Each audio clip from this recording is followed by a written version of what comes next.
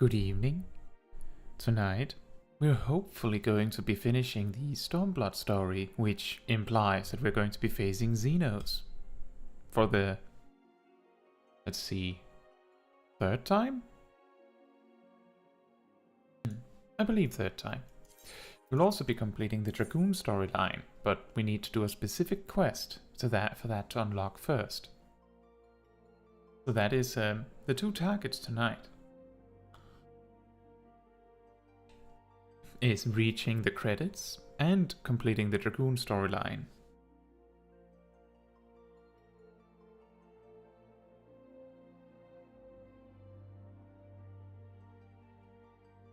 So the way that we're going to do that is that I have taken a note of which quest it is that we have to do before we can do the Dragoon story or finish the Dragoon story.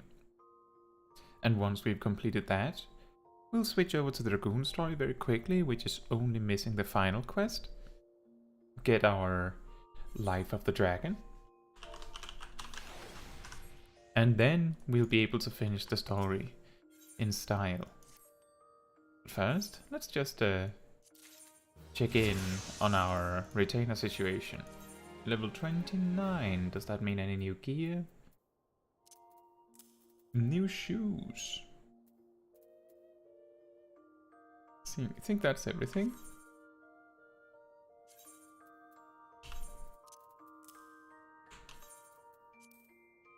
We might as well keep these.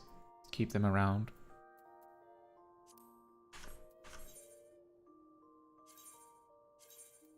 And then we simply send her straight back into it. We made some money by selling the things we happened to pick up.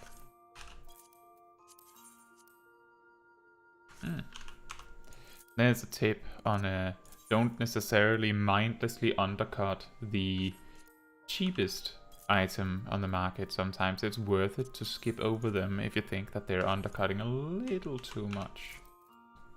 There's a decent chance that you'll still sell your item, even if you're second in play in queue.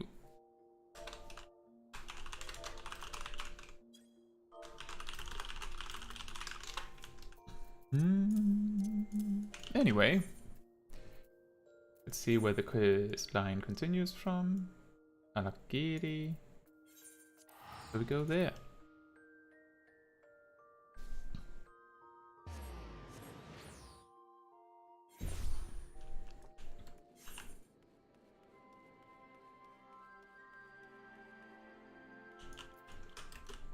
Ah yes, Ralban.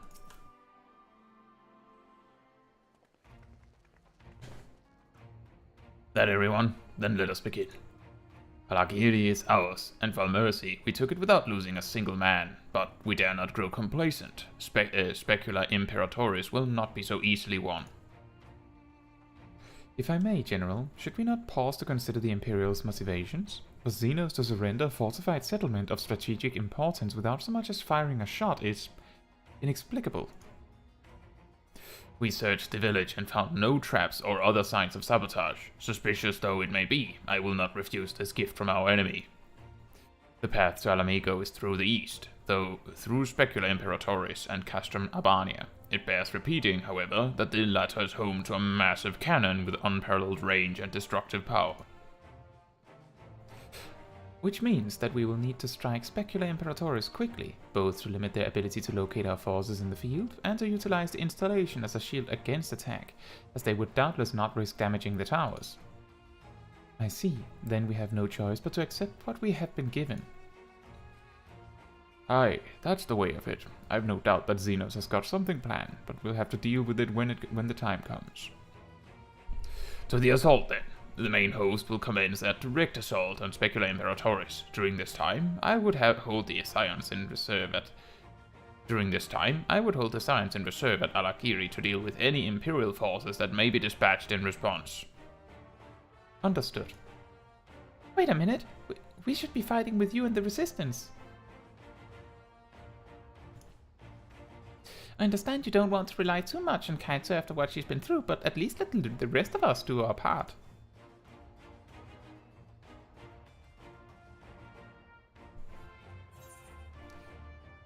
If she wants to fight, I say let her fight.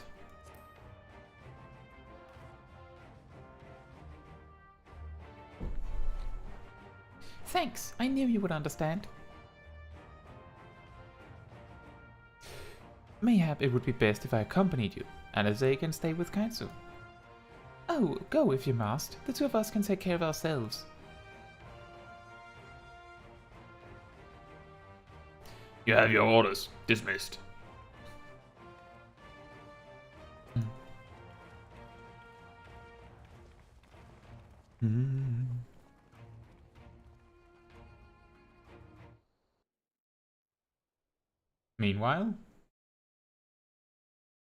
Meanwhile, deep within an Imperial research facility. Oh no.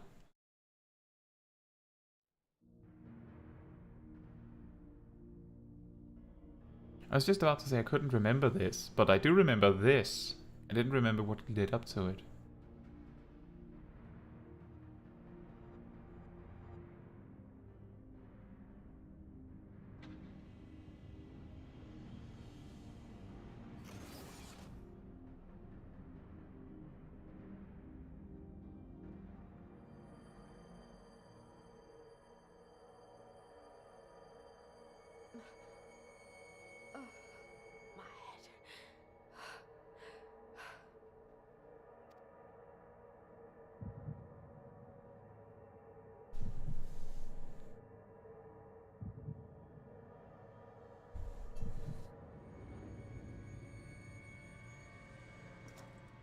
Let us see. So, she lives. Impressive. Or merely lucky, though that too may prove a useful trait. My lord, what have you done to me?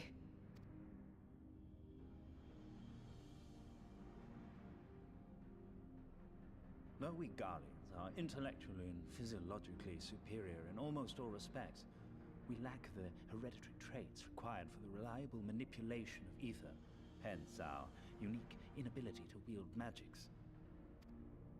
This deficiency, for want of a better word, saw us subjected to decades of oppression by the lesser races, and we were eventually driven to seek shelter in the cold northern reaches of Ilsabard. Fortunately, said region was replete with vast deposits of ceruleum, which proved instrumental in the development of Magitech, a revolutionary technology conceived to compensate for our disadvantage. It was with Magitech that we grew strong, that our nation became an empire.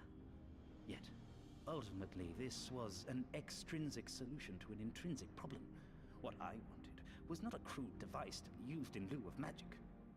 Through modification of the Garlean genome, I argued that it might be possible to enhance a subject's ability to manipulate ether, effectively empowering them to wield magics.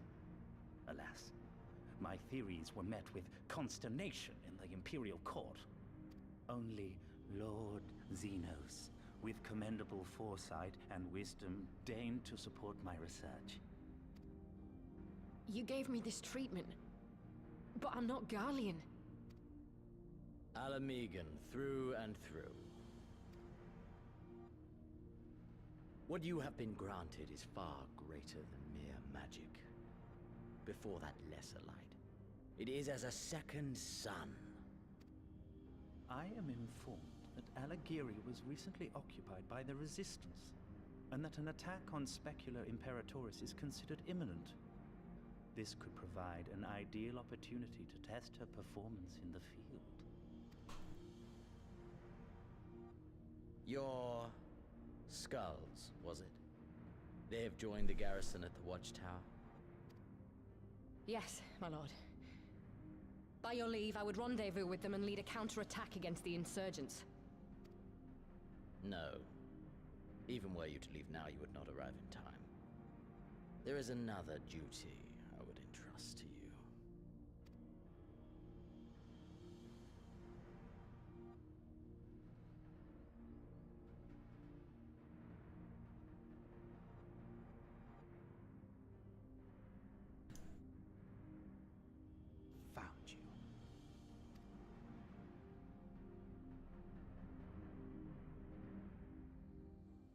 Well, the good news for Fortuna is that with the research imparted upon her like this, she is much less likely to be randomly killed off by Zenos. And being told this by this researcher, she knows now that they both care deeply about her not randomly dying. So she's safe now, I guess. So full of fire and eager, weren't they? Well, I wouldn't worry too much. They're strong and they have each other. At least he spared me the trouble of having to speak up. I wasn't about to let Lise go alone. Oh, upgrade.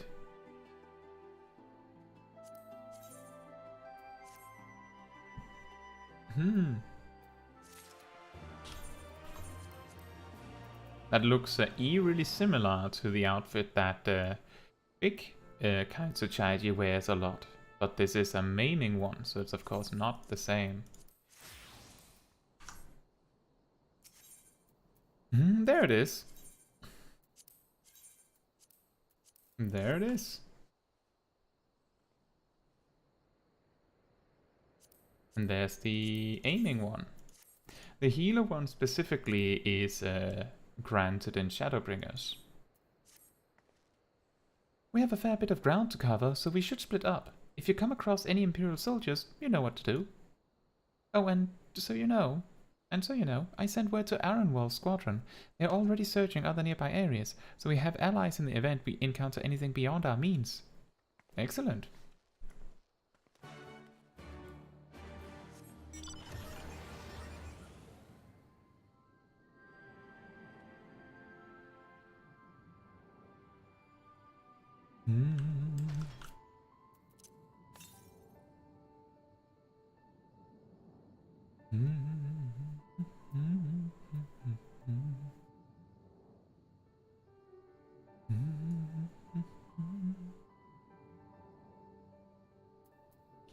Oh yeah, this is of course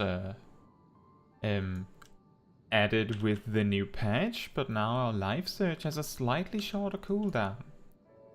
Overall, it's a relatively small buff, especially at this level, because we can't reasonably reliably line up life search every single time, I don't think. And that simple fact means that often we will wait more than 45 seconds between each use, regardless of the cooldown only being 40 seconds. Let me think about that. So we have a 10-step combo sequence, which means that that will take 25 seconds to accomplish, which means that, and we typically only want to use life search on full thrust? Actually, no, that doesn't matter.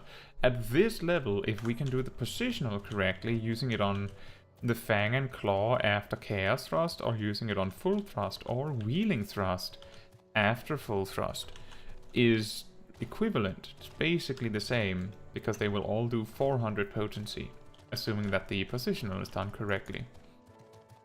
Which means that we have 3 opportunities in a 25-second window. However, let's say that we use it on full thrust. Then, let's see, it'll take 16 GCDs before we can use life search again, which means 1, 2, 3, 4, 5, 6, 7, 8, 9, 10, 11, 12, 13, 14, 15, 16. So that means that actually we will use life search 42.5 seconds after we used it last, approximately.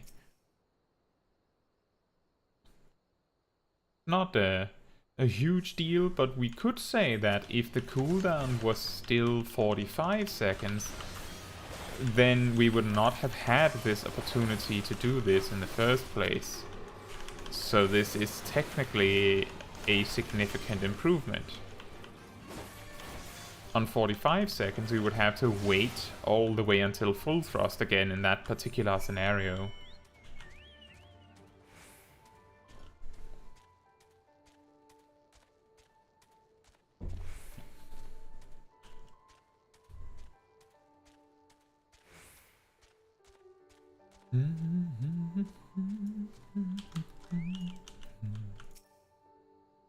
Ah, give me a moment, Caetsu. Say that again, if you would. No, maintain your distance for now. Understood. Keep me apprised of any developments. That was Arenwald. The pair that was spying on us in the fringes have followed us here. What about you, Caetsu? Any trouble? The pair that spied on us? And there I was thinking we might be due for some peace and quiet. Glad to hear you dealt with them. I hope the assault on Specula Imperatoris is going well. I sure do too.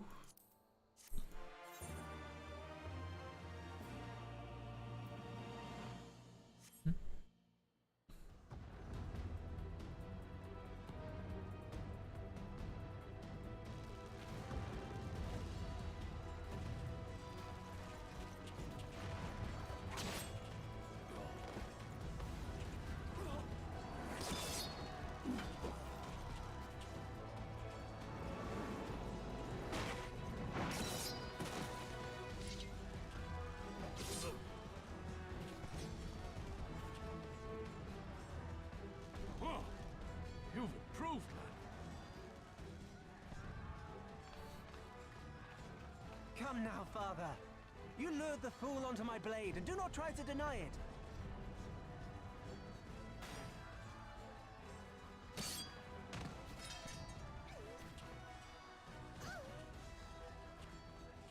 Our work here is all but done. What of Conrad and his men? They are for the main tower. The skulls have offered fierce resistance thus far, but Conrad seems to believe he can convince them to lay down their arms. Then we will tend to the stragglers down below. With me!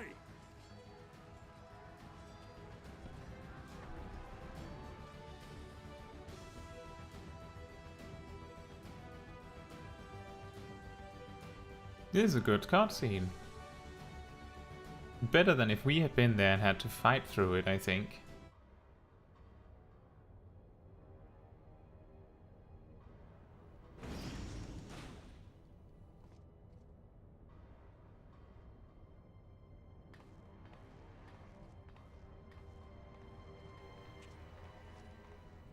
Report.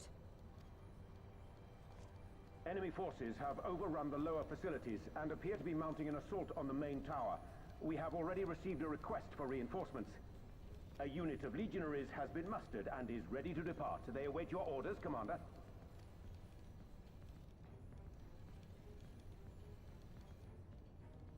Stand down. Commander? Tell them to stand down. Commander, if I may, our people, your people are still in there. They will be slaughtered. You think I don't know that? I want nothing more than to help them. To lead the bloody charge. But I have my orders. Lord Zenos said no reinforcements. He would have us use the main cannon to destroy the installation. What? Kill our own soldiers? You must be mistaken.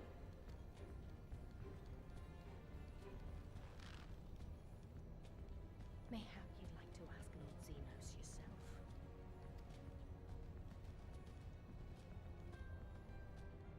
I thought not. Initiate the firing sequence. Wars are won on the backs of the dead. Theirs and ours. There is no truth but this. We must remain firm and resolute and always, always do our duty. Now, give the order.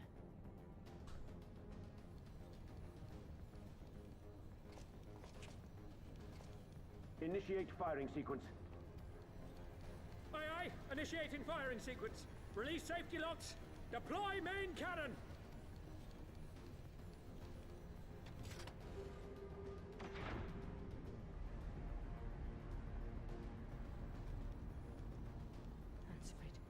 Rudolph, Hamlet. For us. For our people. For our future. I need you to confirm the target, Commander.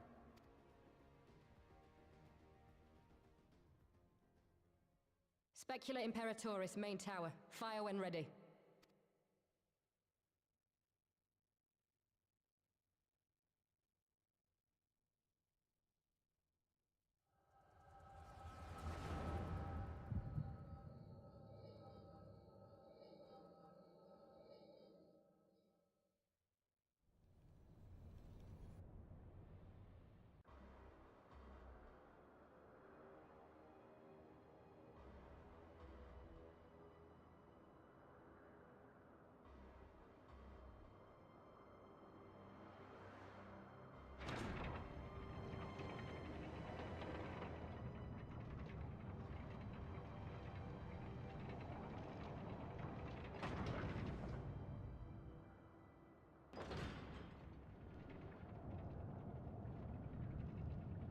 That is a slow cannon.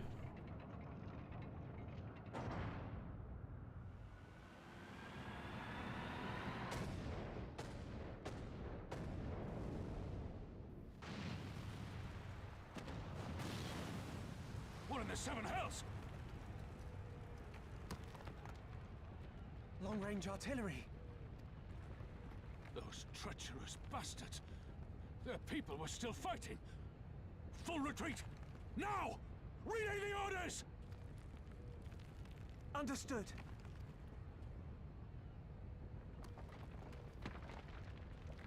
All forces retreat! I repeat, all forces retreat!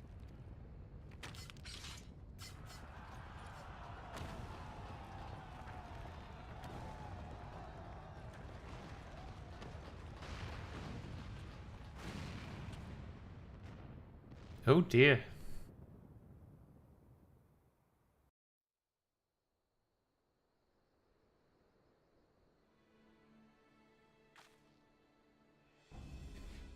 By the 12! Did you see that? The main tower just collapsed. You heard it too, didn't you? It must have been the cannon at Castrum Albania, but that was an Imperial installation and their troops were still... Damn it! No one's responding. I don't know if the shell is being jammed or... We have to go right now. They need our help.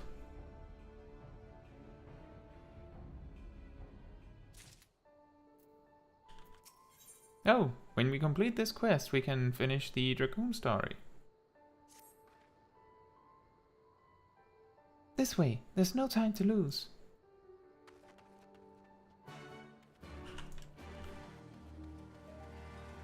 Oh right, use the mount.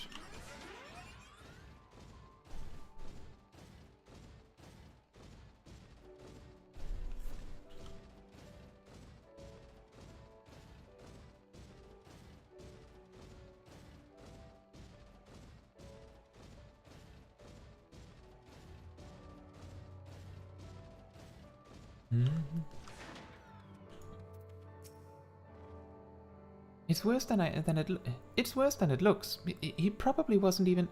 Pull yourself together. Gate. This is our way inside. We need to find my brother right now. The locks on the massive gate appears to have been disabled. You need only prise them open to pass through. Oh, nice. I wonder why they didn't just make it so that it was slightly open or something.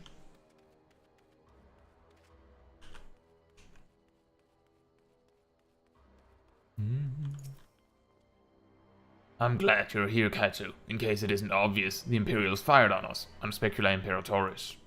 I didn't think they had it in them, to kill their own men just to kill us. Gods damn them all. Where's my brother? Tell me where he is. I want to see him. He was in the tower when it was struck, but that need not mean anything. Our forces are still evacuating, and many remain unaccounted for. Alisei, Alisei, listen. There are soldiers wounded and dying all around us. Soldiers with families, just like you and me. They need our help. Do you understand? He's right. I'll take the north. You take the east.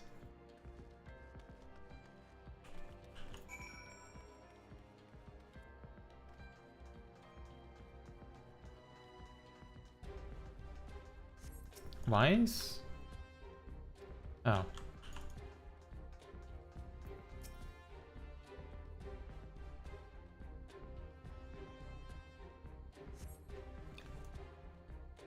For a moment there, I thought I was bound for Saul's Great Hall. Your gods, what were the Imperials thinking?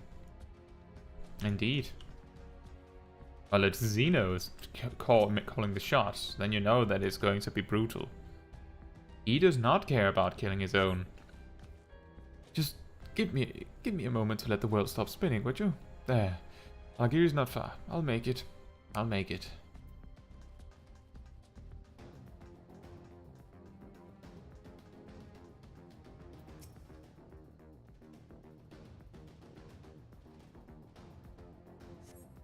Thank you.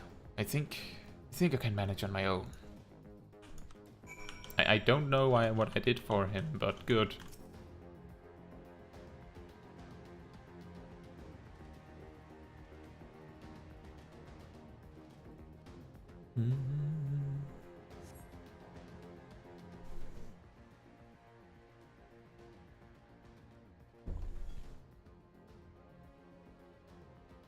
Ugh. Everything hurts. I think I was struck by debris from the tower. Wait, I know you. Caetsu Chaiji, Ward of House Fortin. We fought together on the Steps of Faith. You saved my life back then. And now?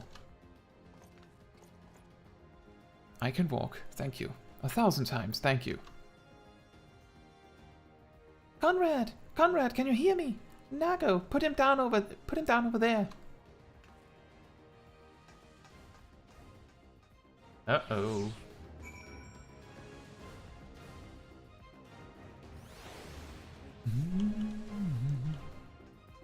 No, not Conrad.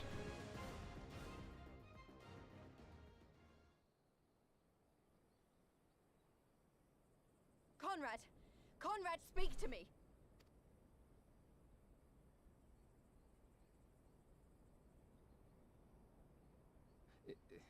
It was all so sudden. Conrad had just convinced the last few skulls to surrender when we heard the bang and everything started to shake. We carried the survivors to safety, but Conrad's... We have done what we can for him. All that remains is to pray.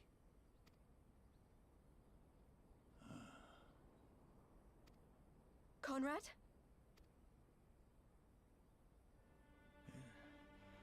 Is that you, Lise? I can't see a damn thing. Well, that's that then. Time's up.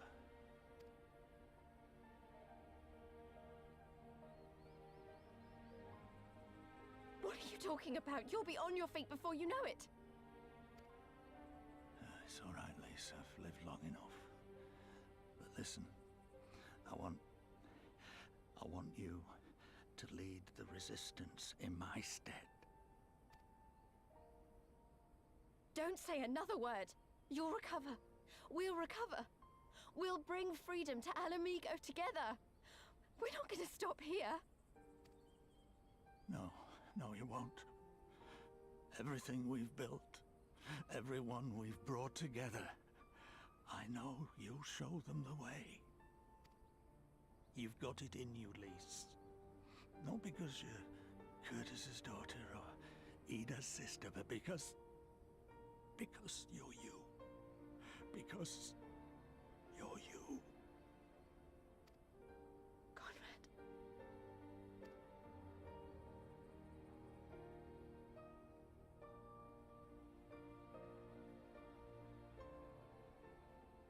Lead them to victory. To freedom.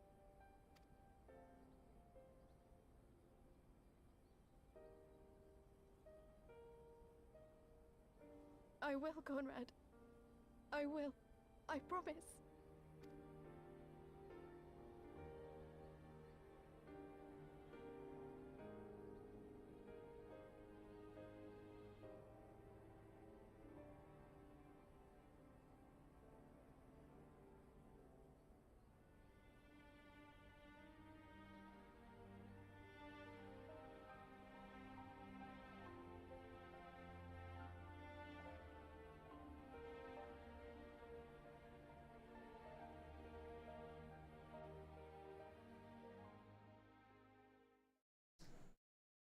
Meanwhile, in the chaos of Castrum Abania.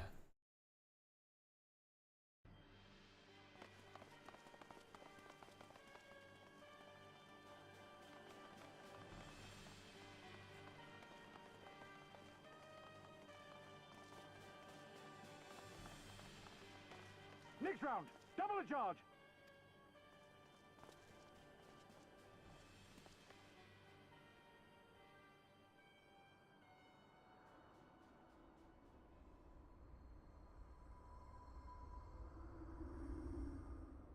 Come, Nidhogg. We are needed.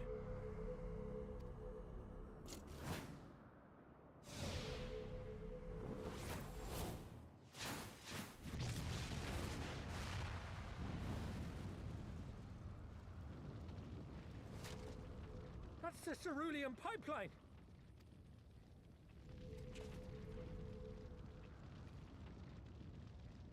Impossible! How can one man... Shoot the bastard! Shoot him!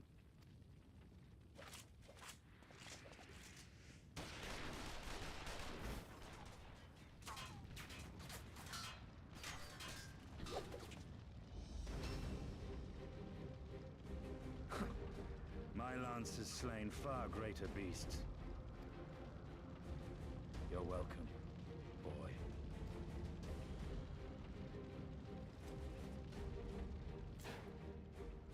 Notify all units! I want that intruder found! And get the engineers to fix my bloody cannon!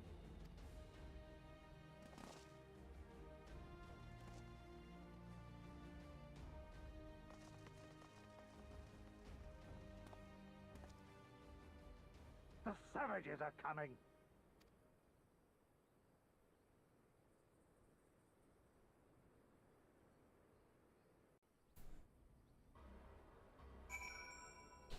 That was a powerful cutscene.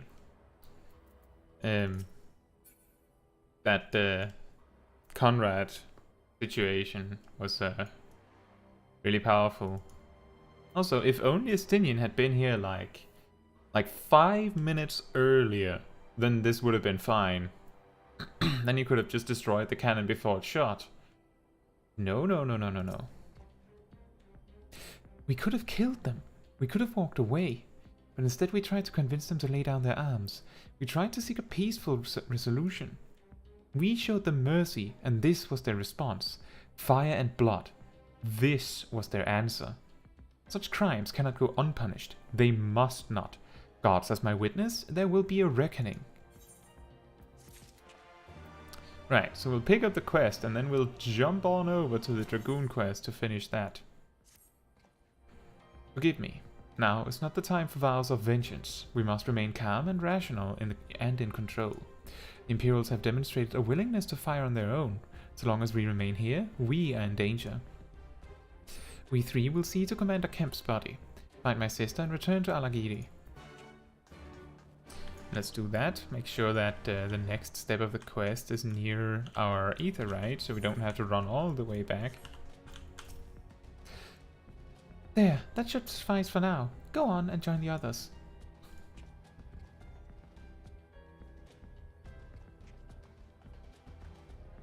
Tell me you found Alphino. Tell me he is alright.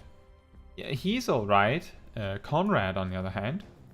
Oh, thank the 12. I don't know what I would have done. Though, saying that, what will the Resistance do without Commander Kemp? Sorry, not here, not now. We should return to Alagiri. Keep an eye out for any wounded who need our help on the way. Alright. So that means we just barely, by a hair, will be able to unlock Life of the Dragon before we unlock Stardiver. Isn't that incredible?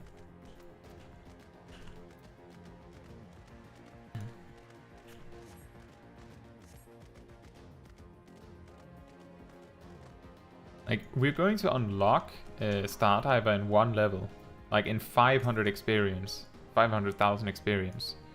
We're just barely going to make it. It wasn't long ago I was trying to kill you and yours. I half expected you were about to slit my throat. To hell's with this. I should be back home in Ilsabad instead of taking fire from my so-called comrades. Yeah.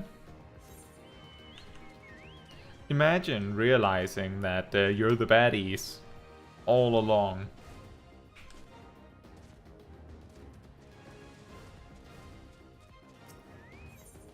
Or at least that your leadership does not in the slightest care about you.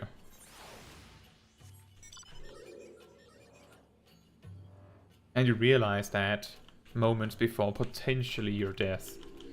That must be brutal.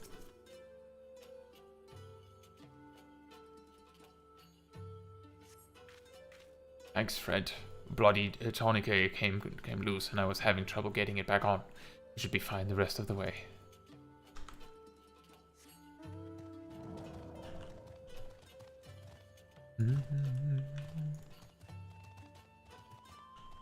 Another one.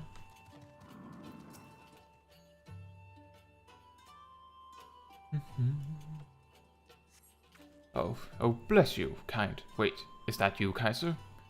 Yes, it's me again. I didn't recognize you at first. Been feeling a bit dizzy.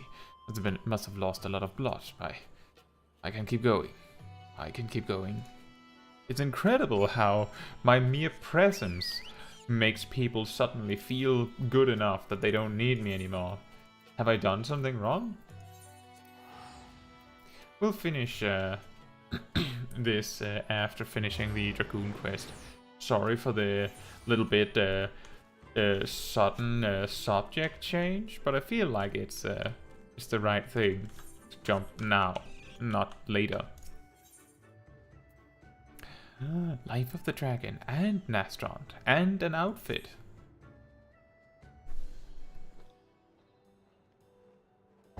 Caetsu, nice to see you again. Pray forgive me, I have not made any progress in ascertaining the reason for Farnham's rage.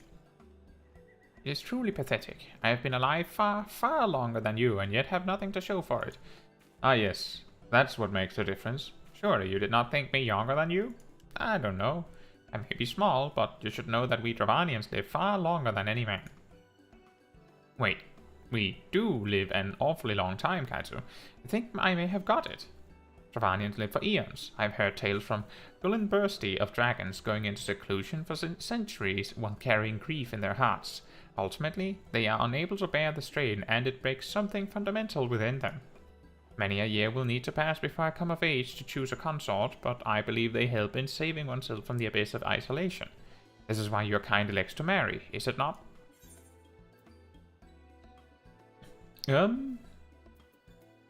I have no idea why anyone marries. That is pretty funny. I think I'll take we marry for love. That is the best answer in my opinion. Third one is funny though. Love? That sounds fairly similar to our reason for choosing a consort. Regardless, I am almost certain that Farnham's fury was caused by the profound loneliness she has endured over this past millennium. Leaving father's side after they spent so long together must have caused her intense anguish. The question is, how do we heal her pain? I see you two survived your talk with the dragon. Was it as fruitful a discussion as you had hoped for? Not that it matters much. A group of Castiri merchants have pooled their resources and hired a hunter said to be quite handy with a lance. I've my doubts he's capable of slaying the worm, but that doesn't mean I'm not going to watch him try. I wonder who the dragon slayer in question could be. I struggle to imagine there are that many men with the skill to go toe-to-toe with a dragon like Farnham. However, if he is truly a threat, then we cannot risk him reaching her before us. We may not have a plan, but we have little choice. Come, Caetsu, let us hurry to where we last saw Farnham. Alright then.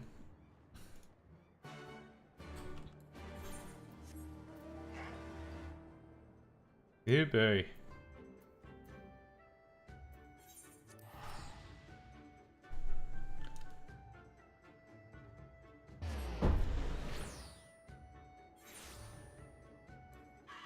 Whoops, forgot that you don't get dismounted by teleporting.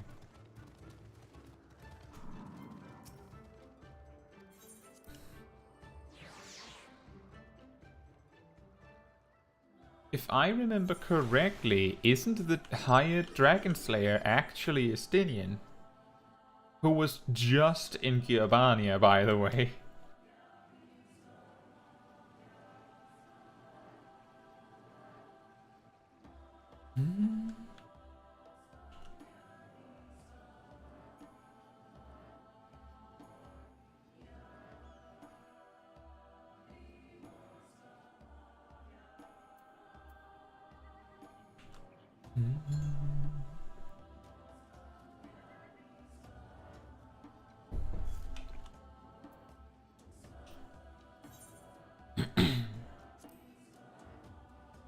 That reminds me of something funny that I noticed when researching for Paladin stuff over the past few days.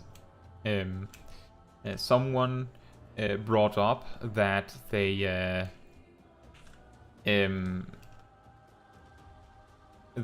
were missing certain actions in an order that sort of didn't make sense. I believe the mistake was that they said royal authority when they meant something else,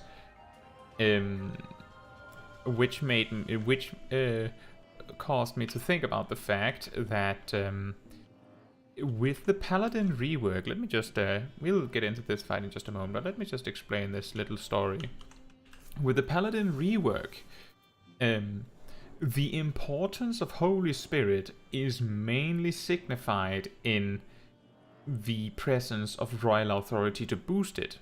The discovery that was made is that auto attacks being delayed by a Holy Spirit causes the act of manually casting Holy Spirit to be not really that fruitful for the most part. So people recommend not hard casting it unless you have to.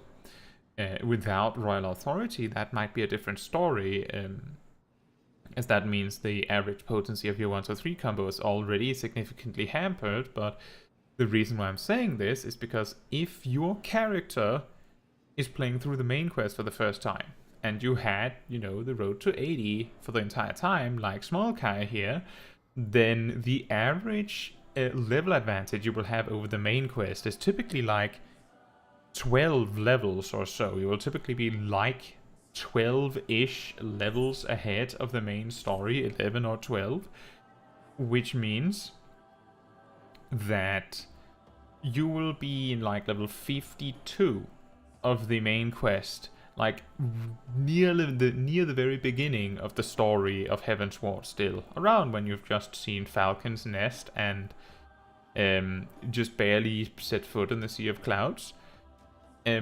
By the time you will be level 64 and have access to Holy Spirit. Now, whether you can get royal authority then is entirely up to whether or not you need access to more zones than that to complete the story. Remember, Dragoon could finish its story by the time we reached, I believe, I believe we just had to access this zone, which was like level 54 or something like that. But that's still 2 levels later. I just thought that was an interesting little detail, that you can end up in a situation where your job learns its skills, from your perspective anyway, in the open world, in a completely bonkers order, because you literally can't do your class quest.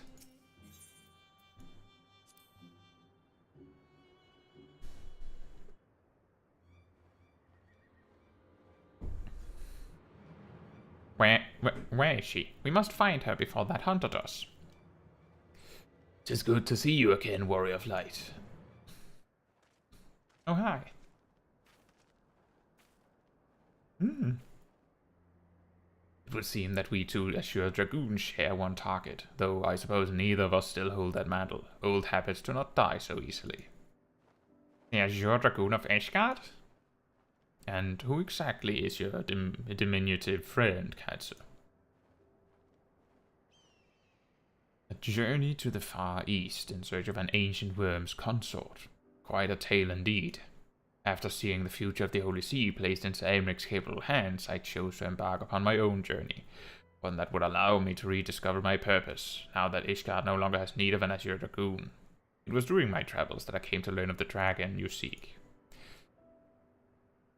It had been my intention to act as an intermediary between man and dragon, assuming the beast could be reasoned with. If not, I was prepared to brandish my lance.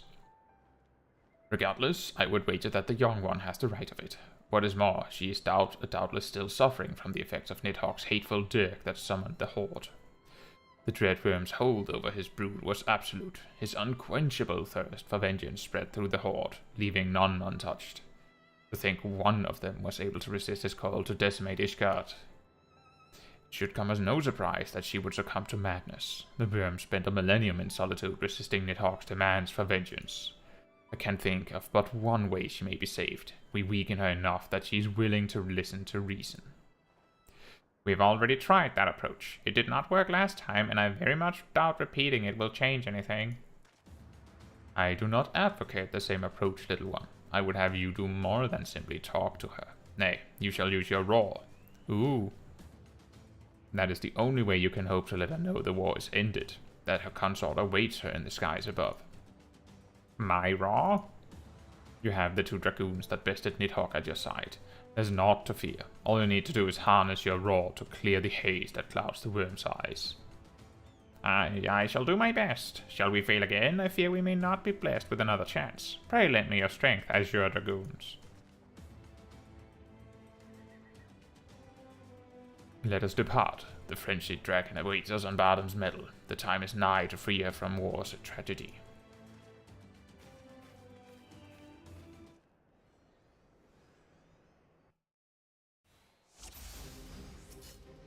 I will draw her attention while you attack. Oh, Estinian is the tank. Excellent. Let's go then.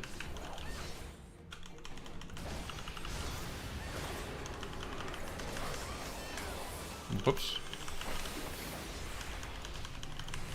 I forgot to use Life Surge. We could have used it there. That's my mistake. It has still not entirely set in that it was all the same whether I used full thrust or one of those 2 finishers.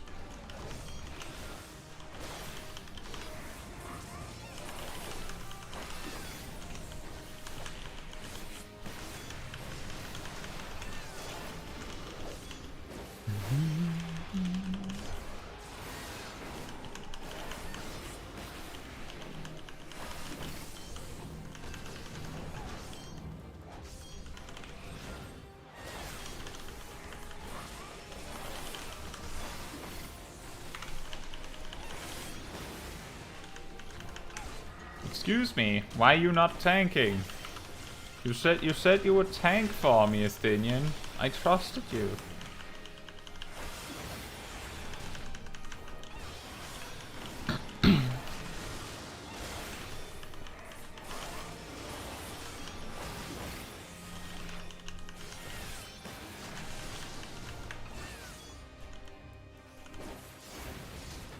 Oh.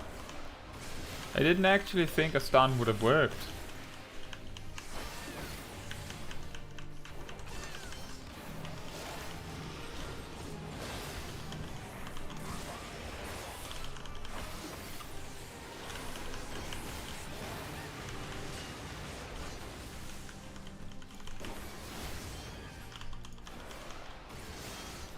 Oh dear.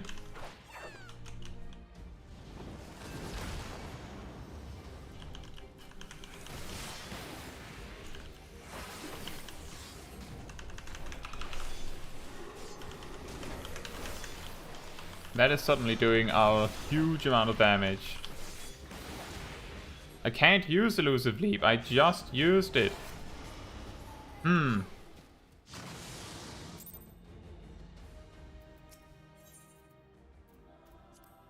That was the first time we failed a duty. Very unceremoniously. I took way too much damage from random hits. Because I suddenly was slow to react. We go again.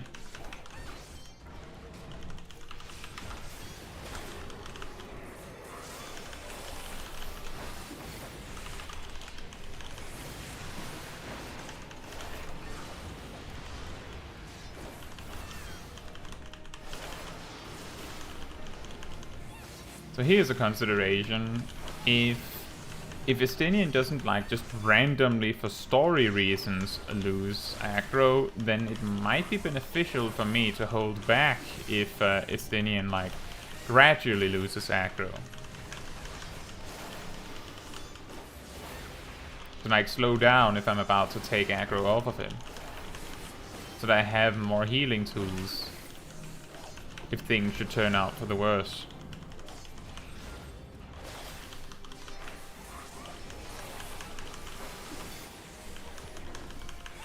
Okay, it does happen suddenly like that.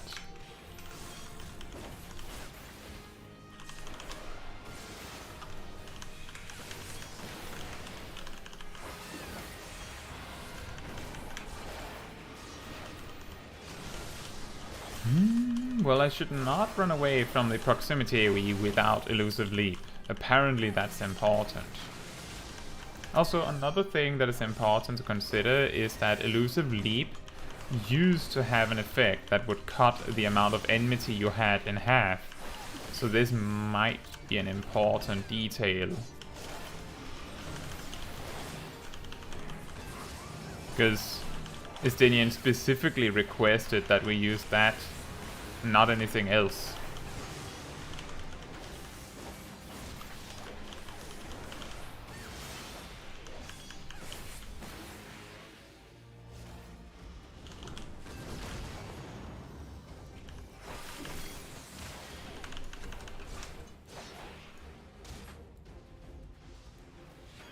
Okay, apparently it worked. And Ornkai is apparently also a healer. There's a lot of discoveries we're making all of a sudden.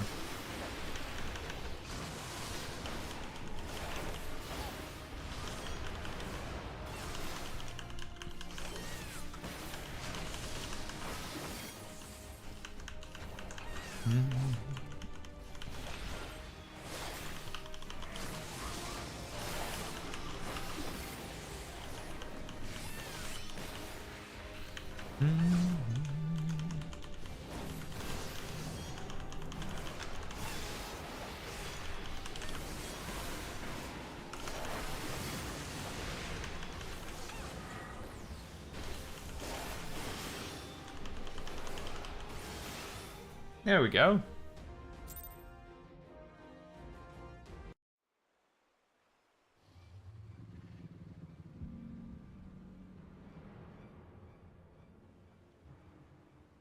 With me.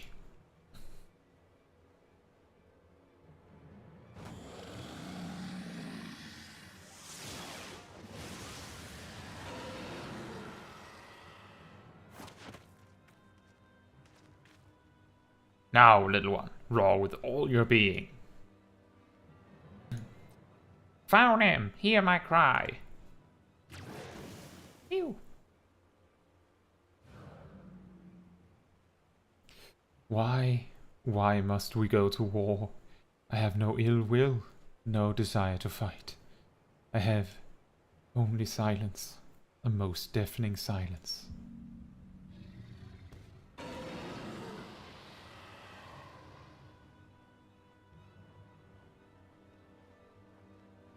It is no use. I cannot reach her. Do not be so quick to abandon hope, my son.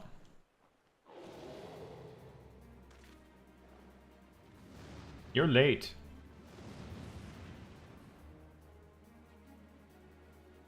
I am come for thee, dearest Faunum.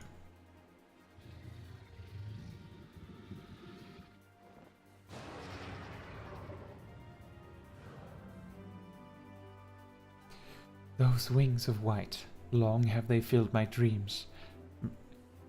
Virfolnir, my love. Well, one of them is certainly bigger than the other. Father.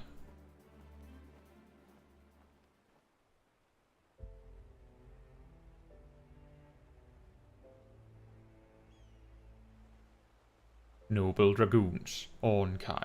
I give you my thanks. Were it not for your succor, I would not have been reunited with my beloved. Allow me to thank you as well. I had truly thought Virfolnir lost to me. Mere words will scarce be enough to convey mine appreciation.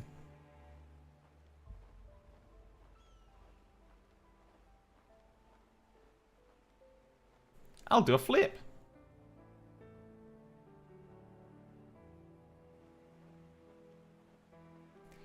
When the conflict began 1,000 years past, Nidhogg demanded we exact vengeance upon man. However, I refused to allow his hatred to take root within me. I could not bring myself to forget the days when I saw the azure skies with Vedfalnir night on back. A dragon cannot simply shut her eyes to her sire's call. To do so would cause her great torment. Thus, I bid Faunheim flee to the east, that she might live in peace until the final strains of the dragon's onward did fade to an end. Duty-bound to protect Zenos, I remained behind in Dravania, but ever did I regret not following my heart and my beloved. 'Twas after she left for eastern lands that thou didst come into this world, my son. Now I finally see why I was given a name meaning one born of sadness. Oh. Alas, I fear will never be your match, father. Faunheim barely even noticed my roar. Belittle not your efforts, Ornkai. I should not have known to come here were it not for thy roar. It reached mine ears, strong and clear, as I saw the skies above. Father.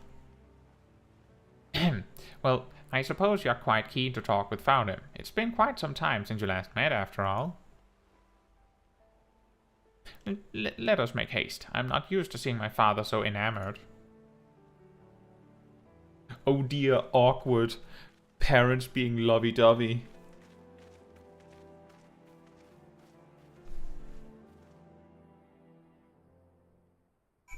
Oh, it's the worst, right?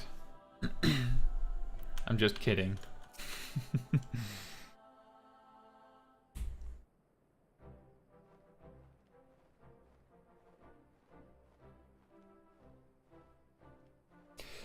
I give both of you my sincerest thanks. I find myself especially indebted to you, Caetsu. Our adventures investigating these legends shall live long in my memory.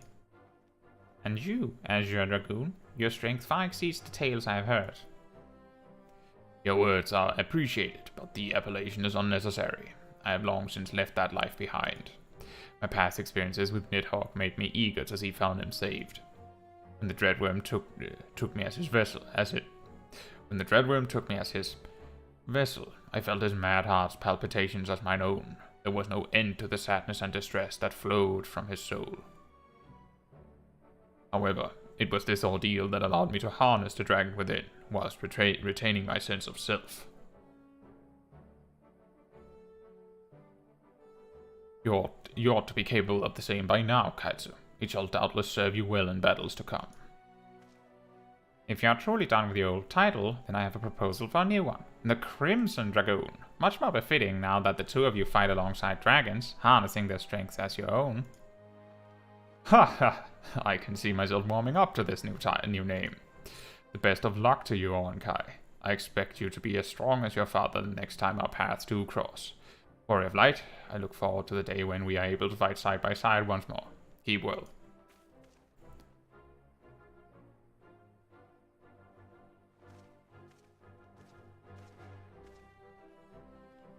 You shall have nothing to worry about. I will become just as capable as father, so that I may someday soar the skies with a dragoon like you on my back. That's the spirit. Thank you once again for everything, Caetsu. It is time for me to begin the journey home with father and Faunheim, but know that I will ever be in your debt. I sincerely hope this is not the last of our adventures.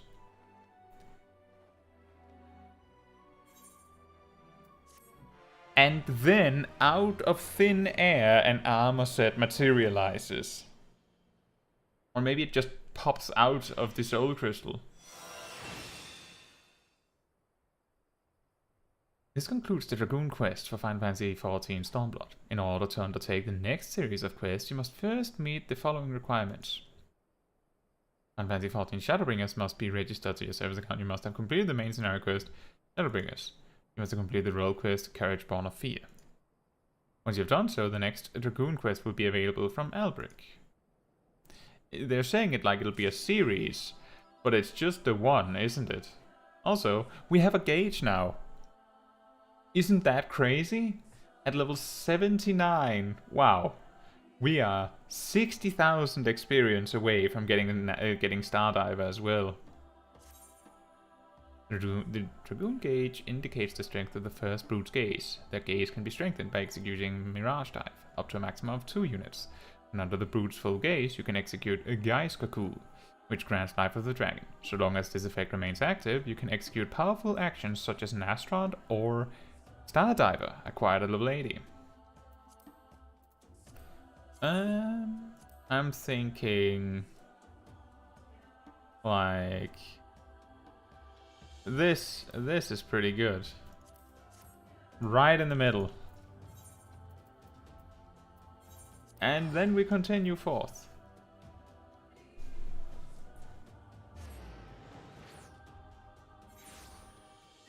Now there's just the main quest left, and we have at least 5 hours to get it.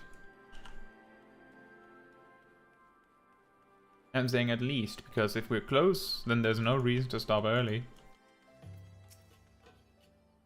Caetsu, I'm very confused by how you came out from the building when I was expecting you to come back from that Imperial base. Anyway, we have given our over Commander Kemp's remains for safekeeping. Later, I have no idea when, rites must needs be performed. For now, however, we must carry on. We must press forward. We must not give in to despair. There we go. Stardiver. Just like that. We got it. Nailed it. How much do we have left? We have Wormwind Thrust. That's the last skill we have to learn. Everything else is just additions on top of things we already have learned. All Alliance and Resistance units have now withdrawn from Specula Imperatoris. It is time we spoke with General Alden.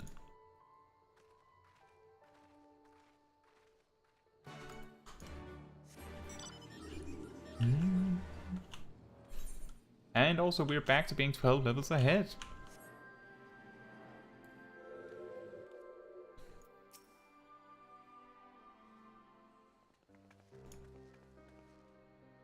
These deaths weigh heavy on my soul, Commander Kemp's most of all. He was a wise leader, he was a patriot, but above all else, he was a good man who will be sorely missed. One of many lost this day. I ask for a moment's silence to pray for the souls of the departed.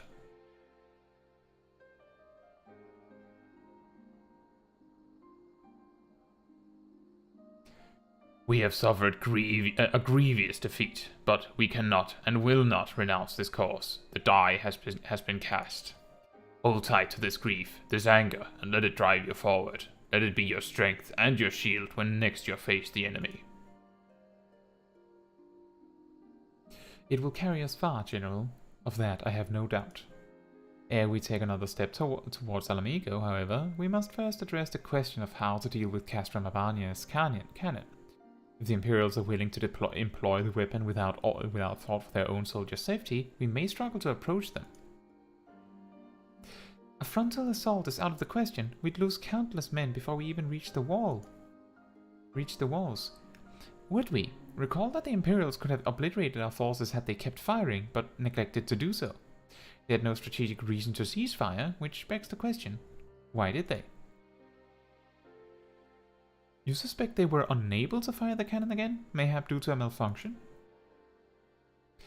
Oh, one of their officers found his conscience after the first barrage, or a heretofore unknown resistance faction chose that moment to disable it. There are many possibilities, but the fact remains that they stopped when logic dictated they continue. Then I'll just have to go and see for myself if the cannon is still operational. Are you mad? Conrad put you in charge of the resistance. We can't risk losing another commander so soon. I know how you feel, Nago. I do, but I need you to understand. It wasn't long after Papolino and I arrived at Ralgo's Reach that Conrad first asked me to join the resistance, and then he kept on asking. Every time I said no, I told myself it was because of the Scions, but even then, I knew deep down that it was an excuse, that I was still afraid of following my heart, because I couldn't be sure if it was for me or for Ida. But then I met someone on the other side of the world who had struggled with the same worries, and as we traveled and fought together, I saw him grow and become the leader his people needed him to be.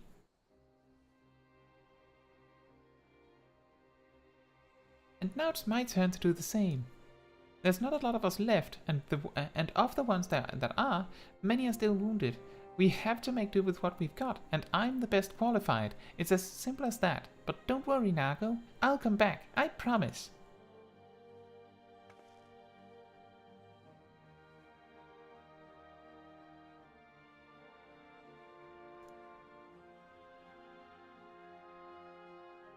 While I acknowledge Commander Hex's right to carry out this mission, I see no reason why she should do so alone. Caetsu, will you go with her? Would have done it even if you hadn't asked, sir.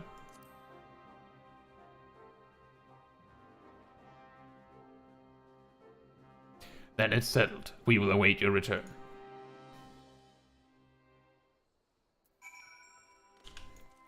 And that's another quest done. How quickly? Sorry to drag you into this, Caetsu. It may not be the decision Conrad would have made, but I'm not Conrad. I never will be. I don't know what kind of leader he was hoping for, but right now, all I can do is be myself. True. Oh, right. Our new fancy slick armor. We should try it on at the very least. It's also a gear upgrade. Is that also an upgrade? I'm guessing it is. Yep.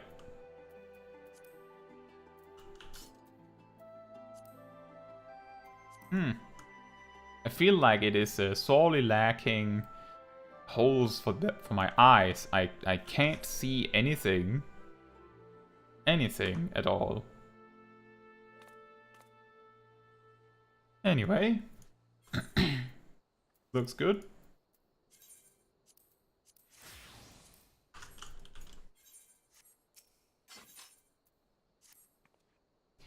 If you don't mind, I'd rather not wait around and have people try to talk me out of it. Let's get moving. I know a good vantage point overlooking the castrum. Neumcrep's Hope. Neumcrep's Hope. The ship stranded on the rocks to the east of here. It shouldn't take us long to get there. Oh, but there might be some ancient golems guarding it. Or that might just be an old wives' tale. Either way, it's worth the risk. Commander, I pray you proceed with all due caution. Do not hesitate to call upon us if needed. To reach the ship, we'll have to scale the cliff face. I'll get some climbing gear and meet you there, alright? So what do I do? Do I just have my owl carry me?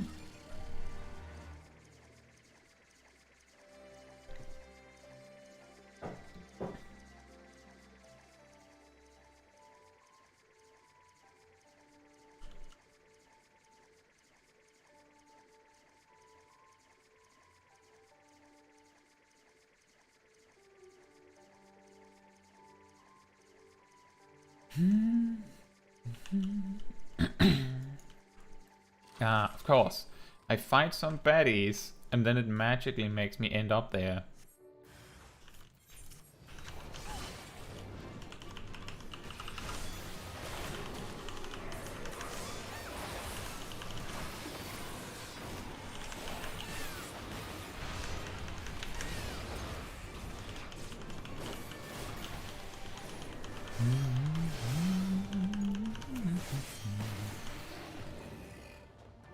Now the good thing about the Dragoon gauge is that it doesn't have a timer, so as long as we're staying in the area somewhat, then we'll be able to like use Life of the Dragon every now and then. Whereas other gauges that take way longer to fill will just be useless while questing like this.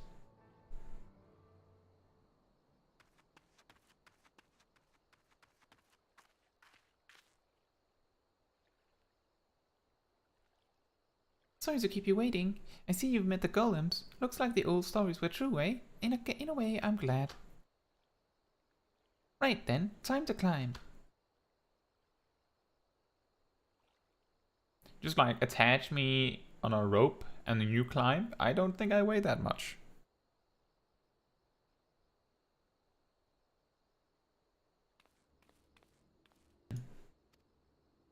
Oops, I think I skipped something there. Get it not? Whew, that took a bit more out of me than I expected.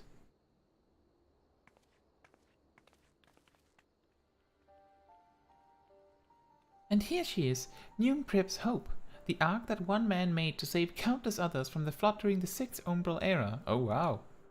It's comforting to think that there have always been people who cared this much about their fellow man, who accomplished such great feats that people couldn't help thinking they must be made up. But the proof's right here, isn't it?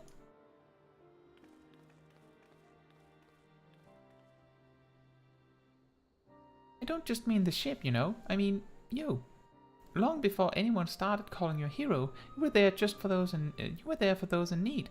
You did things for people where you didn't have to, sometimes even when they didn't want you to.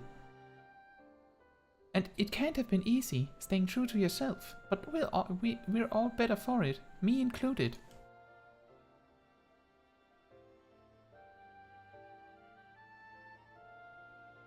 I'll never be a leader like Conrad, or Ian, or my father. But I can be a friend to you all now, and I can fight by your side. I can be me, and that'll just have to be enough, eh?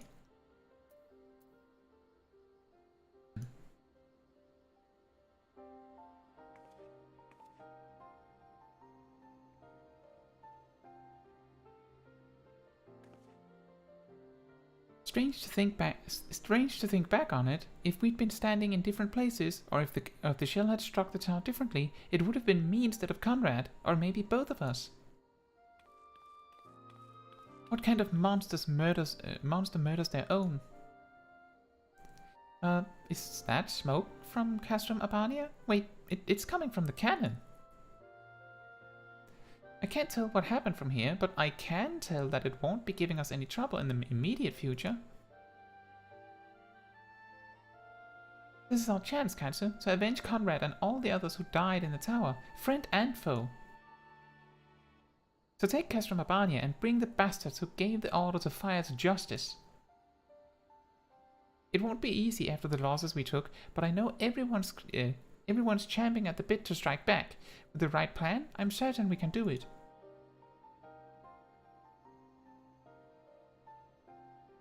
We have to tell the others. Come on.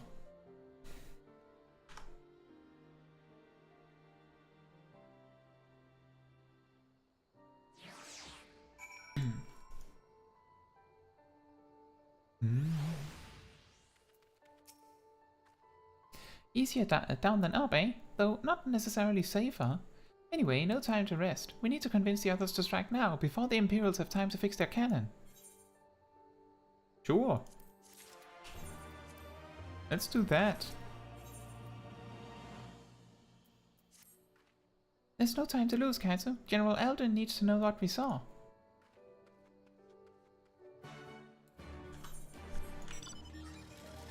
And that's what we're doing then.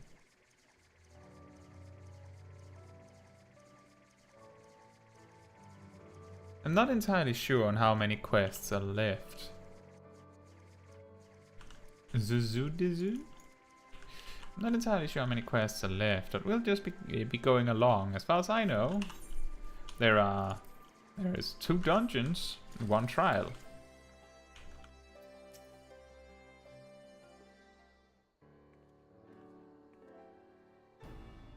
You are returned. I only hope you bring good news.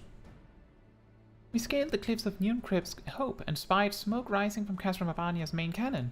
I think Marshal Tarupin's right. They didn't fire again because they couldn't. The cannon seems to have been disabled somehow. Then we must attack Castrum Abania at once. It could still be a trick, but if it isn't, we may not get a better opportunity. Bluntly, General, if it is a trick, it is an utterly baffling stratagem. Had the Imperials wished to wipe us out, they could simply have kept firing. Be that as it may, we need not risk everything to seize it. I say we dispatch a small contingent to infiltrate the castrum and secure control of the weapon. If the enemy is preoccupied with repairs, we may be able to take them unawares. If, on the other hand, it is indeed a trick, our token force will prove an elusive target, and we will at least know that the cannon is operational. Either way, it seems well worth the risk, but how are we to infiltrate the castrum? Then, in anticipation of a day such as this, men and women under my command have labored long to cultivate a network of informants throughout Geobania, including Radiata. Radiata is home to many who hold menial positions at Castrum Abania and other nearby installations. With the aid of our allies there, I believe we can secure a route into the fortress. The Resistance will handle this. You may have recruited these informants, but they'll be just as happy working with fellow Alamegans, and at the end of the day, it's our land, our responsibility. Let us do right by Conrad. I should be glad to accompany her, General, as would Alice and Caetsu, I'm sure. Well then, if you're all in agreement, I see no reason to refuse you. We will make ready to march on Castrum Abania. Go, and may Rolga watch over and keep you.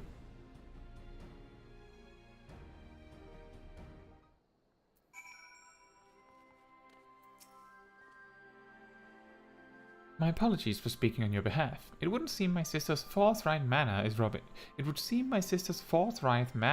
off on me.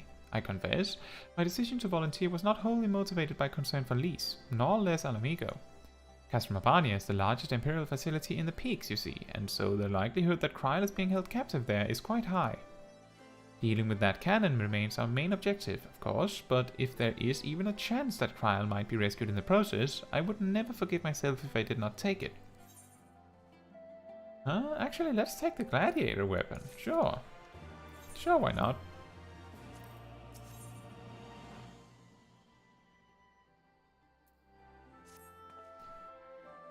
So, to review, we are to travel to Radiata, where we will meet with a contact recruited by Marshal Tarupin's agents.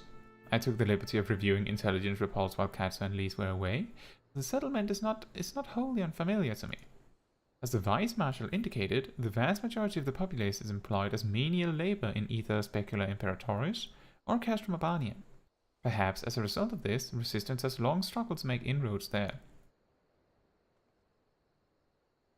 Aye, you have the right of it. They got a better deal than most Alamegans, feeding off what scraps the Imperials gave them. Damned if I know how Marshal Tarupin's agents got one of them to turn his coat. I understand your disdain, I do, but I also understand the desire to look after their families by any means necessary. Our contact is a Rigadan woman. She will ask us a question after we answer with courage. She will know us as friends. Courage, right. Put together a squadron, Nago. We'll need them soon. With me, my friends, and be ready for anything.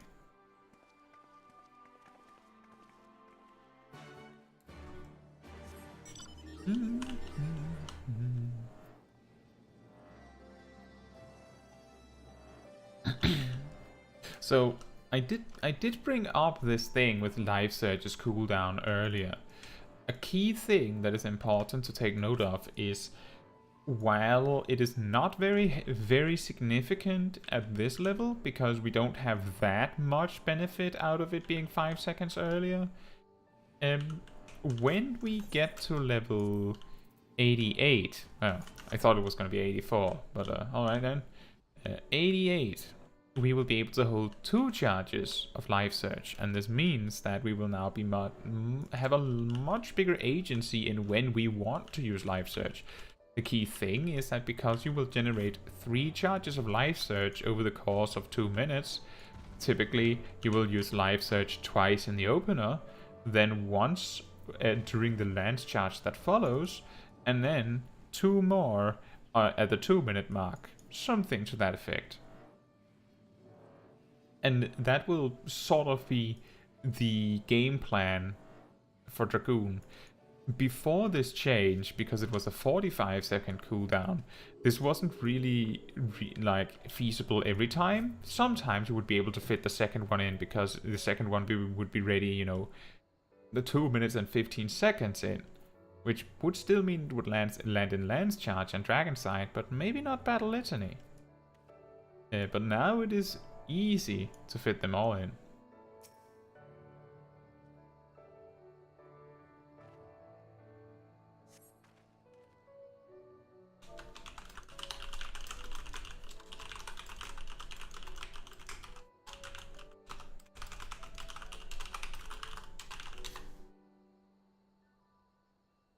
See? What did I tell you? Let us continue on to Specula Imperatoris.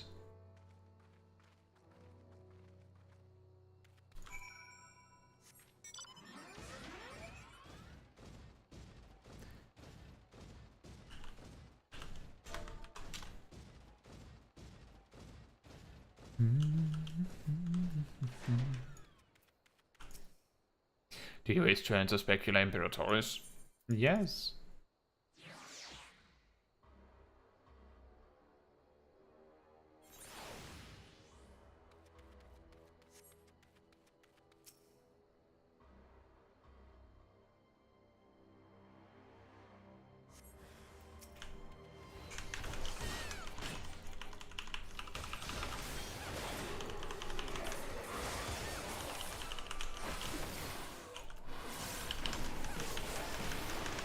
This Sky Armor's having a bad day on the job.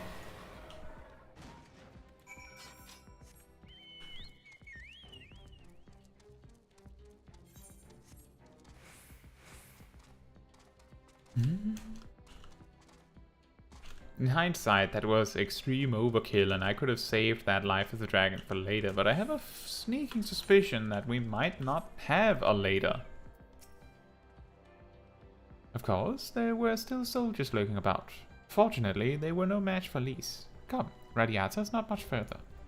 Of course, in light of our recent encounter, it would be prudent to proceed with caution and remain vigilant for Imperial forces.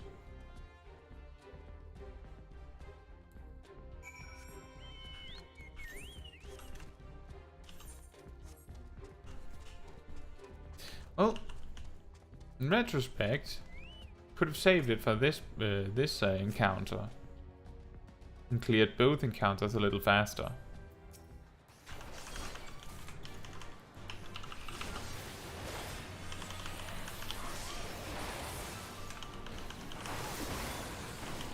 It missed. Not surprising with a like 10+ level advantage.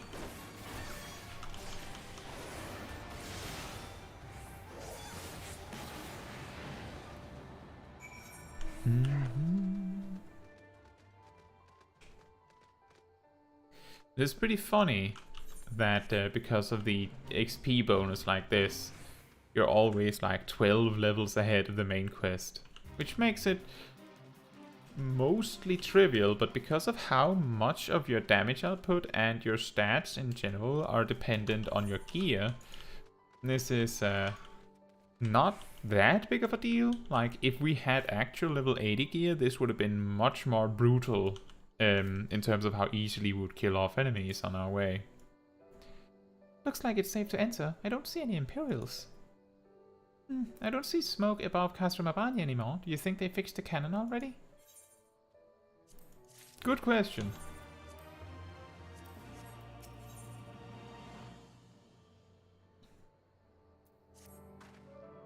Elfino said we were looking for a Regan woman, right? And we should answer her question with courage. I suppose we'll just have to strike up a conversation with every one of them until we find our contact. Let me know if you find her, and I'll do the same.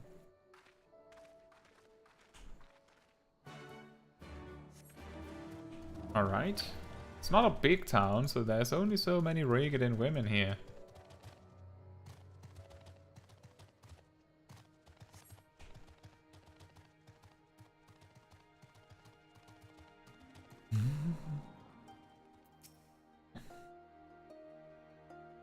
I ain't seen you around before. Takes a certain kind of woman to walk into a place like this uninvited. One with courage, I suppose. Courage, you say? Well, that's in short supply these days. Better keep your head down and go along to survive. Call me a coward too if you like, cause I'll not speak on it more, at least not here. Outside Radiata, behind those barricades over yonder on the other hand.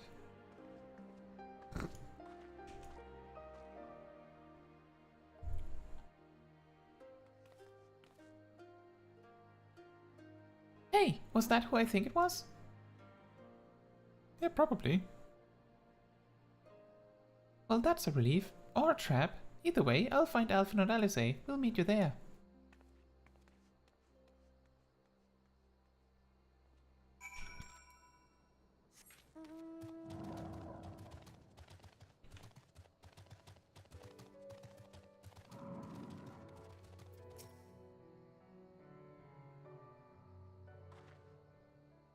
Not followed, were you? Good.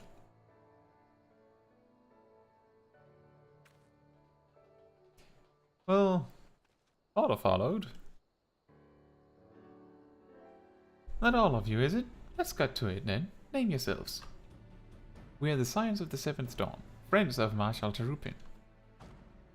Name's Stark Ward. The rest you know, or we wouldn't be here. This is about Specula Imperatoris and the cannon, isn't it? Just so. Can you tell us what happened? I overheard soldiers talking while working in the mess. Cerulean pipeline fueling the cannon was destroyed by an unidentified male insurgent, they said. One man single-handedly disabled the cannon? That beggars belief. Nevertheless, that's what they said. It took a while, but they finally put the fires out, and the engineers have been working day and night to repair it. Wish I could tell you more, but the incident had everyone jumping at shadows and afraid to say much more. To make matters worse, the Alamig and help have been sent home indefinitely. So the cannon could already be fully operational. Yes. We need to sneak inside Castromabanha to ensure the cannon is no longer a threat to our troops. Can you help us? Aye, that much I can do. I've pieced together a map of the interior over the years, and I know for a fact there are multiple points of entry. Impressive. If we split into several groups, that may improve our odds of reaching the fire control center. We may be few in number, but I have faith we can see this through.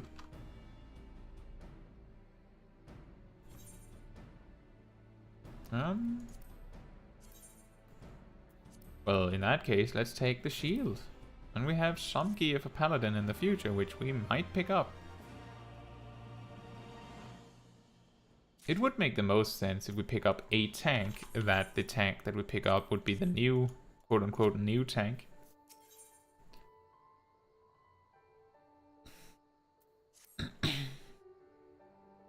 We have that for which we came. All that remains is to make our preparations.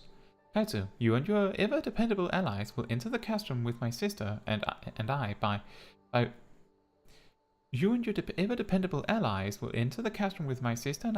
by way of the ventilation ducts leading to the hangars.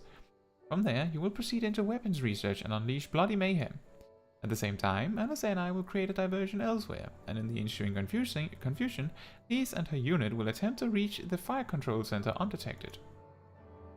If all goes to plan, our three parties will subsequently converge on this location, and together we will secure the cannon before finally notifying the Alliance that they are clear to attack. Sounds simple enough. I'll go and brief Nago on the details. The rest of you come with me. We'll need to deal with the Magitech patrols before you can infiltrate the castrum.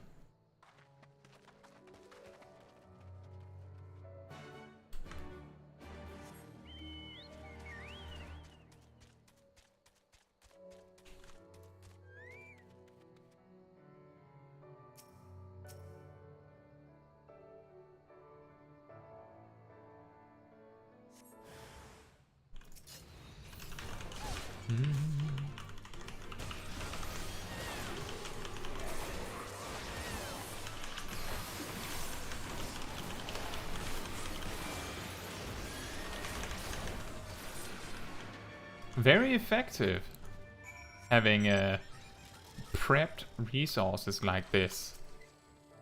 Very, very effective. Now the question is whether I can spend them twice.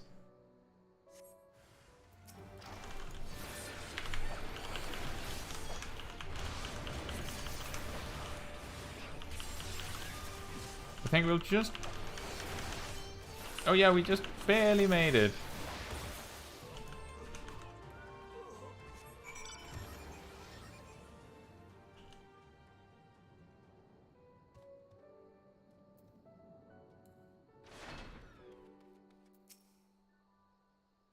Almost there, friends. Your point of entry is just around the bend up ahead. The last patrol should be here any moment. Once you've dealt with them, we'll be clear to advance. Assuming they keep to their usual schedule, might be prudent to stand watch for a moment after, just in case. Good point.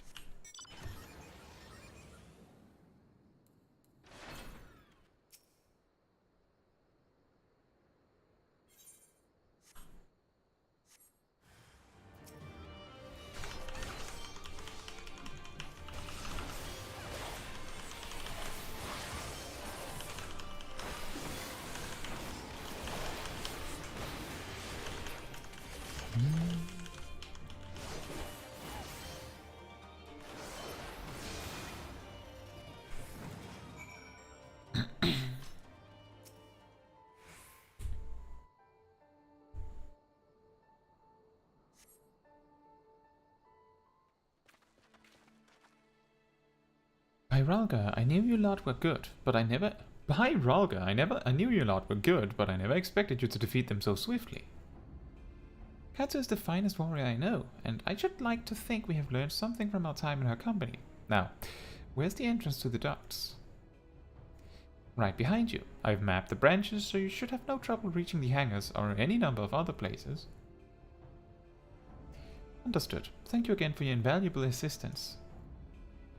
As discussed, Caetsu, we shall divide into 2 groups and proceed via separate routes into the castrum. Remember that our objective is to cause as much chaos as possible to draw the Imperials away from Lise and her men. If there's nothing else, I'll return to the Resistance forces and show them to their entrance. May Ralga guide you to victory. This is your last chance to make your preparations, Caetsu. When you and yours are ready, we shall begin. Oh. I'm just going to call it now, based on previous observations. There's a really good chance that Alphino and Alice are going to be the duty support here when we get to that in, I guess, a few months. Given that we've previously discovered that in Sword Kai, where Emmerich and Alphino are actually genuinely busy with something else, they are still somehow in duty support.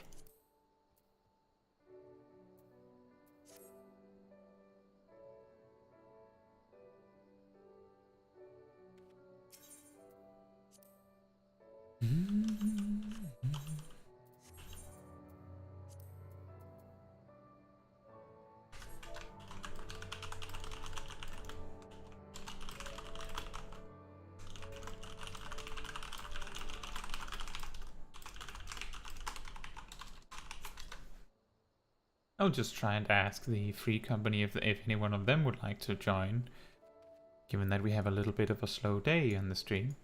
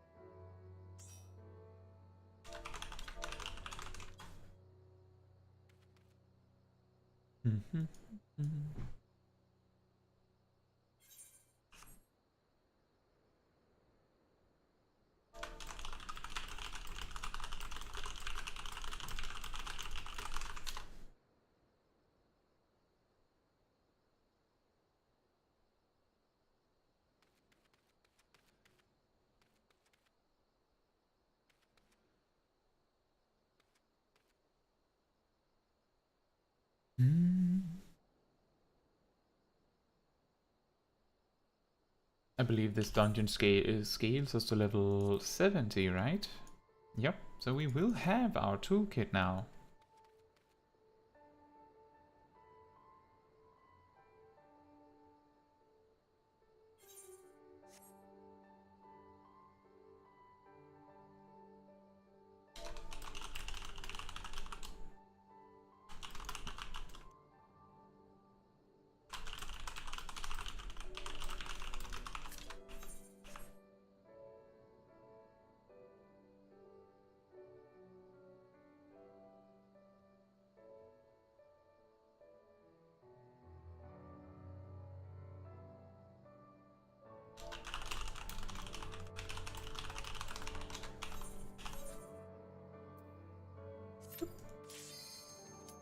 Excellent.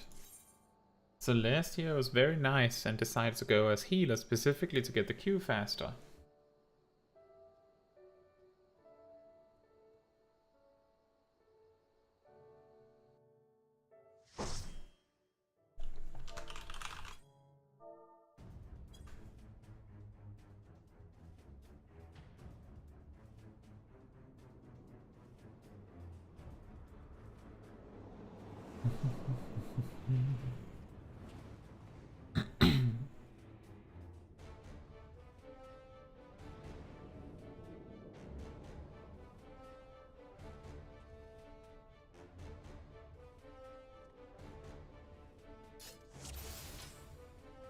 Oh yeah, portraits, and I haven't made one for Smol Caetsu. Let's do that after this dungeon. I completely forgot about that.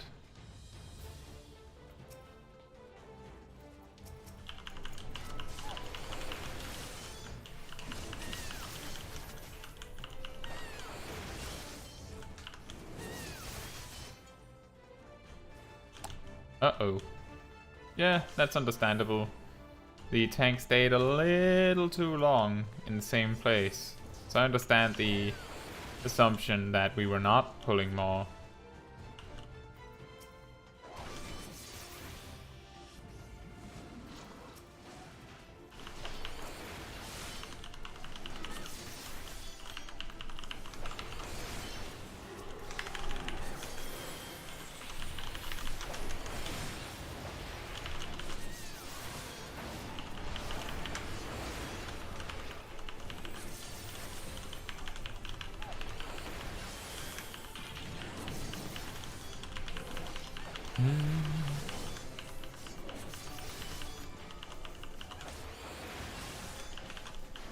Don't think it's worth using the AoE combo on just 2 targets.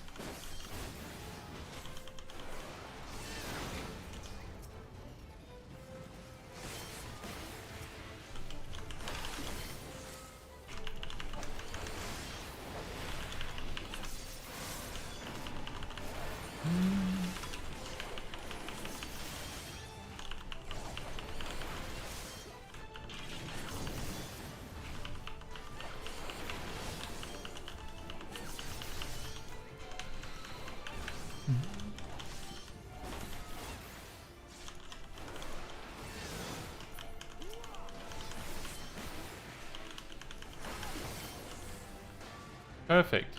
If it had taken much longer, then it would have been a little bit problematic to save Geisterkugel and everything for a burst for a later pack.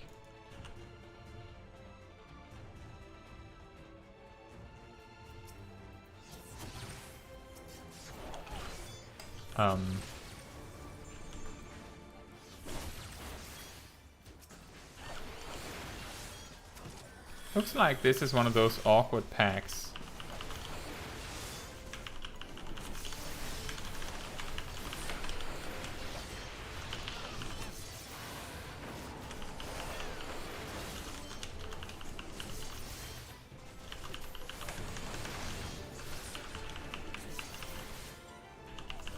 Oh yeah, at level 70 you only get 2 Nastrons per life of the dragon.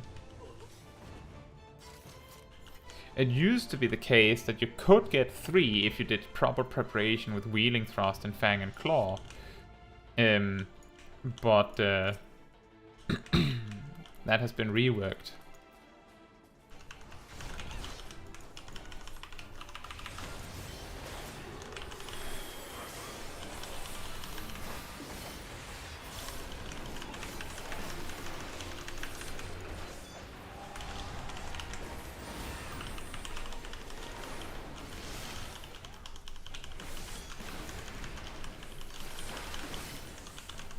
I think that was a pretty good opener.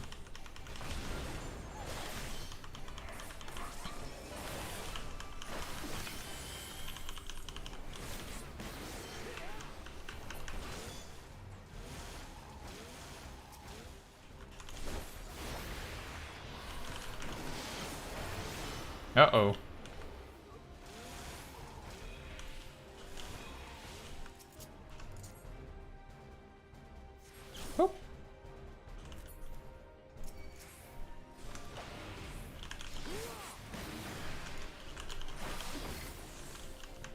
I'll just have to wait a moment for some of my cooldowns and stuff, so that things line up a little bit better again.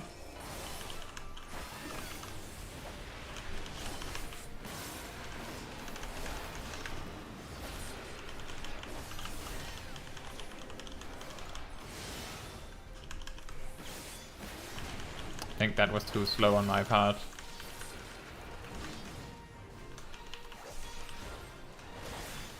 I wonder if we'll have a second intermission. Hopefully not.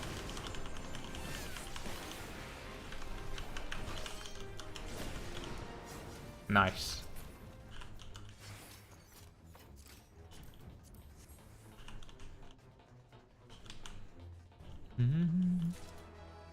It's been a very long time since I've done a dungeon as Dragoon that had Life of the Dragon and so on. So dealing with the whole part of planning it out when there's like stops and starts in the middle of the dungeon is something I haven't had to deal with for a really long time. Nice, we got 3 of them. That's pretty good.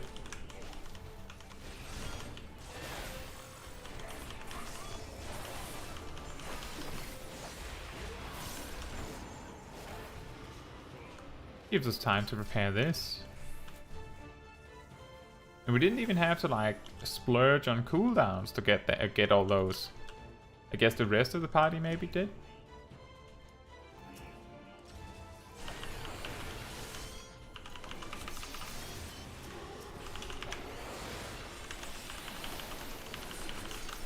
I think I mashed a little bit too hard there. I didn't actually intend to use both guys, Gagul and Nastron there.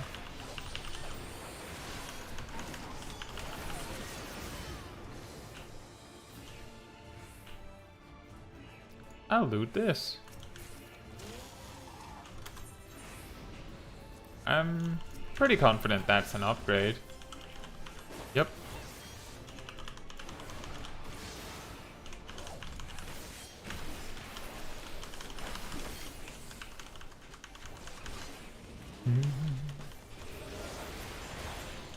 Ah.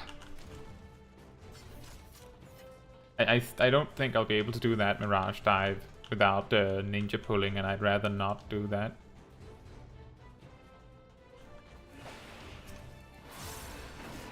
Just barely got it.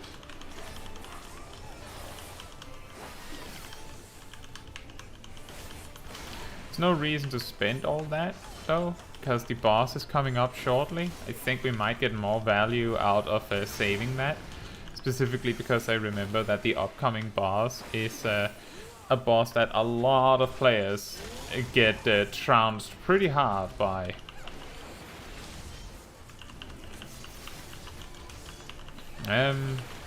It's the one with the elemental shields, so to speak. Ah well, jump is already ready, so might as well spend the stuff that we have waiting right in queue like this.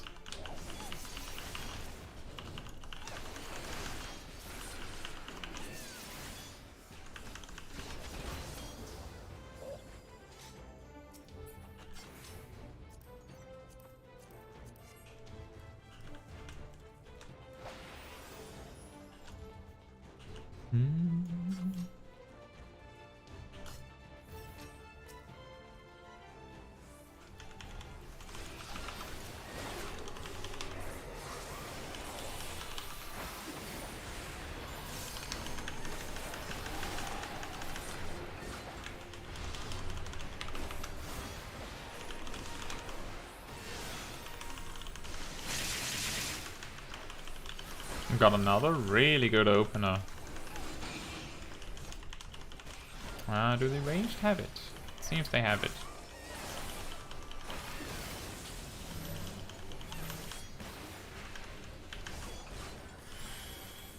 Ice and fire. Okay, well we need to get the lightning one then.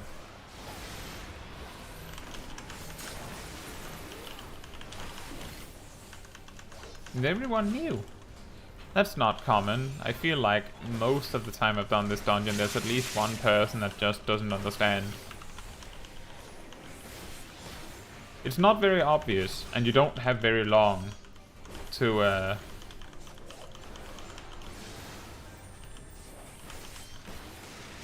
react to it. So it's sort of understandable. But it also makes it very obvious when someone doesn't get it.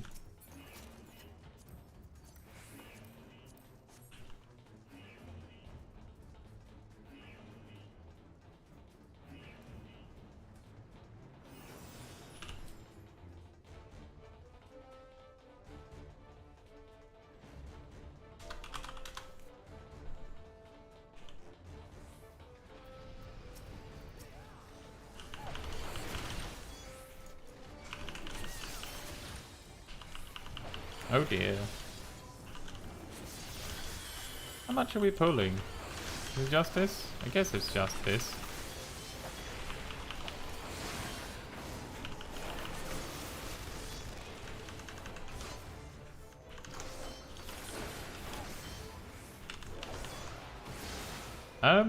For those interested, it appears that the tank is randomly spamming nonsense in the party chat.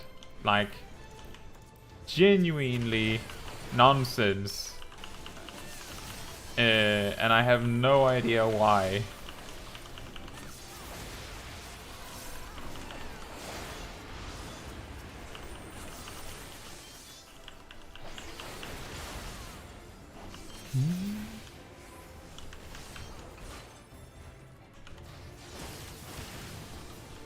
And normally I would have said it's probably because they accidentally hit enter, and so that like whatever they're trying to do ends up in chat. But this is so regular that I'm guessing maybe they accidentally hit the button that changes the language on their keyboard. And that means that a button that they use a lot has been changed to a button that instead just opens the chat. That happens for me as well when I accidentally switch my keyboard language in the middle of a fight.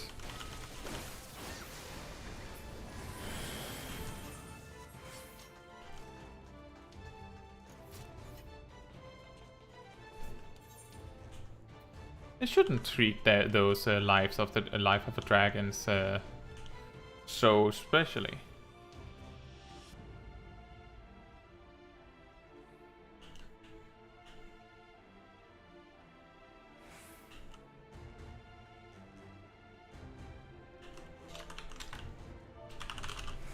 Apparently they're saying that they have a parrot that is being annoying.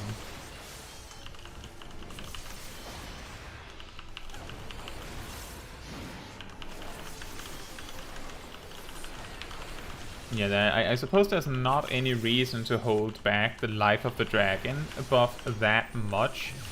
It is mostly like 200-300 potency AoE GCDs that it boils down to. It's not that impressive. Its power level is comparable to a summoner holding back energy drain because it means they get to use Fester. The only difference being that the two Festers are on a 20-second timer.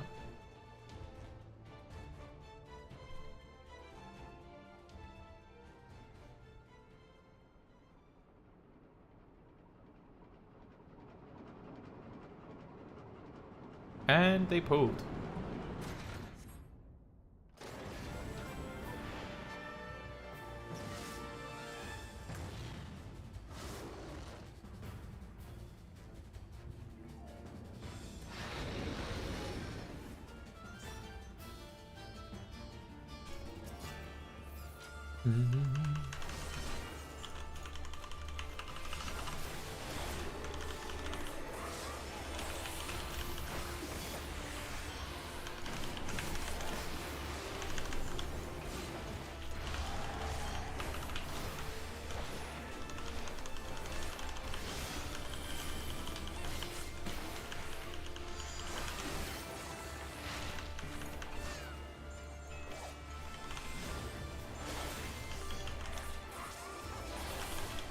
That's a tank buster.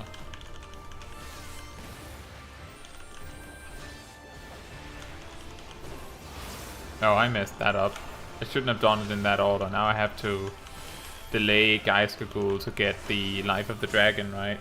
I'd rather wait with that and just fix my rotation now rather than wait.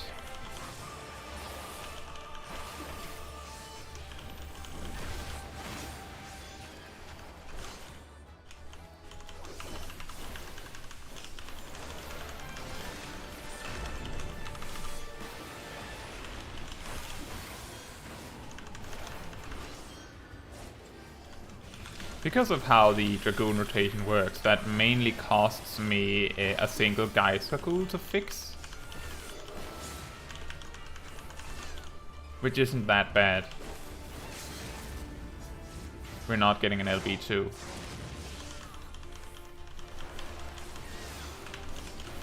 And here I could have flipped my jump and Geistercool again and gotten an extra life with Dragon, although that would have been with like 2 seconds left on the fight.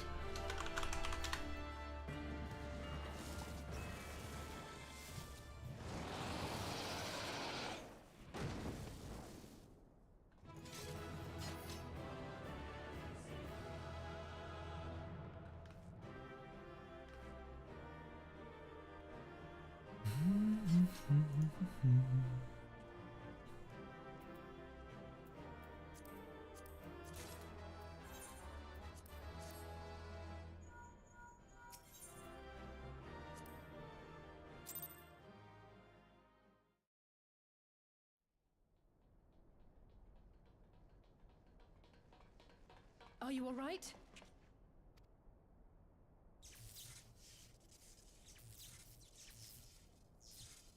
Ah, I think that answers my question. We've accomplished our objectives as well. Lisa's unit should be advancing upon the fire control center in the command tower. Let us join them.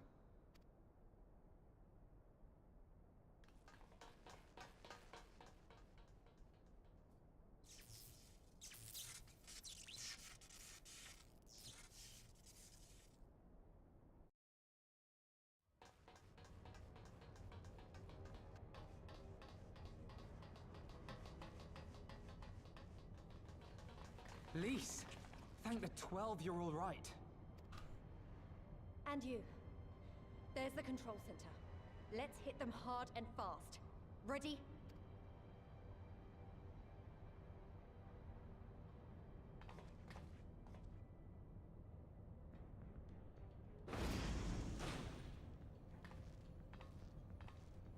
They're here!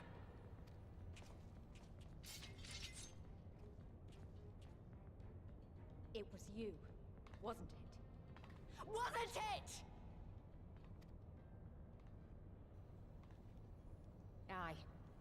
I gave the order to fire.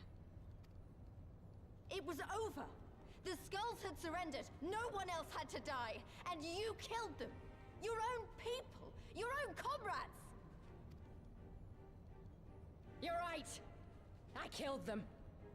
Ansfrid, Rudolph, Emlyn, all the rest. Trained and fought with every last one of them. Good soldiers to a man. I gave the order that led to their deaths. And I knew exactly what I was doing. But why? Why would you do that? They died so that all Alamegans could live free. That was all we ever wanted.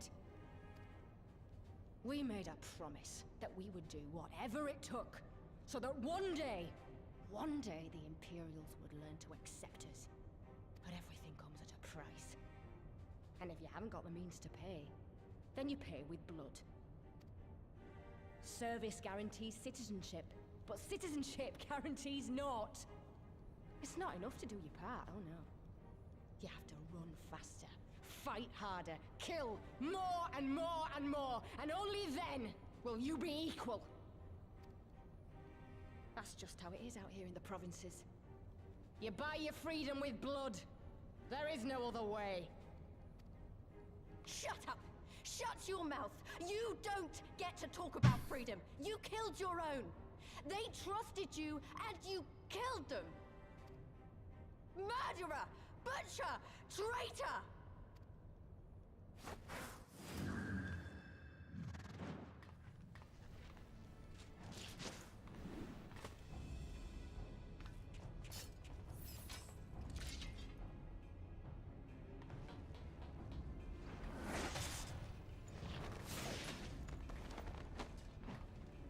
Lise! Gotcha!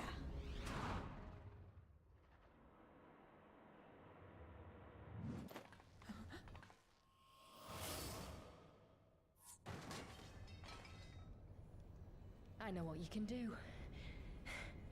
I've already seen it. Alize!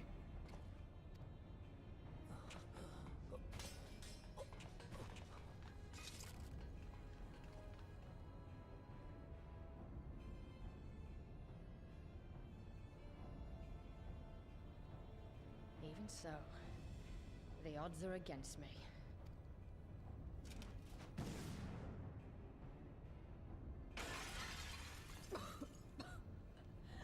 Coward! Get back here!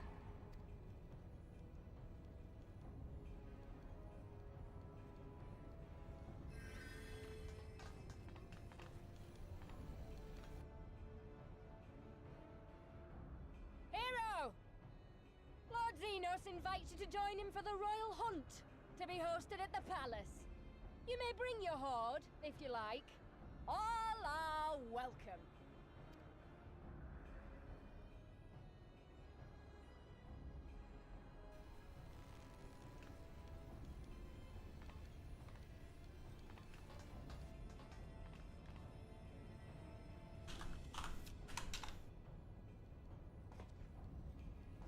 She'll be all right, but we'll need to carry her.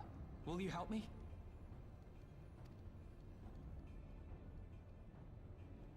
Thank you. Lise, I leave matters here in your hands. Right.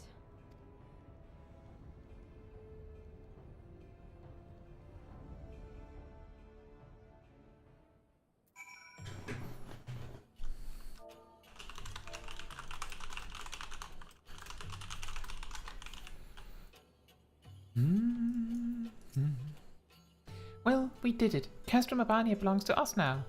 Naga and her people took Anisei to Radiata to receive treatment. Alphino tells me she'll make a full recovery.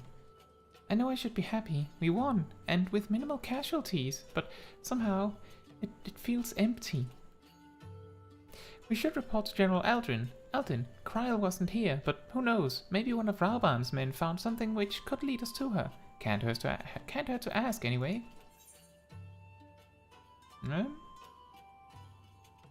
Let's take those pets. More likely to be helpful than taking those we don't need.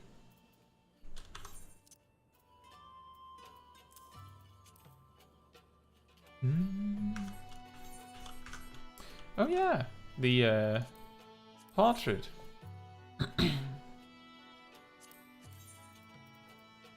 What should we do?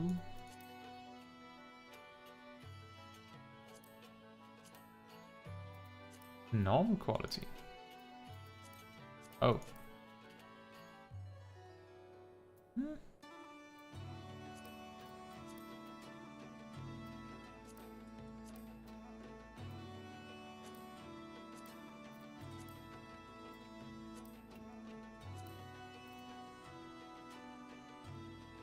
Might as well get a nice portrait in order.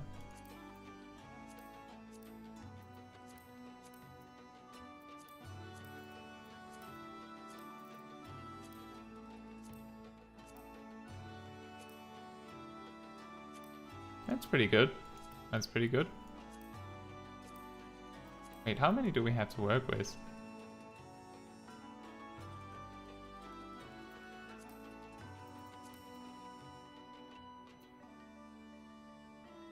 I think this one is pretty good.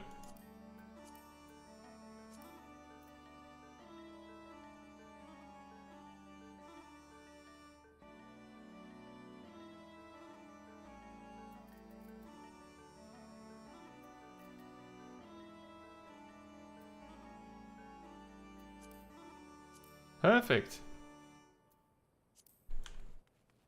Now we won't have that awkward situation again.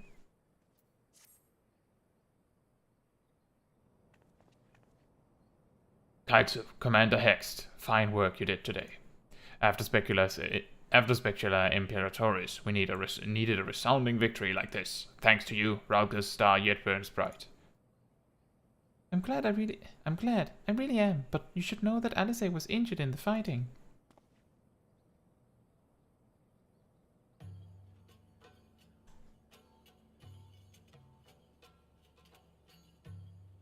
Regrettable, but I'm pleased to hear that she will make a full recovery. Fordola's parting words, on the other hand, ring less favorable in my ears. But if Zenos wishes to invite us to his so-called royal hunt, then this bull would fain accept. What troubles you, Lise? Oh, it's nothing really, just that we're almost to the end, but we've still got to save Kryl and do so much more. We'll find her soon enough. Pippin has his best men scouring the castrum's archives as we speak. Listen, Lise, it would take time for us to fully occupy the castrum and prepare to advance into the locks. While we wait, there's something I would like to show you, both of you. After all, this may be the last chance we have to catch our breath before the final push. I don't see why not. Then come with me to Radiata. From there, we'll need to follow another road south.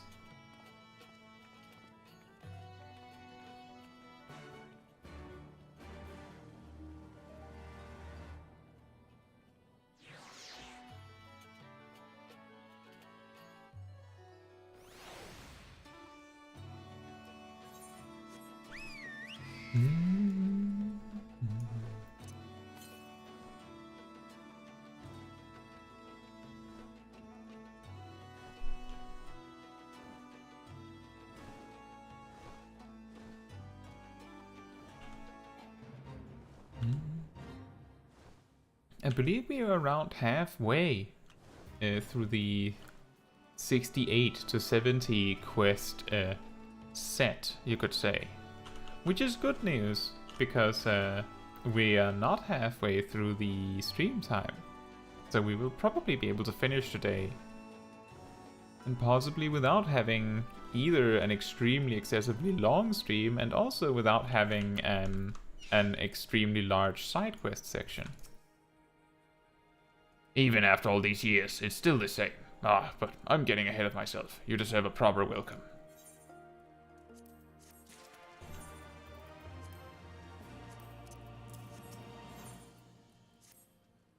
Caetsu, please. I brought you both here for a reason. Yes? Go on.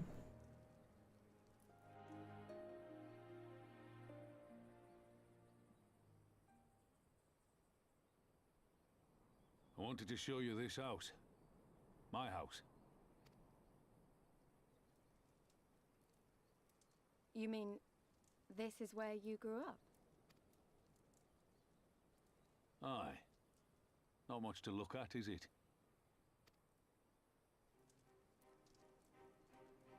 Same could be said of the village.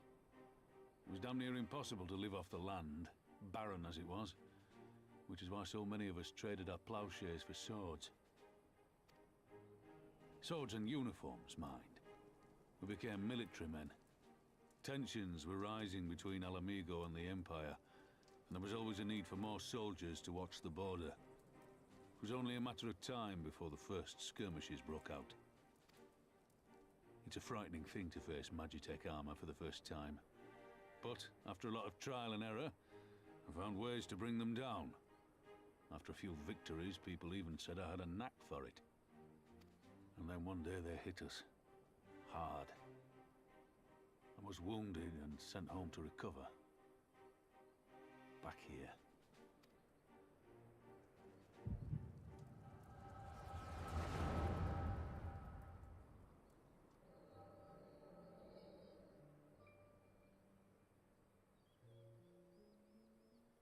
Will you remain silent for fear of the Mad King's vengeance? Of his eyes and ears in the shadows and his knives in the dark? You who call this living dishonor our nation. It is but a slow death.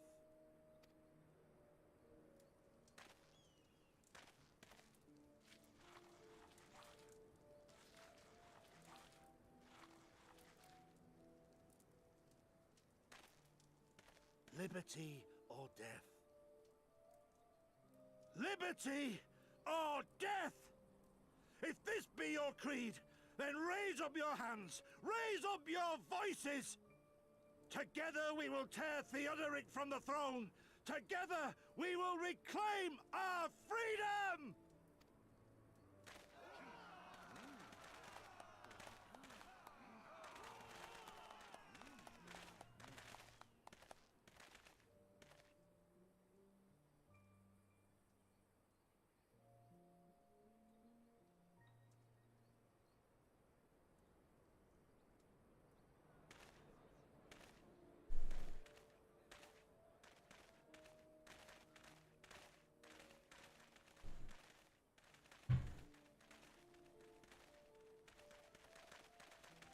Send you home to mend, did they? Aye, sir. Garlean's got the better of us.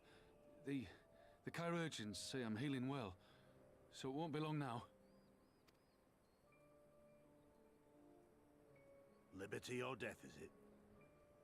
Tell me, soldier. What do you think those words mean?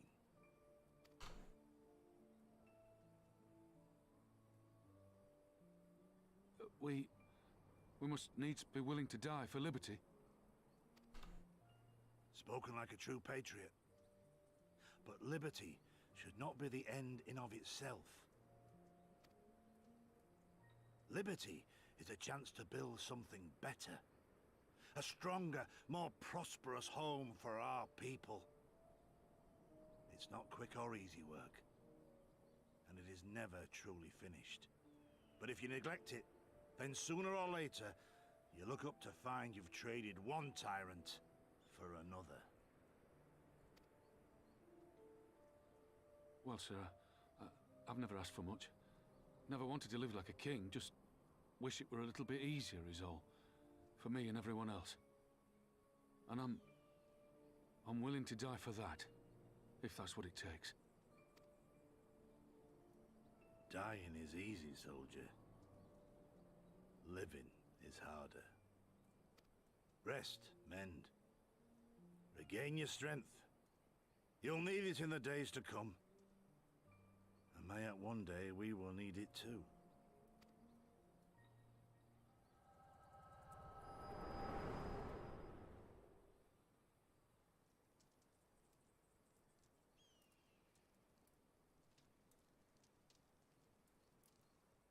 Conrad chose you as his successor, Lys, and I will not gainsay his decision.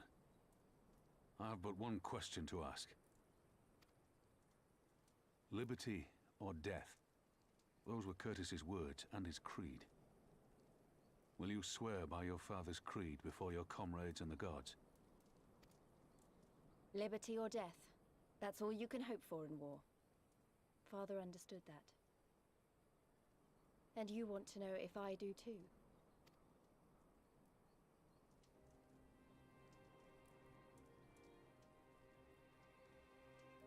I swear to you, here and now, I will fight until the end.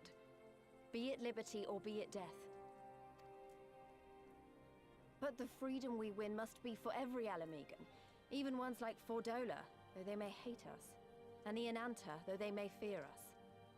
We'll fight, and we'll talk, and we'll find a way to make it work for all of us. Compared to all that, retaking our home will seem like the easy part. A good oath. And there is naught else to say. You are indeed your father's daughter.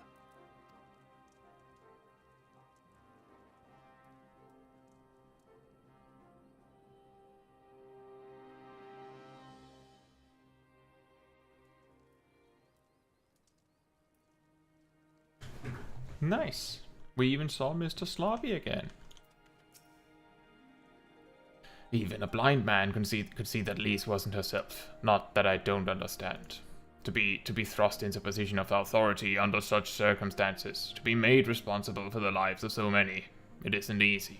And when you see your friend get cut down before your eyes, it only gets harder. I'll wager she thought Alice was dead for a moment back there. It is one thing to risk your life for a cause, but to risk that of another is a burden no soldier is ever truly ready to shoulder. The fear, the guilt, it weighs on her, and that's good. It will make her a better commander. But first she needs to learn to carry it, to not let it break her, to remember that some causes are worth fighting for. Liberty or death. Her father's words gave me strength once. Mayhap they'll do the same for her now. Right then, I think I've said enough. The two of you can head back. I mean to stay a bit longer.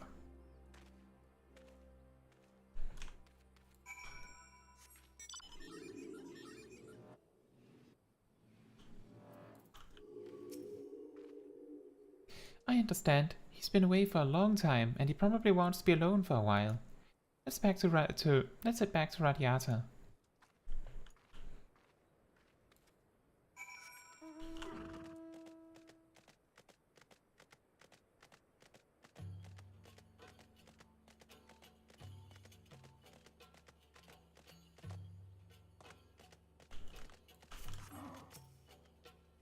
Wait, am I the only one who feels like I'm being watched? I don't know if it's Imperials or bandits, but I know there's more than one of them.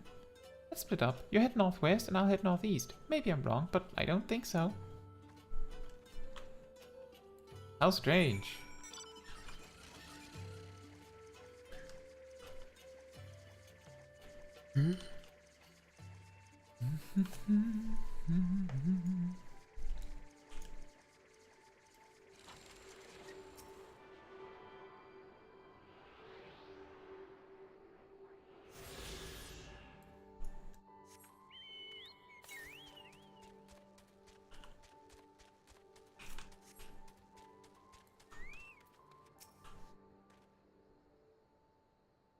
Seven Hills. She's seen us. Solid. That's as good as alive to the Imperials. Huh?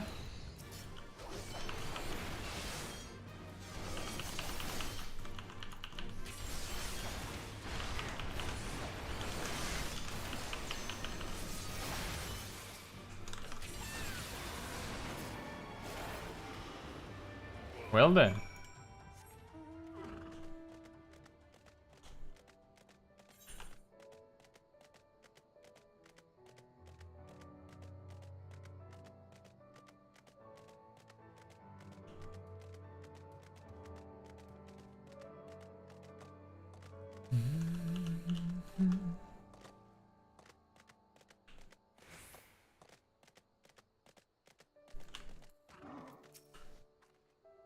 They attacked you too, didn't they? I had no choice. They're Alamegan, not even conscripts, by the look of them. Barely adults. In fact, some of their faces look familiar.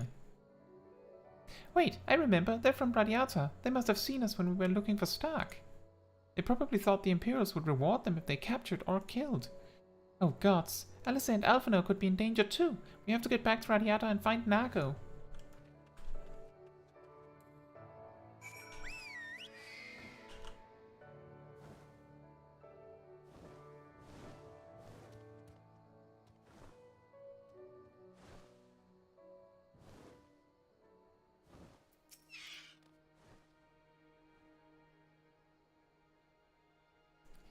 What's all this about? You two look ready for a fight.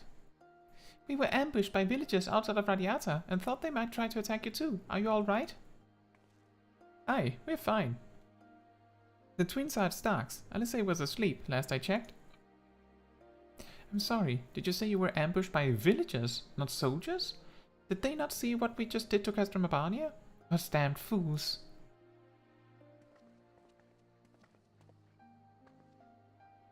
Lise, Caetsu, we overheard you talking.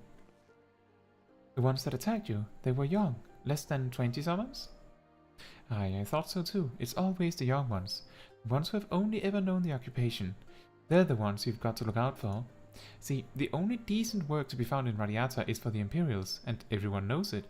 Children grow up knowing it. They have it pounded into their skulls that the best they can do, they can hope for is to serve an Imperial officer. Bloody fools! After everything they've seen us accomplish, they ought to be begging to fight for the Resistance, not against us. They've been living in the shadow of a castrum their whole lives. A few victories won't change that. Aye, you get some who can't wait to spit in a soldier's eye, but they get beaten for their trouble, or worse.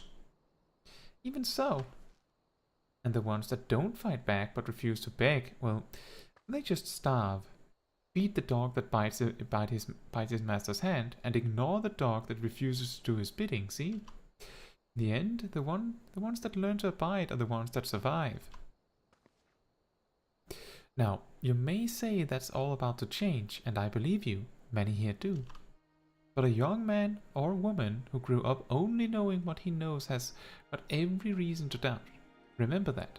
Do what you have to, if it comes to it, but remember that. Do what you have to, if it comes to it, but remember that. The sooner we liberate Alamigo and bring an end to the occupation, the better.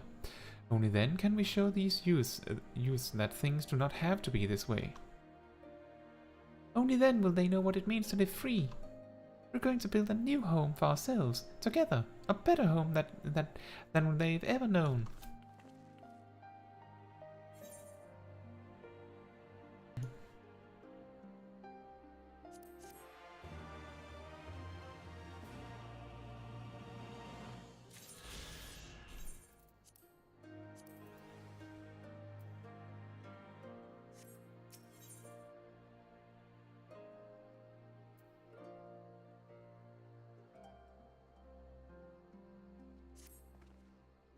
I've been thinking, if Alice needs more time to heal, maybe we should move her to Ralka's Reach. She can receive much better care there, after all. Our infirmary is probably the best place for her, short of sending her to Gridania. Indeed, and given what Mistress Woad has told us, I would rather she did not remain here. Then it's settled. Nago, go and see about getting us a carriage and an escort. Alphino, you should get your sister ready for the journey. Caetsu, would you mind going on ahead and telling Aurelia that we are on our way? I want a bed waiting for Alice when she arrives. Thanks. Sure.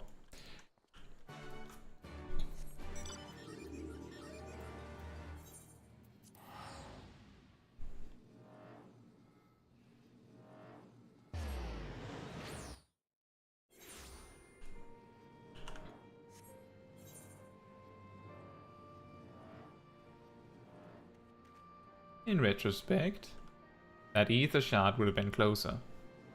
But it's fine.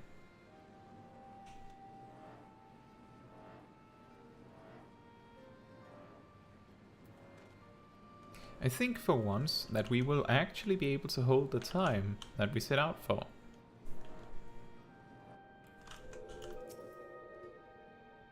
Do you require assistance? Very well, we will make ready for it to receive the patient at once. Give me a hand, would you?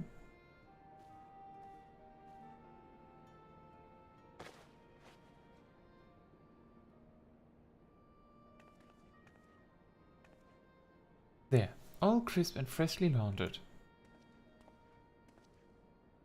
We're here? Is everything in order? That was fast. Right, we're bringing her in.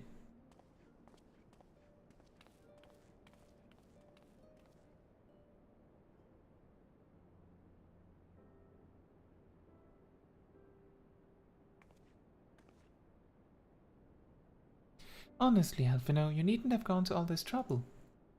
What can I say? It seemed a good way to discourage you from limping off to battle when my back was turned. Listen to Aurelia, please. You need your rest. I know, I know. Any news of Kryl? She'll be cross if you make her wait too long, as will I. Ha! A chilling prospect indeed. I'll find her, sister. And I'll fight twice as hard, for the both of us.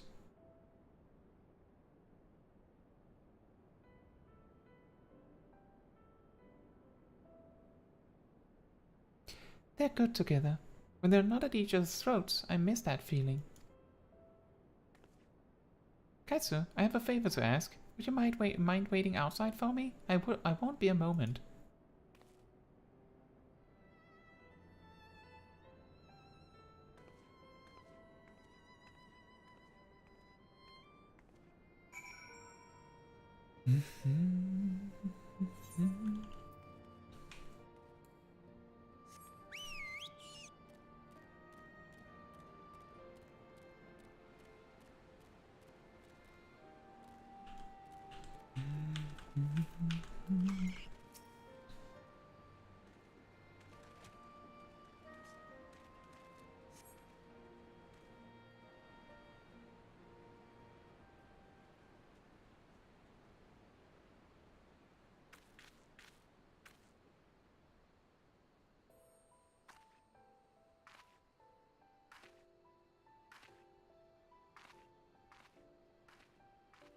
Nice.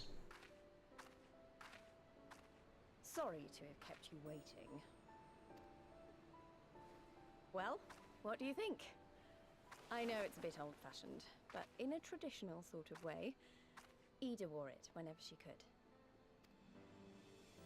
Not that I'm pretending to be her or anything. Not again. It's just, if this is the last battle we fight to free Alamigo, then she ought to be a part of it. It suits you.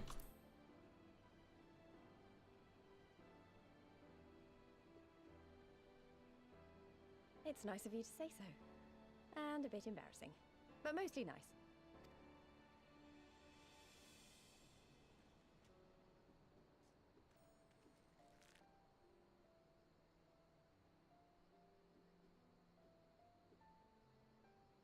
Anyway, the real reason I asked you here was to sneak in a warm-up before the final battle.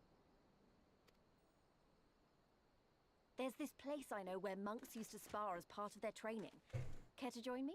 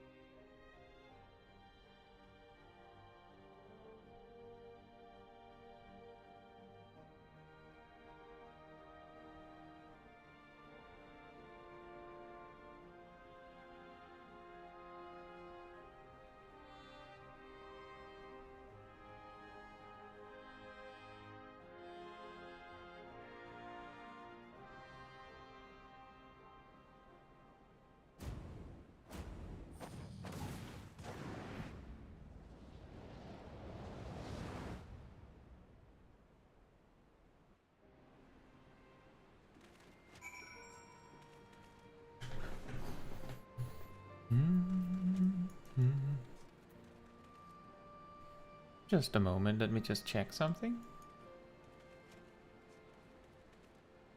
Let me just see here. This and this. Alright, I just needed to check if there was anything wrong with the sound. Don't know why I was thinking that, but I just had a suspicion. It seems like it's sounding just fine. Maybe we got a little carried away, but you have to admit that was fun.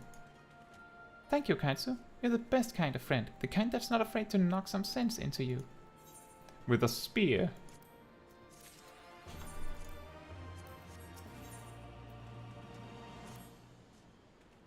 Now that Alice is settled in, it's time we rejoined the fight. Though, actually, maybe you and Alphino should go on ahead without me. I need to talk strategy with the officers, and that might take a while.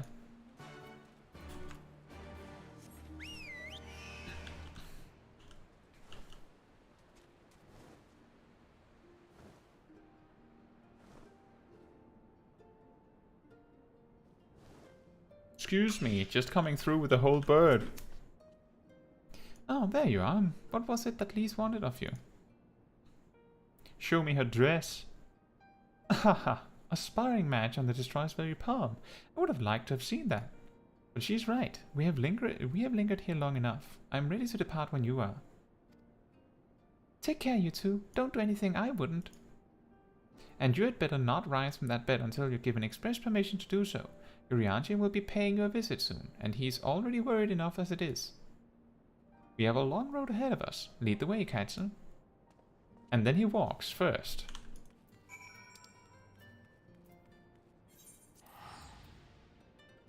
That's a long way back.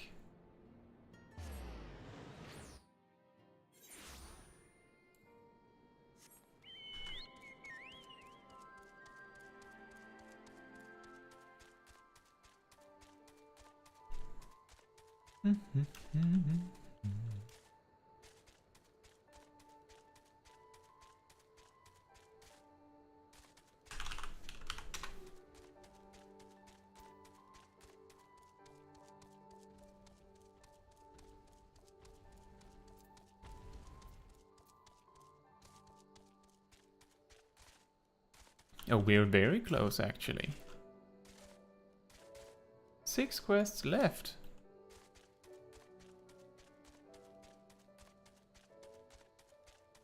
Close enough that if we can just finish one quest every half an hour, we'll finish tonight.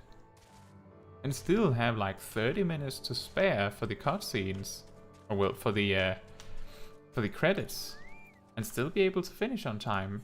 And I think that's the first time we'll actually finish the story on time.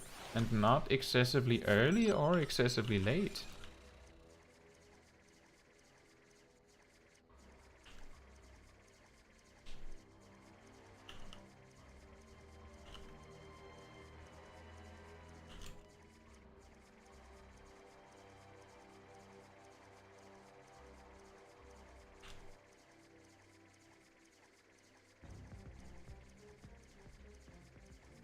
So here's a funny thing.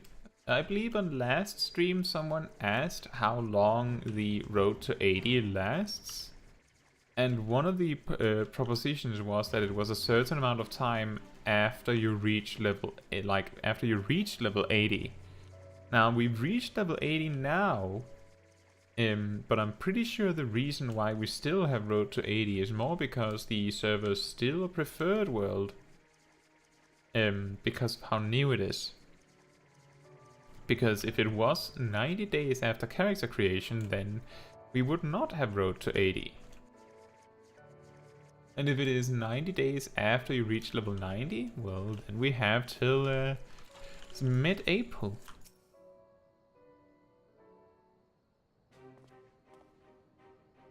You are returned. How fares your sister, Alphina?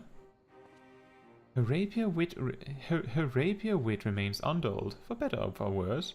Have there been any developments in our absence? I'm proud to say that Castrum Abani is now wholly under our control. At present, we are taking stock of the enemy's supplies and redistributing them amongst our men. Also, while sifting through the officer's documents, we learned that a unit of skulls under Fodola's command passed through the Castrum en route to the capital, with a single prisoner in their custody. Kryl, it has to be her. In all likelihood, yes. You will be glad to hear that the tunnel leading to the locks has been secured by our soldiers and is now safe for travel. And one final piece of good news. Reinforcements from all 4 Alliance nations have arrived and joined the main host, which has established a new base of operations within the locks. Commander Hex should be arriving soon, yes? When she does, we will call a meeting to discuss the final stage of Ralga's beacon. You were not that slow. Sorry for keeping you all waiting.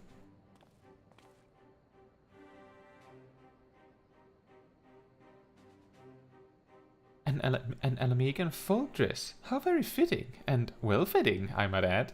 Oh, you, Alphino. I wanted to do something for Ida and myself.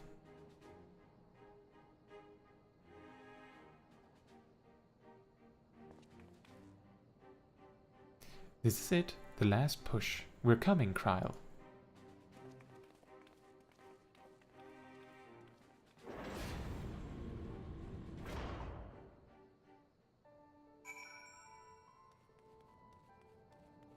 And into the locks we go.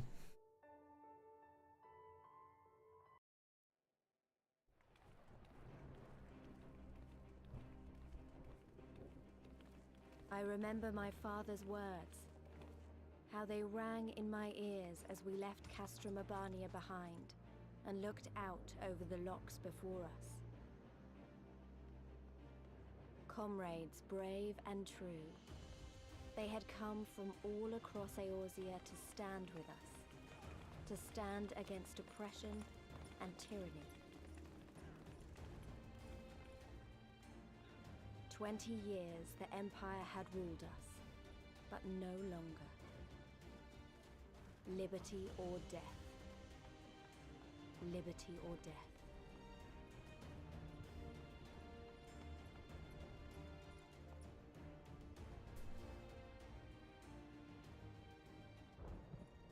Ere we begin, I would say to you as a proud son of Alamigo that I am grateful to each and every one of you for your part in this endeavor.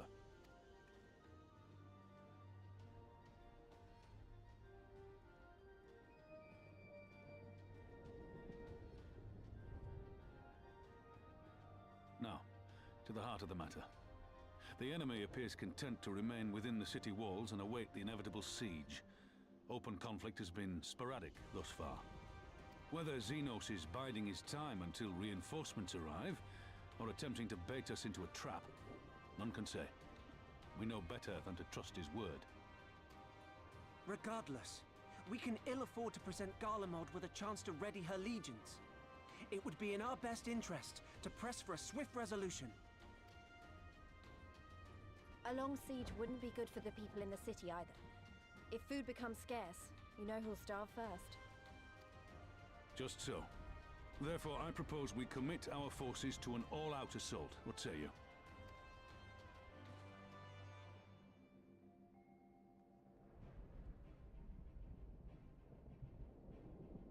Twould seem we are of one mind. Then let us proceed to the how of it. The immortal flames will form the vanguard, supported by the archers and the conjurers of the Order of the Twin Adder, under the Elder Seedseer's command. Once the main host has cleared a path to the walls, we will bring forward the artillery of the Maelstrom and the Temple Knights. I would have your cannons pound the gates and punch a hole right through the middle of their defenses.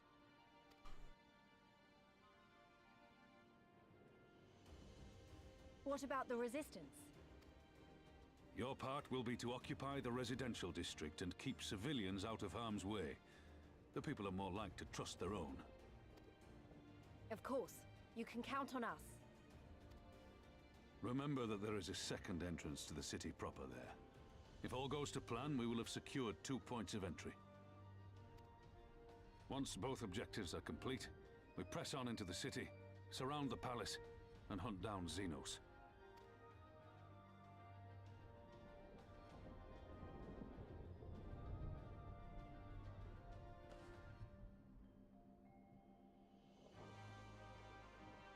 As for the Scions, you will be held in reserve as an irregular unit until we have more intelligence on your captured comrade. Kryle's rescue will be your primary concern, but I dare say we'll find a use for you once her freedom has been secured.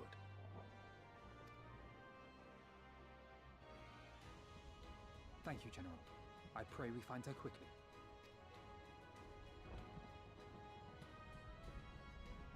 Ralga's beacon nears its end. Soon, my friends, Alamigo will be ours once more.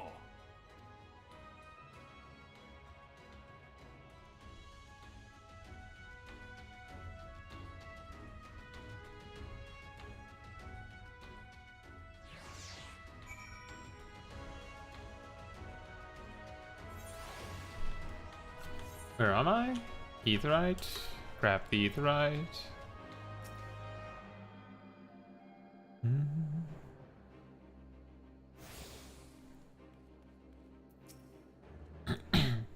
The stage is set, and the players are assembled. Eorzea has come at last to drive the invaders from her lands. What would Grandfather say if he were with us here today? Have a hat. Actually, that was a poor choice, because I got a better hat. Oh, put this in the armor chest and leave the other one for later.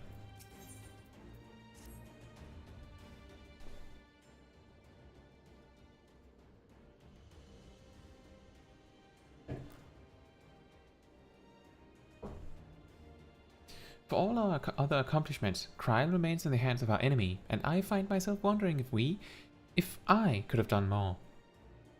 Though we know now that she was taken to the city, we have found nothing which might tell us where she is being held.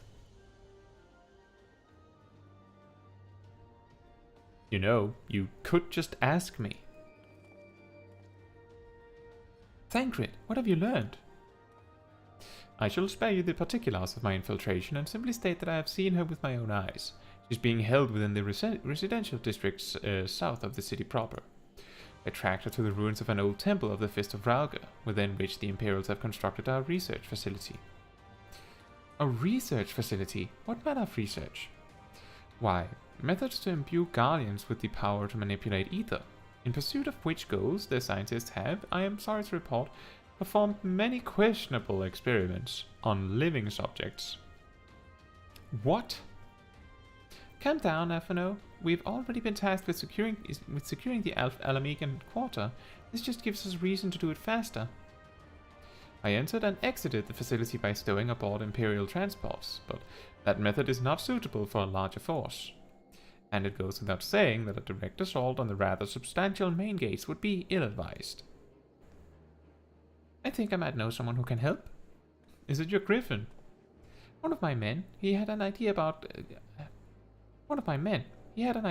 how to get into the city. Actually, it might be best if I let him explain it himself.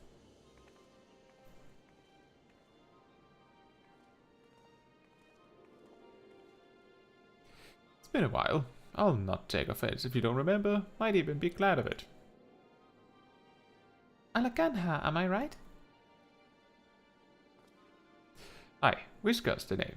I was raised in the peaks, but my mum grew up in the city. Any road, I reckon we can get inside the Alamegan quarter by way of Loch Shelt. What? How? It was a story my mum told us which made me think of it. She was always going on about what life was like when she was a girl, see? How they used to have to boil the water from the well before they could drink it, since it was full of salt. They were drawing salt water from the lochs, which means that there must be an underwater tunnel or something. Aye, that's it, but it won't be as simple as going for a swim. The well was closed, see? Apparently, Theodoric decided one day he wanted to control the water supply and forbade water trading. So, even if you come up through it, you'll find yourself on the wrong side of a locked gate. At the time, my grandfather, being an enterprising sort, befriended a guard and lifted the key from his belt. He made a copy and carried on selling water until the Imperials invaded, and he ended up working at the Saltery. In short, we need your grandfather's key, assuming he still has it. I'm certain he does, and I can take you to him, but it'll be dangerous. Don't you worry about that, we're used to dangers. Nago and Arenwell will assemble a squadron while the rest of us go and get that key.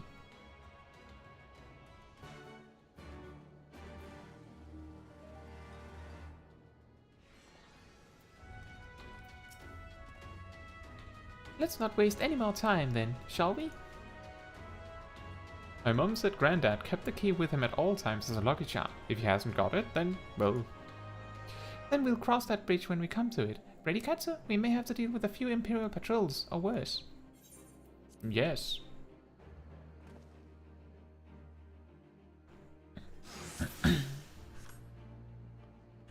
That was very instant.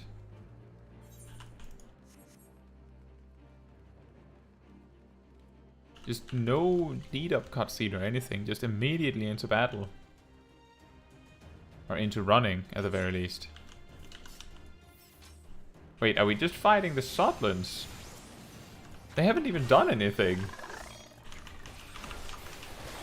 You're in the way.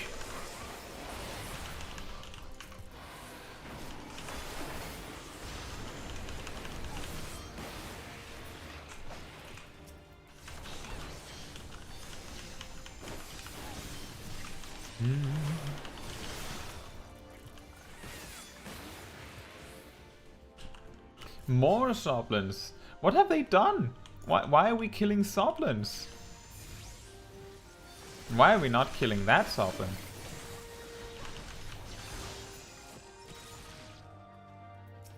This is a weird solo doozy.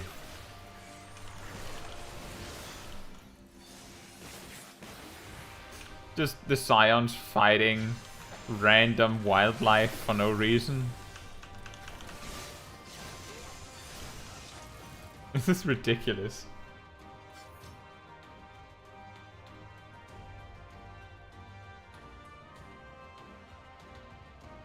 This is the kind of situations where it would have made a lot more sense if they had just skipped us to the part where we got to, like, here, for example.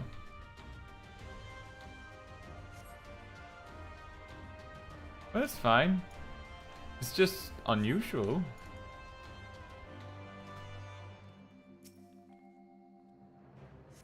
The pot is filled to the brim with salt from the lochs. The barrel appears to have recently been filled with fish packed in salt. Someone was hard at work less than a week ago.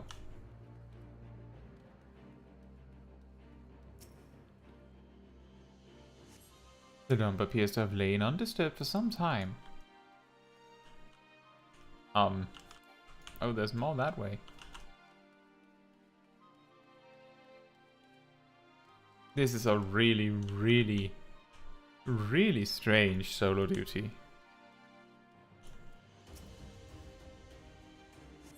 The crumbling masonry appears to have lain undisturbed for some time.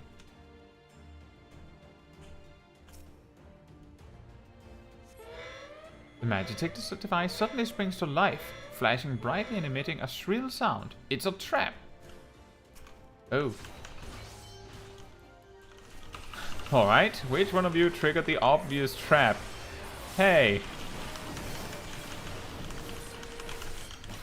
It wasn't obvious to me, you know. I'm just a sassy lost child, you see. I don't know why you bring me along for all these war battles that you do.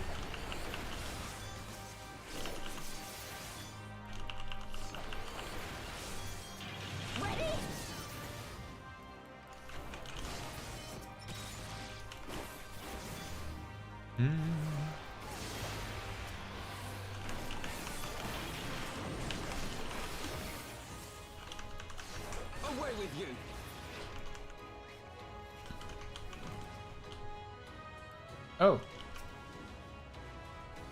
Meanwhile, all the scions are teaming up against the smaller part of the army, and then Whisker's over here just soloing two things at once.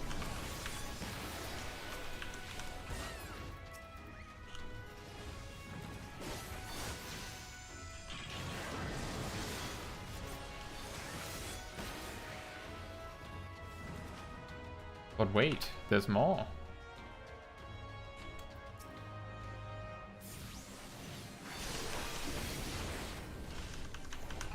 I just now realized that these science requested me specifically to try and help Whisker, and I just didn't.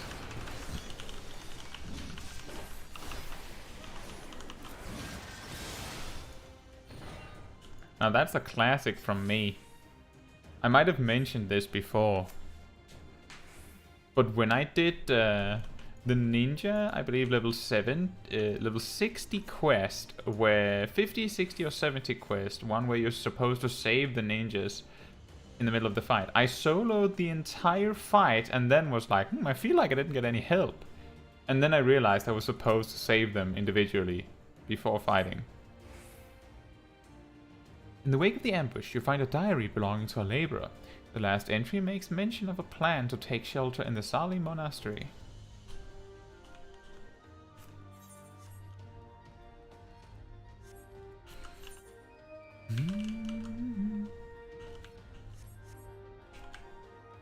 Are you following me, or it seems like you're following me?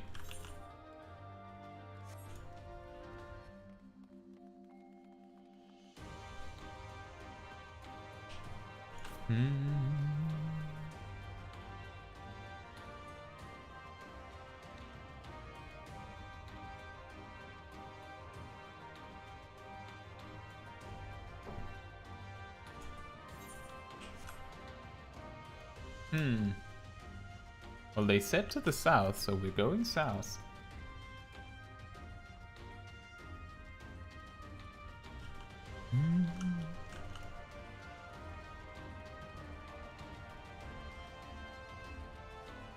Also, I want to point out that Whisker said that he would lead the way. Why am I leading the way?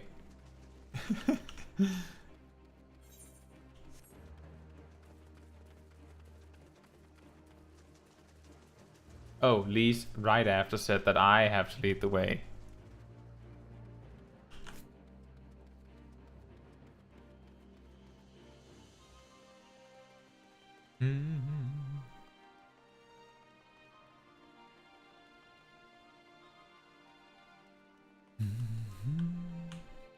Why is that everyone so far behind?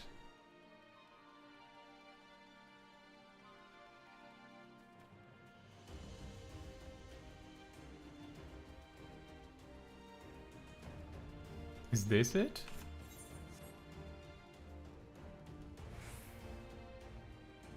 I'm guessing this is it. Oh, there it is. Thank you, Whisker.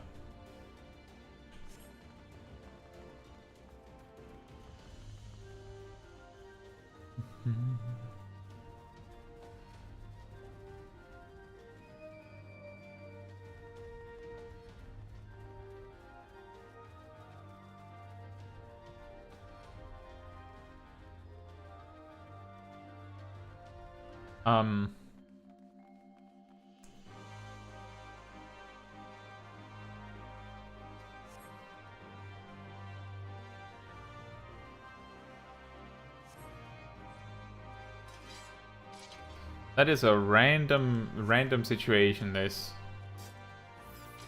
Shield generators. So we smash that.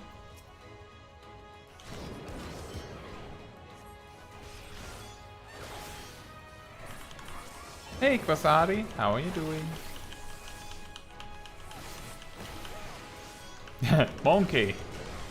This reminds me of Palace of the Dead. There's like a giant monkey enemy that does exactly this in the higher floors.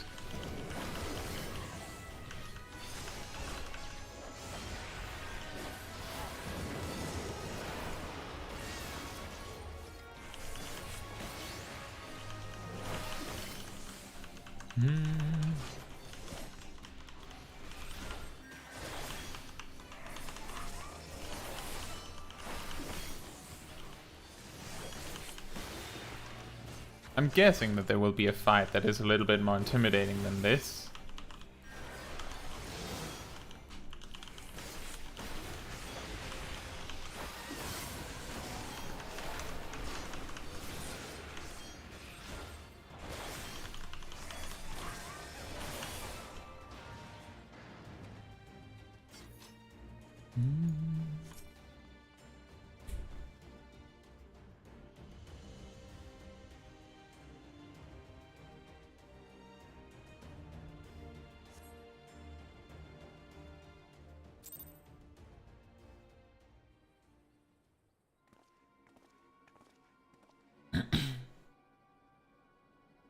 This is it. This is the monastery. They have to be around here somewhere.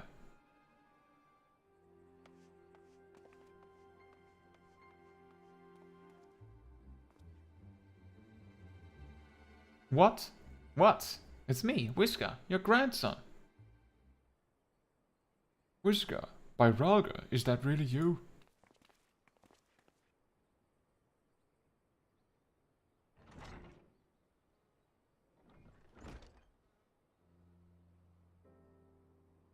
Oh, it's good to see you alive and well, lad, but who are these other ones? The Resistance, Grandad. My comrades in arms.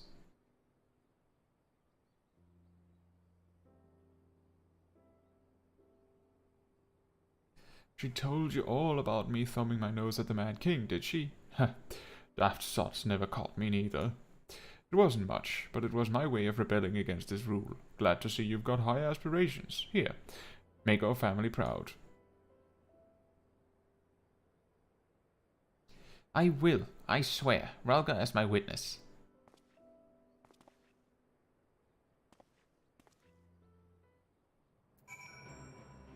Vasari says, yeah, those monkeys. They're also in heaven on high and do exactly the same thing. They're mostly an inconvenience. Also, I'm doing good. I helped a friend of mine to clear the new extreme and I continue with my P8S progging. Oh, nice!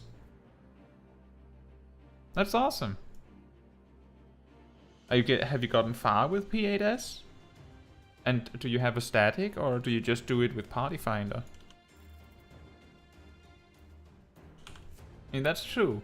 The monkeys in Palace of the Dead are mostly scary if you're not a 4-man party, because then they can both prevent you from going a specific way or be forced to like do it in a specific way, because the monkeys do this Vuln stack stuff every so often, and it makes it really inconvenient to go when you want.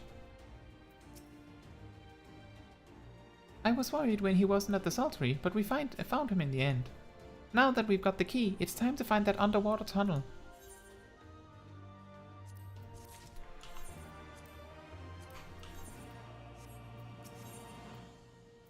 The Resonant. We'll need to dive into the rocks and look for a tunnel leading beneath the residential district.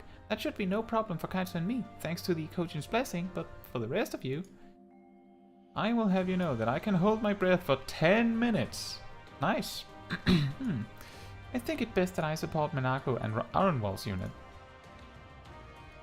Oh right, you can't swim.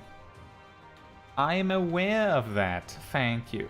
But it is neither here nor there, given that I lack both the Kojin's blessing and Thancred's preternatural lung capacity. Right, of course. I didn't mean anything by it, nothing at all. So, Kaetsu, Thancred, and me, let's head to the water's edge. Alphina and Whisker can rejoin the others and wait outside the gates for us to let them in.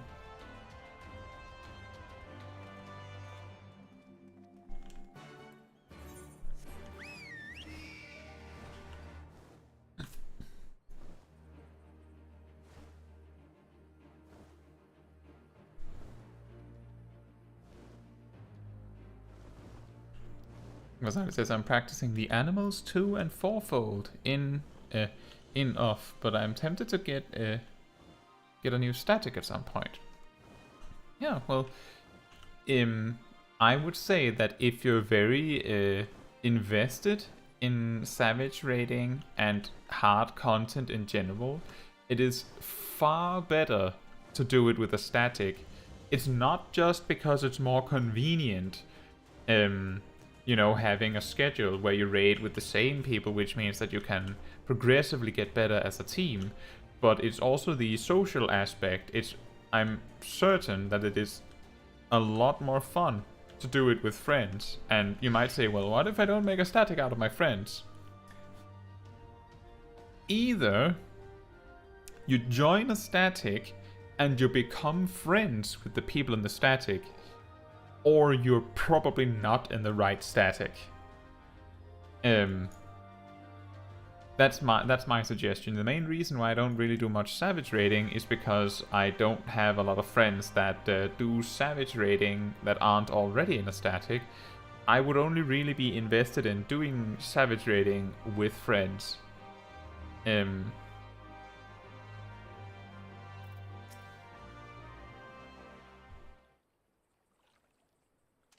Yeah. This looks like as good as play. This looks like as good a place as any. You dive into the briny deep. Oh hi, Urianger, what are you doing here? Master Alphino informed me of your plan, and thus did I hasten to your side. When Mistress Alizé unfolded to me the tale of her defeat, I was much intrigued by the apparent ease with which Fordola, a theretofore unexceptional warrior, defied my lady's every attempt to do her harm. After some few days of deliberation, I subsequently contrived what I believed to be a solution to the problem of her preternatural prescience. It was in hopes of furnishing you with the fruits of my labors that I came.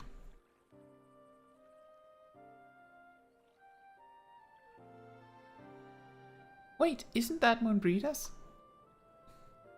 The etheric siphon formed the basis for my design. Should my hypothesis prove correct, you need but activate it in her presence. To say more would endanger the plan, for ignorance is your shield. What?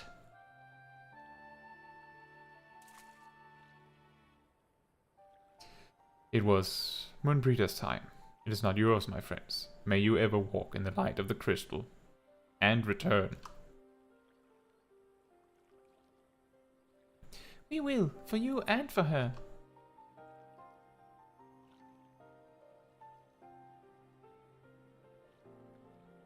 Right, I'm going in. Follow me.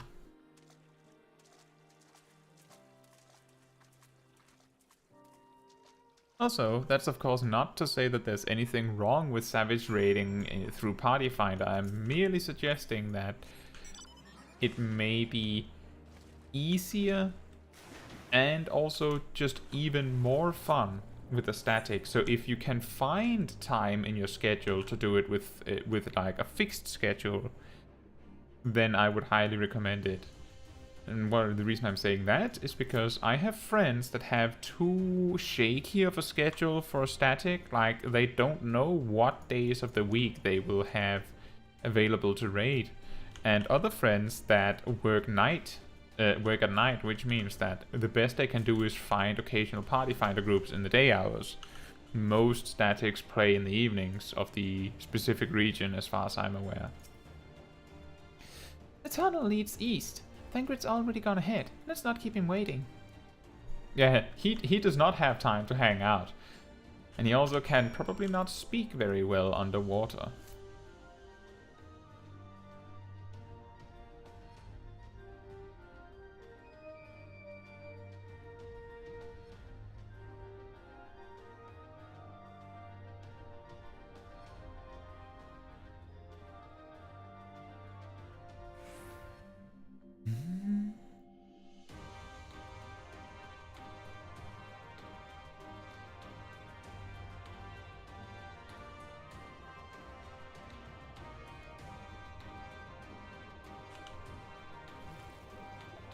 And up we go. have to say that they ran very far ahead of me all of a sudden.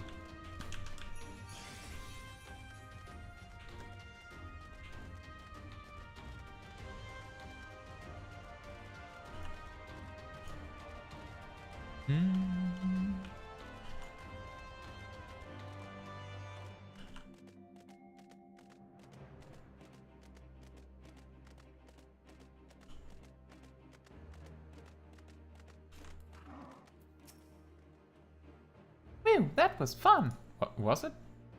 Yes, yes, tremendous fun. Who needs a beastman's blessing anyway? I still can't believe you managed to hold your breath the entire time. It felt like we were down there for hours. Anyway, it's time we let our friends in. Once we head up these stairs, we'll need to make our way to the main gates, which are somewhere to the west of here. Forgive me for stating the obvious, but it bears repeating that until we open the gates, we three are on our own. It would be in our best interest to avoid guards and easily startled small folk. Obviously, but once our guards have arrived, we'll be free to head towards the research facility where Cryan's being held as loudly as we like. Since you've been here before, will you lead the way? Of course, but I will move quickly, so see that you do not fall behind. Nothing left to say then. Let's get to it. Gasari says, I'll see what I will ultimately decide. What matters is I'm not done with trying to beat the tier. Of course. It might also, like, if you want to be in a static for the next raid tier, once you have beaten the tier, if you prefer to do it through Party Finder, for example, once you have done that, might be a great time to start looking for who you're going to raid the next raid tier with, for example.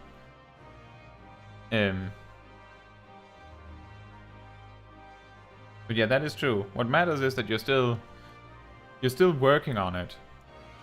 And that's good. As long as you're having fun with it. All set, Kaitsu? Yes.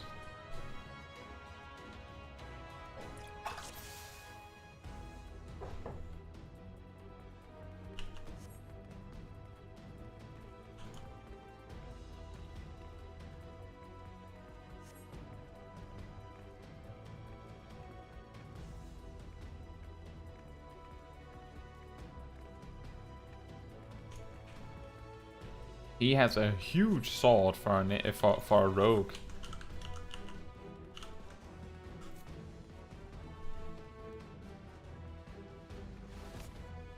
Get to cover.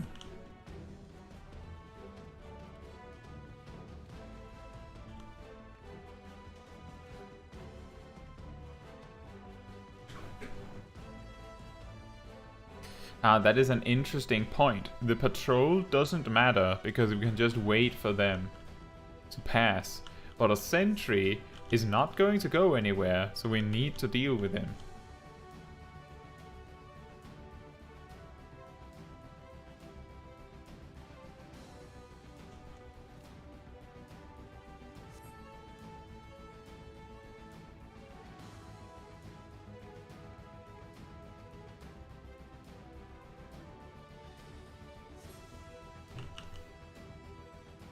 Are you serious, Thancred? You could see this from where you stood. Instead you go, you figure it out.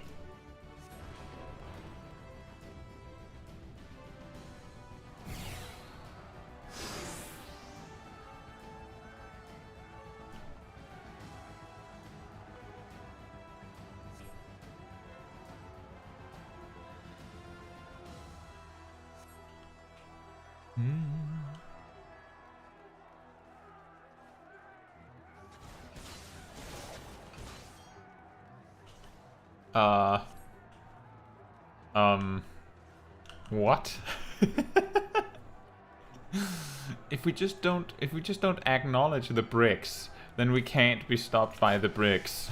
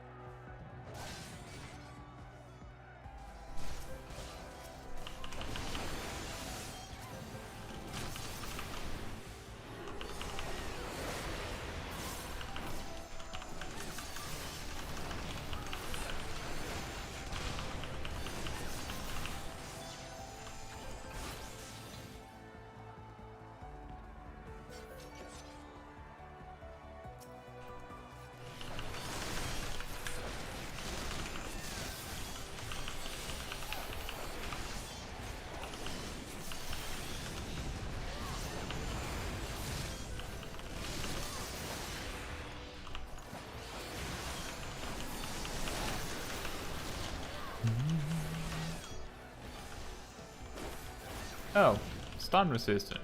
Fair enough.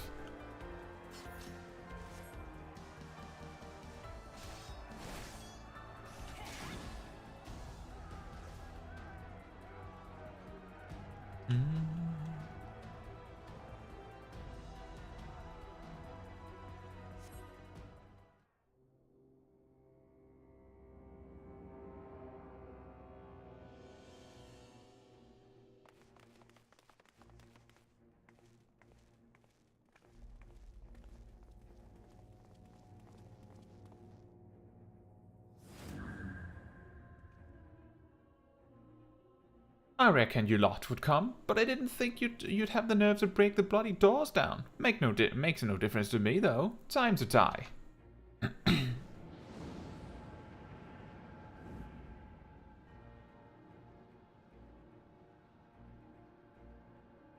Use the etheric siphon to weaken Fordola and defeat her in battle. Smart.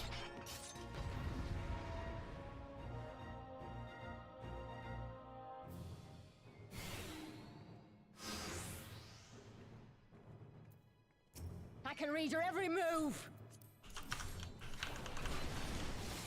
Ow. Yoink.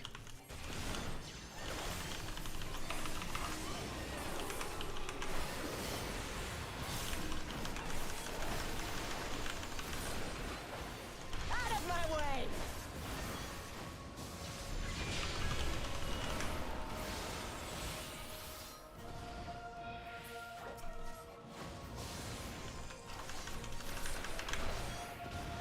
What a strange fight.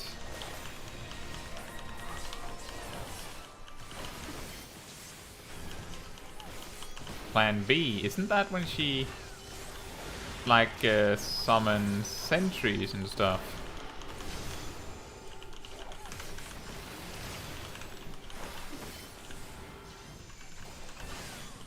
How could I lose?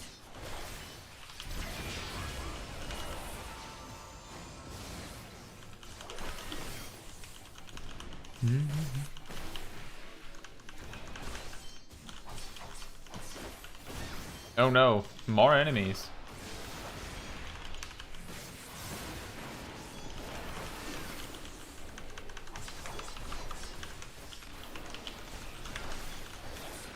I'll cut you to pieces.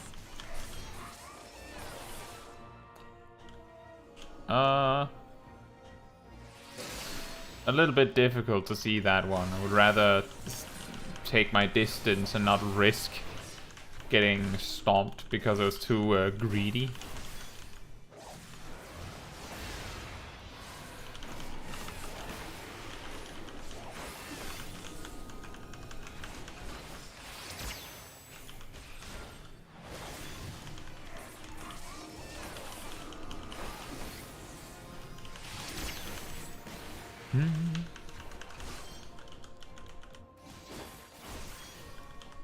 Why is Lise taking so long to defeat her one ad?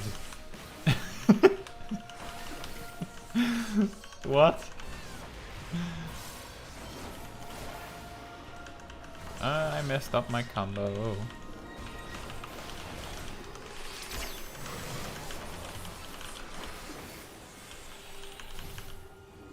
Not risking that. Let's finish this. If only you knew the power. Oh, I do know the power.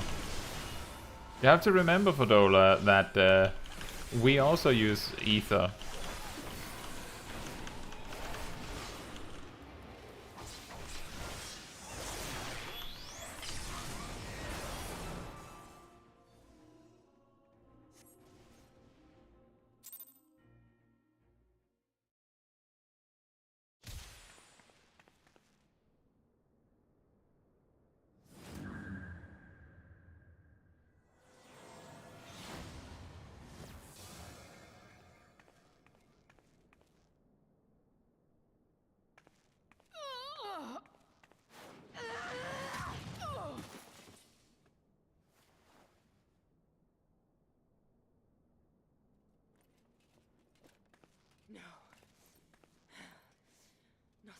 everything.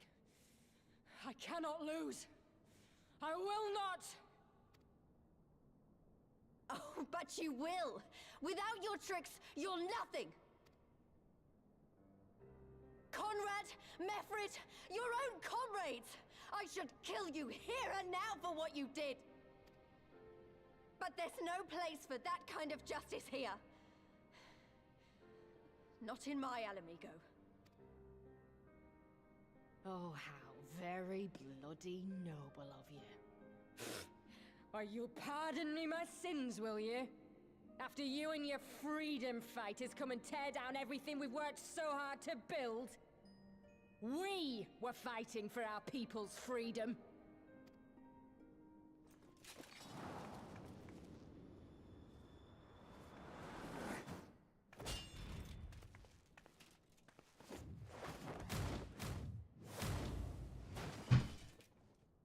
You're slaves to a tyrant! There's no freedom in that!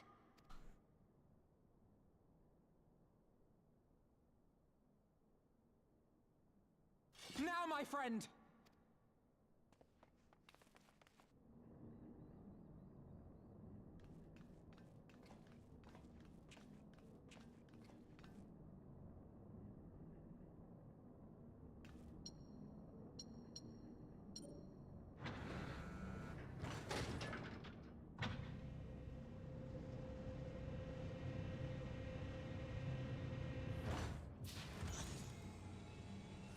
Impressive, we found the right one first try.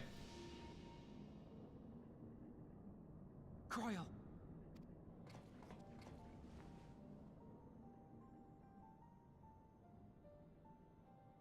Alphino?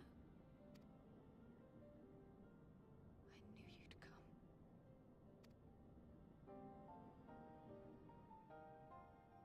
Touching as this moment is, it will have to wait. We should rejoin the main force at once. Lise! I'm taking her back with us, alive. She's going to answer for what she's done.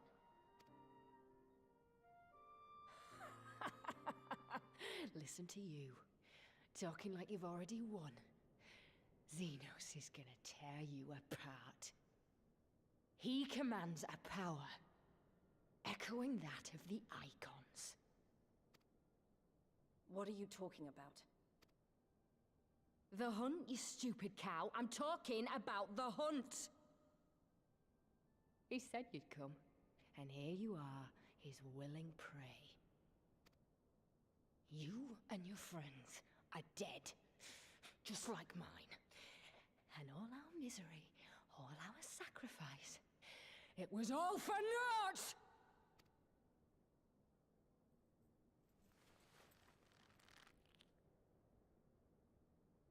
No! You're gonna live long enough to see us win our freedom. I promise you that.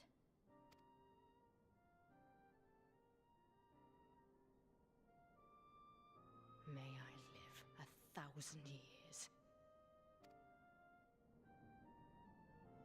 Interrogations can wait.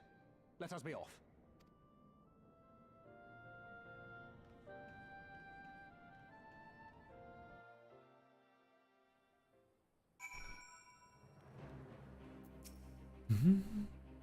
What a relief to have finally found her, though our greatest challenge yet lies ahead of us. On the eve of this final battle, I find myself overcome with joy. We could not have saved her without everyone's help. Thancred, Lise, Urianger, and, of course, you. But yes, there is still much and more to be done. I should be very interested to learn the meaning of Fodola's ominous words, for one. Oh, wow! Menacing, isn't she?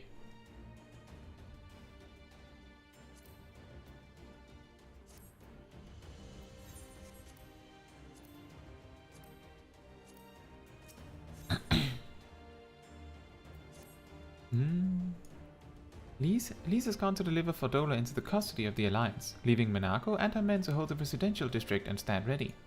Once the Alliance has breached the main gates and commenced their assault, the Resistance forces will push through the entrance here and join the fray. In that case, I will remain here.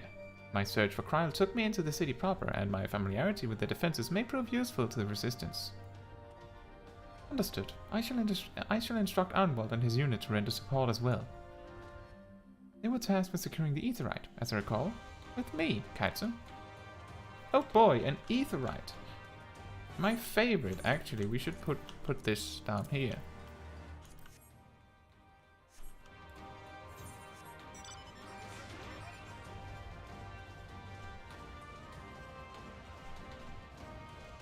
Also, Alphino saying with me and then just leaving.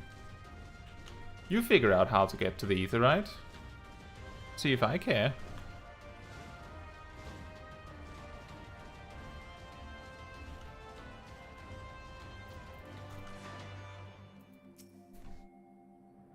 Yos, Kryl, it's good to see you.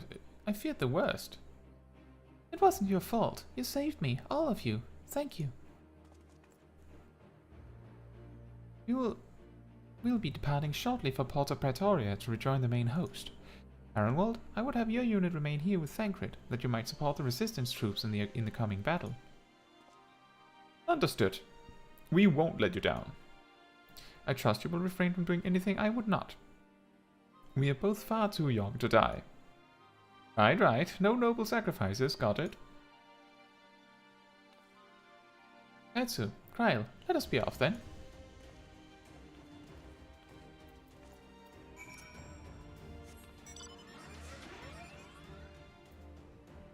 Right, the Aetheryte. This might be one of the most annoying ones to return to if you forget to take it while you're here.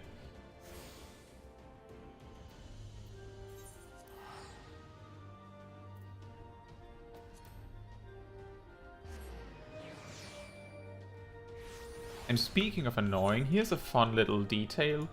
Apparently, there is I believe it's a botanist quest, where there's a timed spawn, like, here. But, because of how the terrain is laid out, you cannot walk this way. That is not an option. The only way to get to there is to run, like, through a whole gauntlet of tunnels up here, like, along the majority of the northern part of the zone. Which means that it doesn't matter which way you come from. If you don't have flying in the locks, you have to be there way in advance, or you're going to miss the window where this herb is available to pick. Also, apparently I just now discovered that holding control makes Aetherites take priority on the map. I've never known that. What a discovery.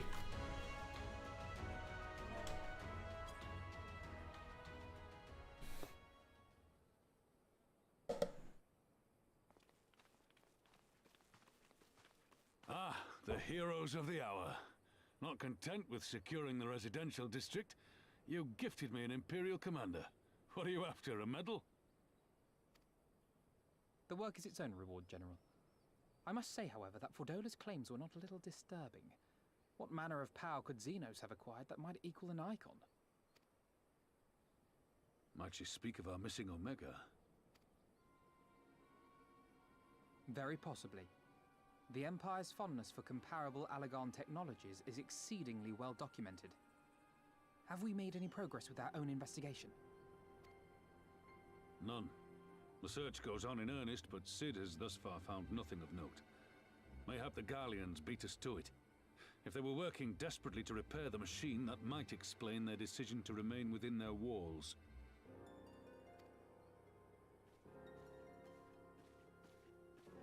Ah, Lys. I trust you surrendered Fordola into custody without incident. We were just discussing the pilot's claims. About Zenos and his newfound powers. She hasn't said a word on the subject since we rescued Kryl, even when the interrogator asked nicely.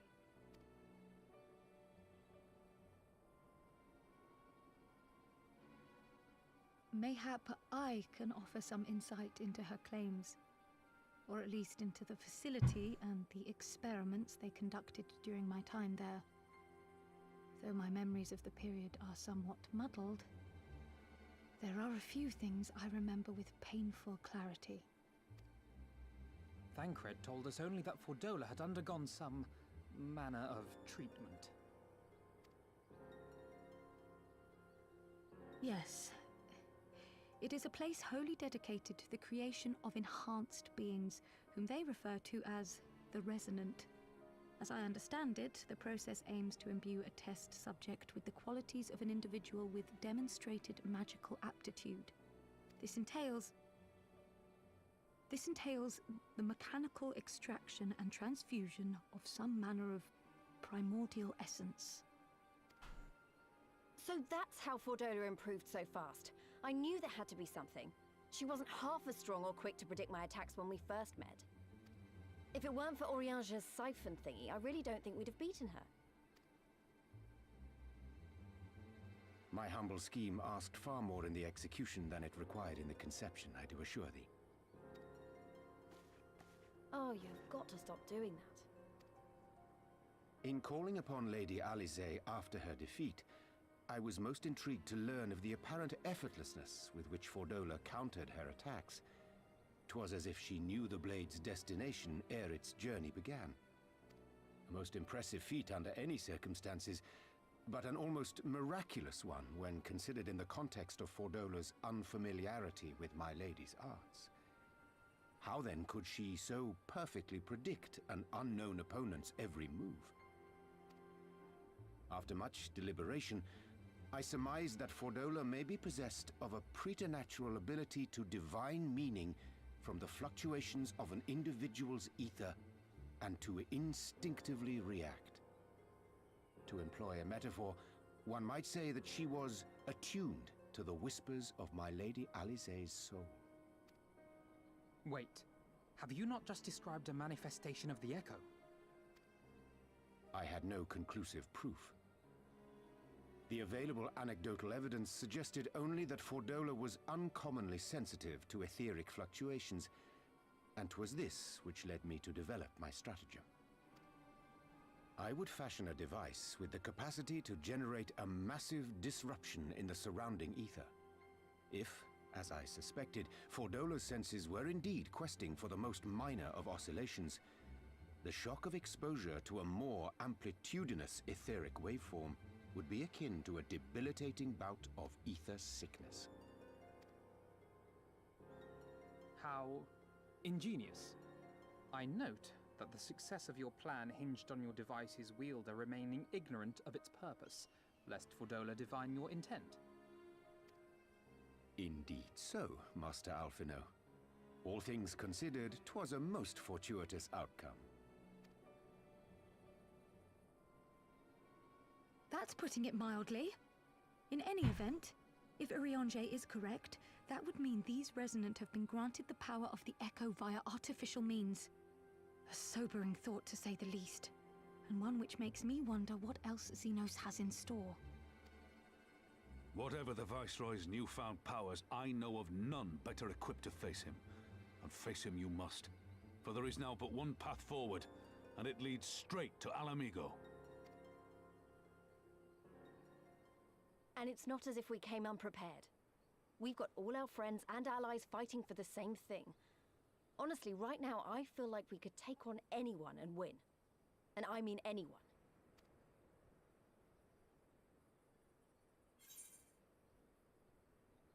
Victory is as good as ours. Exactly. Oh, I wouldn't want to be in Zenos' boots. Not with the likes of us coming to get him. Right. I'd best get back to the residential district. Thancred and the Resistance forces are waiting.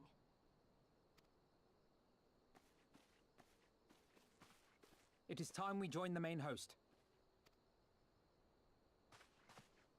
Kryl, in light of your recent ordeal, might I suggest that you remain with the rearguard for now? Oh, if you insist. Just this once.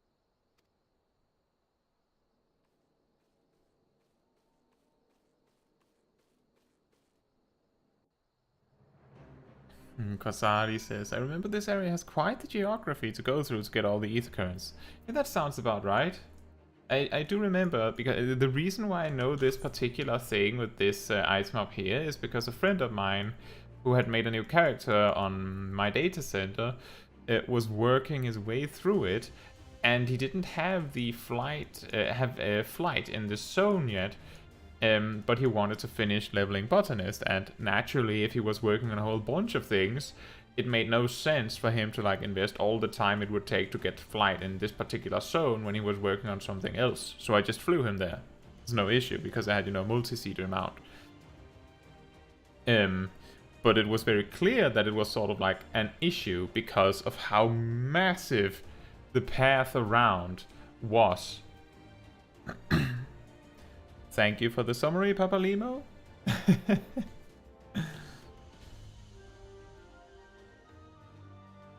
Wait a minute, after it recommended me, then it recommended Zebla, MTQ, Arthas, Matsui, Zavis, Pint, Kogan, Haru, Hisatsu, and Asmongold. Then it came back to me. That's what it sounds like. Interesting. I'm not sure how I'm supposed to read that. But yeah, exactly that. The geography in this zone is wild. And you don't need to spend very much time in this zone, so there's not very much motivation to go through the effort of unlocking flight here if you can get the things you need to get done, like, you can get a little bit of assistance. If I may, General, is there aught Caetsu and I can do to assist with final preparations? I'm glad you asked. Pippin informed me moments ago that all forces are in position and that we are ready to commence the assault. Naught remains but to notify the Alliance commanders. If you've no objections, I should be glad to have you do the honors, Caetsu. You were instrumental to the success of Operation Archon. You helped bring an end to the Dragonsong War. You are a hero to the people and a symbol of hope. Some might judge it an empty gesture, or worse, a waste of your talents, but I know it would mean much to everyone. I'll do it then, I guess.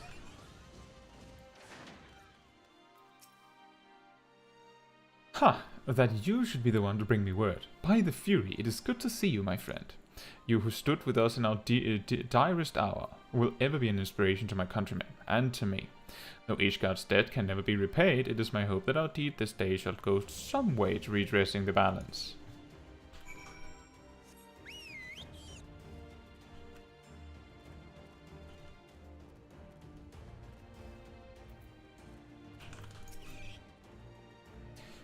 All is ready. Very well. Though many will fall in the coming battle, how many more shall know liberty for their sacrifice? There is a time for peace, and a time for war.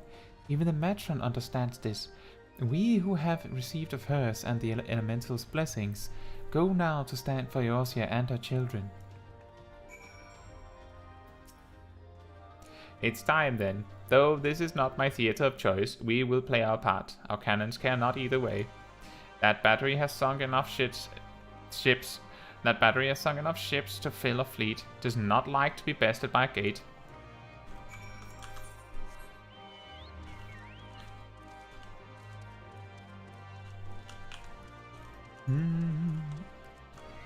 And back to Robon.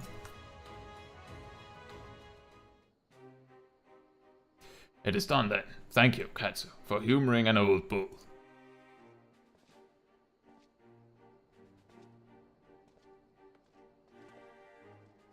Malmström, Adder, and Ishgardian forces are in position, General. Resistance forces in the Alamegan quarter are ready and will await our signal. Naught left to do but the deed itself.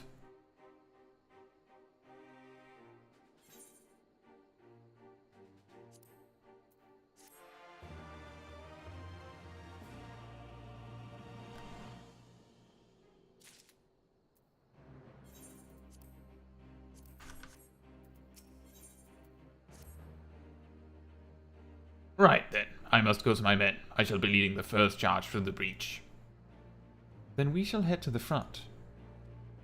Pippin has command of our artillery outside the gate. He'll not be hard to find. Ah, but before you go, I have a final favor to ask. Give this to my son. He will understand.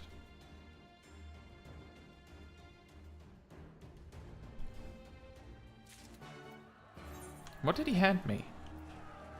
One can only imagine what this bulky package contains.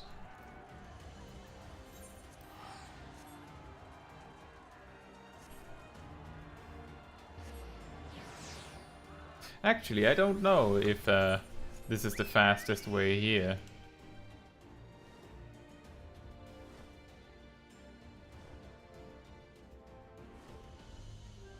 Hey Sydney, how are you doing? Saying you're leveling your machinist by grinding Fates and Shadowbringers regions. I'm still halfway through rank 2 in most areas. Is the grind worth it, Kai? Well, there are a bunch of things that you can only get if you, like, do that grind in every single zone. Oh, just a moment, let me read this. I've thought the day'd come when these gates were open to all. Oh, you wish to pass through? That means music, primarily.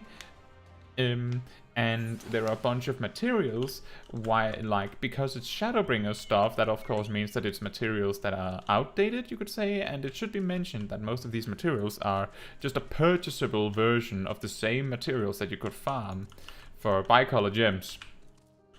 But I will say from personal experience that if I ever need a material that is acquired that can be bought for bicolor gems, it's way easier to just buy them than to farm the mobs that can drop them. Let me put it like this. If you like leveling jobs through fates, if you like doing that, then it is not a bad investment of your time, Sydney. It's not a bad thing to do, because you unlock a few things that you cannot unlock in any other way, as far as I remember. And if you're going to do it, like, imagine you have already maxed out all jobs later in time, and then you realize you need something from Shadowbringer's Fates. Now you have to do it for the sake of that. But if you do it now, while you're still leveling, it's just, you know, a free bonus. So I would say it's not a bad idea. It is sort of worth it. I would suggest that you regularly check in on what things you can and cannot purchase. Let me just see if I can get an overview here. Check in to make sure that you don't hang out with a full capacity of bicolor gemstones, and then spend some on the items that you unlock on your way there. To put an example, often you might need to max out the shared fates for a specific zone to buy the music from the zone. So if you like the music from a specific zone, you will need to do that.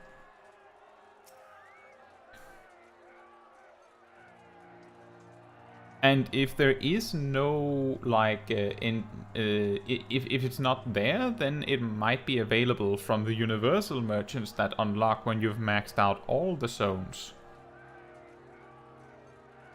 I hope that answers the question. Caetsu, Alphino, what is it? What is that you've got there? It's a box.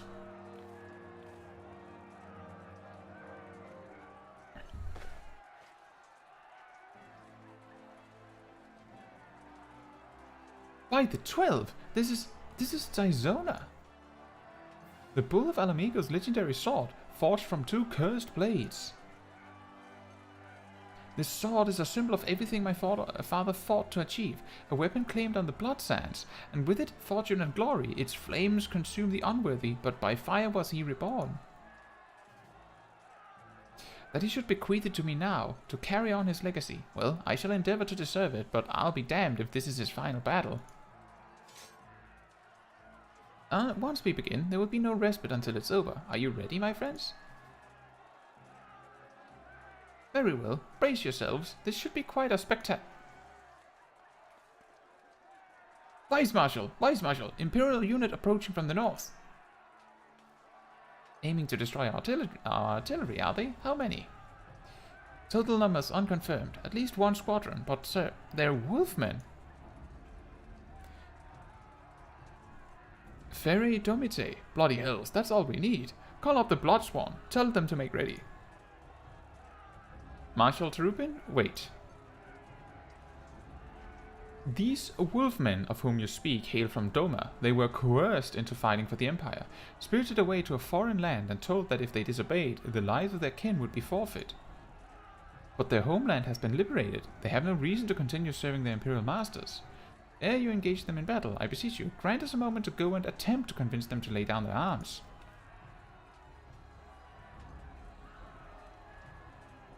I'm loath to give our enemy more time to prepare, but if there is a chance that this conflict might be avoided, I suppose we must take it. Go then, but be quick. We will, Vice Marshal. With me, Caetsu.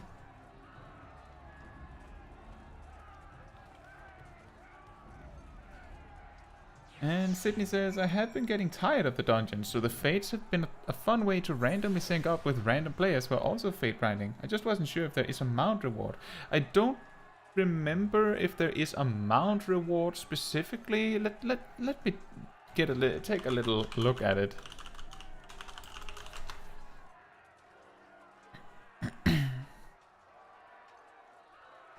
Let's see. In Colusia, there's 2 songs, 2 cards. In Namarang, there's a minion and 2 songs. In Lakeland, there's 2 songs, a barding and a card. In Nilmek, there's 3 songs, a minion, and 2 cards and a painting. In Raktika, there's a minion, 2 songs and a card. Tempest, there's 3 songs, 1 in particular that I really recommend. It might sound familiar. And a card and a toy for your house, like a stuffed doll. And then there's 2 more songs and a minion, and 3 more songs and a barding from the 2 universal ones once you've capped everything out. Now, regarding amount, there is this item that you unlock in Endwalker. Once you've maxed out all the Endwalker bicolor gemstone stuff, you'll be able to buy this thing called a bicolor gemstone voucher. You're going to need an enormous amount of them, but you can technically trade these vouchers for a mount. But the key thing is that you will need an absurd amount of them. But my point that I'm trying to make is that there are a lot of rewards that you can get for bicolor gemstones, but you need to farm up the quote-unquote reputation in each zone to do that. And some of them are locked behind maxing out all of them, and if you discover that you want an item that require all of the Shadowbringers fates to be maxed out, then that's a long grind if you haven't done it already, or at least started on it. And I do think that Fates is a pretty good way to like move away from spamming dungeons all the time. And that was the one you were told about. Ah, okay. We'll wait here for the Lupin to arrive. Steel yourself, my friend. Though I hope to resolve this without resorting to violence, it would seem wise to prepare for the worst.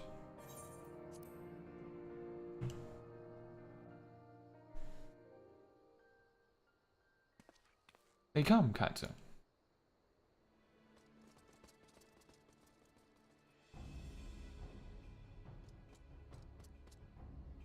You, clear the road. Honorable warriors of Doma, my name is Alphino Levier, and I come before you with great news of great import. Silence, boy. You stand upon a battlefield. Be gone or be cut down. Doma is free. Lord Hien has returned and driven Yotsuyu and the Imperials from your lands. We were there. We helped him. There's no need for you to fight the Zenos. Lord Hien is dead, and you are a liar. What could a boy such as you do against Magitek? Throw stones and spit curses? Invoke my lord's name again at your peril. We will suffer no falsehoods. I speak only the truth. Put up your weapons, I beg of you. Let us speak as friends and not shed blood in vain. If your claims were true, we would gladly sheath our blades and embrace as brothers.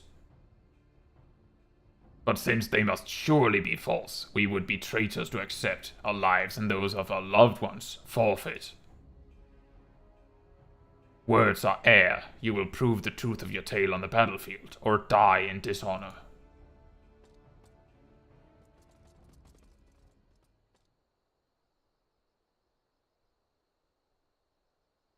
That is a good point. He's basically saying, well, Alphino, if you claim to have been there, you would be strong enough to beat us in battle. Although this is a little bit of a lopsided battle, don't you think?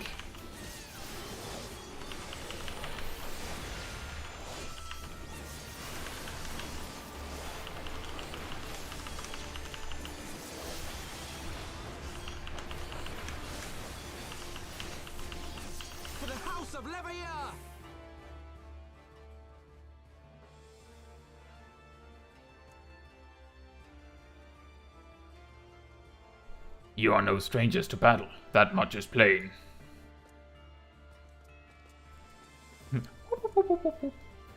I am the White, I am Hakuro, and I will be your opponent. Have at you. It's now that I have spent all of my cooldowns on your ads.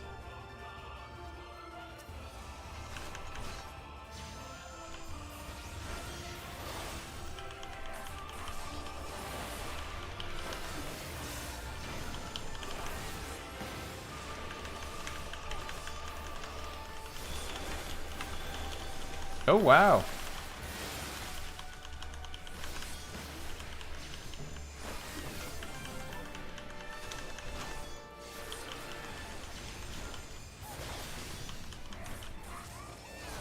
Huh?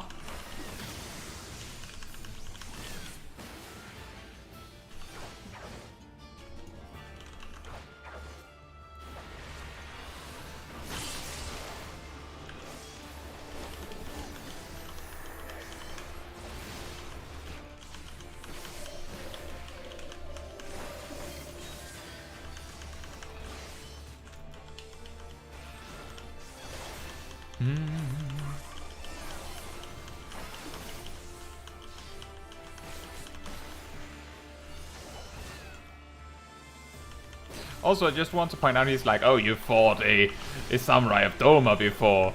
But at the same time, the Samurai of Doma typically, you know, wield their blades in two hands. This man is one-handing it.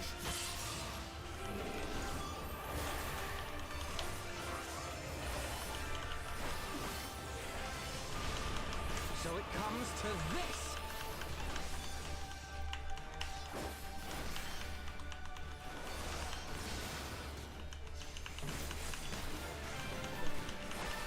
A Moonstone Carbuncle.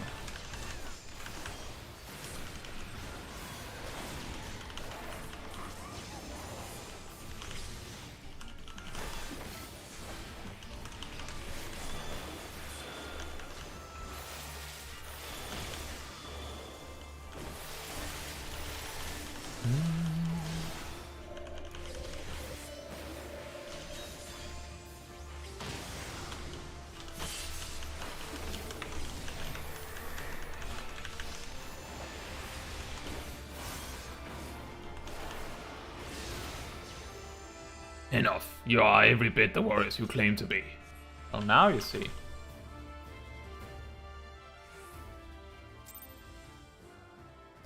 Let's see. Sydney says, by the way, I love Final Fantasy XIV and play it primarily, but if you were looking for a deep story and lore-rich game, I would recommend you check out Signalis. That game was fun to play and do voices for.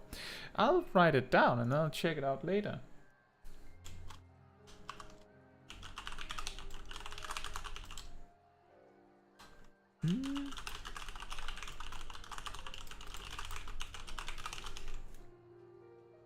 I also play a bunch of other games, but mainly we do Final Fantasy XIV, of course. You fought with honor and restraint. You could have killed my men, and perhaps even me, but you did not for this. I thank you. Warriors brave and true, I pray you tell us of the battle for Doma's liberation. We should be glad to do so.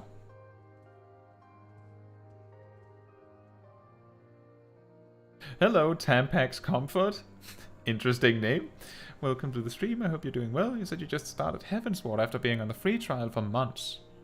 Well, I hope you really enjoy enjoy Heavensward. Why did you? Isn't Heavensward part of the free trial? Or do you mean that you've been on the free trial for months and are still on the free trial and just got to Heavensward now? Lord Hien returned. Such joy this news brings us. But for Lord Caetsu to perish in the keep's collapse, to be taken from us by such treachery, there is no justice. Eyes forward, Hakuro. He wished for no better death. You knew him well, he would not suffer us to mourn with so much undone. So we will not. Duty comes before all. All Lupin shall know of Doma's liberation, and of your part in it. When you breach the gates, we shall turn on the Imperials as one. With fang and claw shall we rip open the throats of our masters. This the White swears. Thank you. When our war's ended, I'm certain that your lord will help us to return you all to Doma. Such a curious thing, destiny, to see us meet with friends of Lord Hien in this distant corner of the world. We shall not keep you. Your day is not yet done.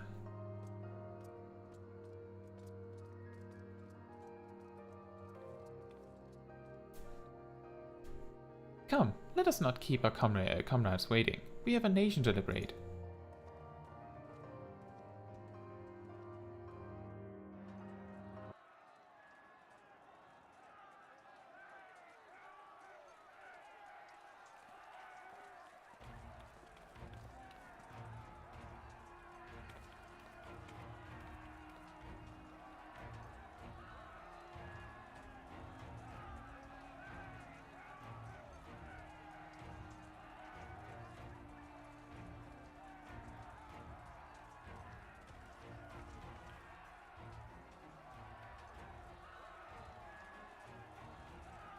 You are returned.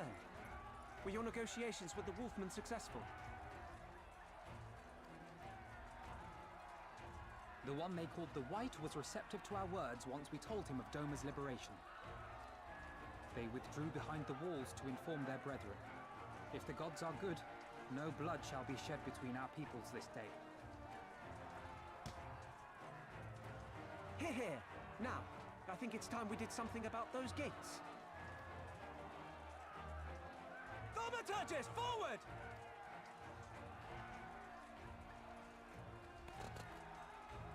Give me hellfire! Give me Ifrit's bloody inferno!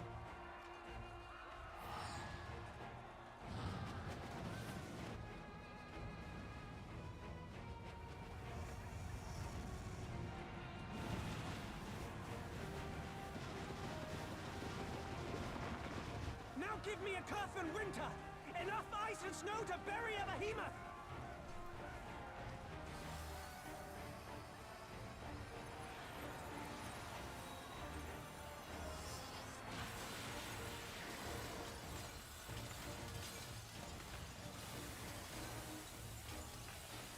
All cannons! Fire at will! Let no man say we neglected to knock!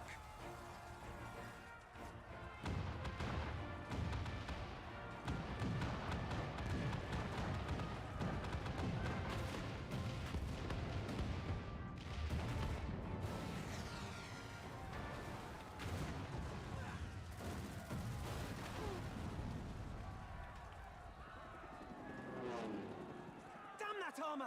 We nearly had it!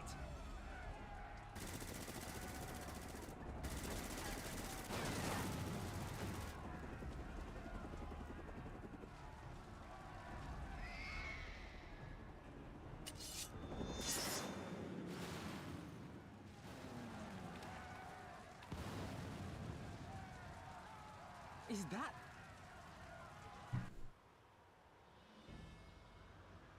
Bear witness, my Eorzean brothers and sisters! Doma is come to pay her debts! Lord Hien! We will deal with the flying machines. Forward, my friends, for freedom and justice!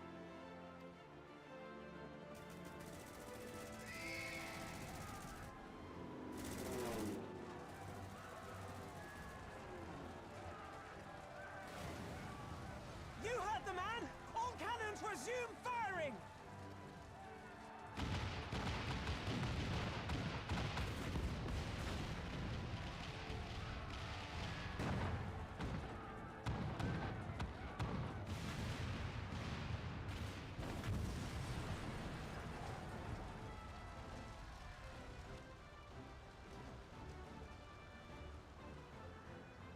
We're through. The way is clear.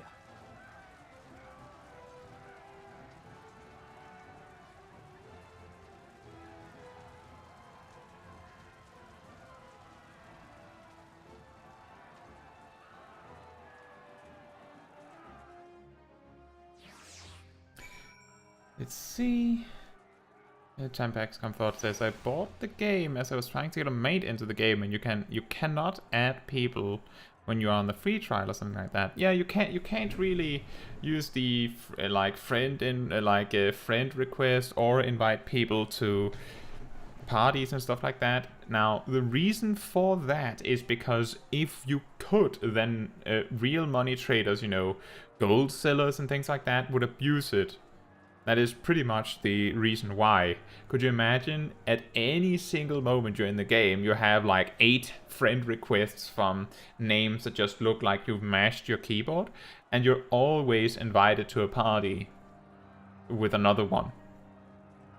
Because it would just be free for them to advertise that way. That's also why they primarily advertise in the Say chat, because that is available to free trial players. But yeah, I can see how that makes sense. I will say that if you just needed to be able to invite your friend to a party, it would not be entirely surprising if you could find someone to help you invite. I have experienced as a mentor on my main to be requested to help with something. I'm just standing around somewhere and then a player walks up to me like, can you invite us to the party and just leave? So that we free trial players can be in the same party, and I do that gladly. Like, it costs me nothing. It just requires that you have to, you know, add involve a third person every time you want to party up, which I can understand would be inconvenient. But if you like it better that way, that is totally understandable. When I started playing, I got to like level 18, and then I bought the game. But to be fair, when I bought the game, the free trial only reached level 35 and didn't include Heavensward at all, so... And I wanted to be a race that was only included in Heavensward. So, you know, had to buy it. But yeah, it is we are at the level 70 part of the story, pretty much, which means that if it took you several months to reach Heavensward and start on it, and now you're, I'm guessing, going to, like, help your friend progress through the story, maybe? Maybe you're going to progress separately on your own as well, but that would mean that it would probably take you several more months to just reach Stormblood, and then some time to reach the end of Stormblood. So it's going to be a while, but as long as you have fun with the game, it's not like you have to hurry. As Sydney says, I'm 3 months in and just finished Shadowbringers. I was rushing initially and then got sucked into the stories and eased the pace. Pippin is the epitome of the anti-Lalafell. Like, his personality does not portray the average Lalafell. Do you mean that he's not evil? Is that what you mean? Hey, there are good Lalafells. Or do you mean that he acts a lot bigger and tougher than he looks? And also, Sydney says, hearing you do the voices reminds me of myself. Whenever I play something with friends or read a book with people, I do voices for them that are varied and constantly changing. Hard for me to keep. Yeah, I'm trying my best to use the same voices whenever there's a person that is like reoccurring, but it is difficult to remember, so I try my best. Sometimes I change the voice if I eventually discover that I like a different one better. Because I try to, you know, go with a voice that looks natural to the character, it's easier to remember, to just do the voice, because I don't have to remember it. I just look at the character and go, well, I probably gave him a voice a little bit like this. And then I just do that. There's a few characters where I have to specifically memorize what their voice was like. Like with Pippin, actually. And Sydney says, yeah, is that tsundere? My wife is a weeb, and I'm learning the terminology. A tsundere is, I believe, a character that,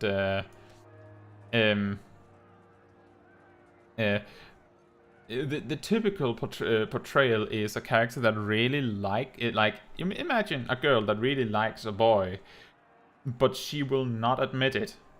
Ever. Even if he just straight up goes, hey, do you like me, or I like you, like, she will not admit it, and it is really, really awkward for her to deal with.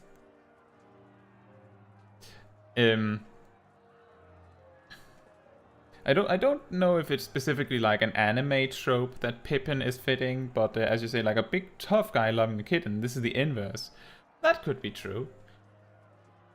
I think that is more fitting than trying to make him fit in a box of an anime term. Impeccable timing, those Domans. Come, comrades, the enemy's gate is down. Forward! And here it comes. Finally, we get to face Zenos. The battle for Alamigo is at hand. All forces have been ordered to advance into the city proper. I trust your unit of elite adventurers is ready, Caetsu. Yes. Excellent. Your objective is to make haste for the castle and kill Zenos Galbus. Any questions? Of course not. Now, go and get the bastard.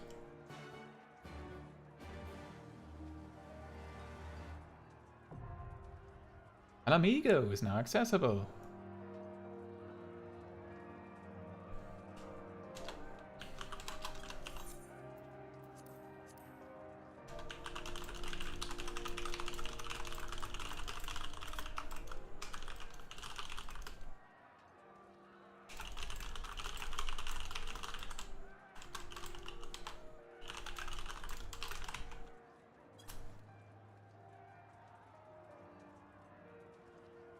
Sydney says, Zenos, oh wow, I'm starting to realize my favorite characters tend to be the villains. You know, Zenos is a very fascinating character because he was not very well liked in Stormblood at all.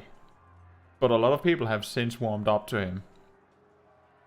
But in Stormblood, a lot of people did not like Zenos.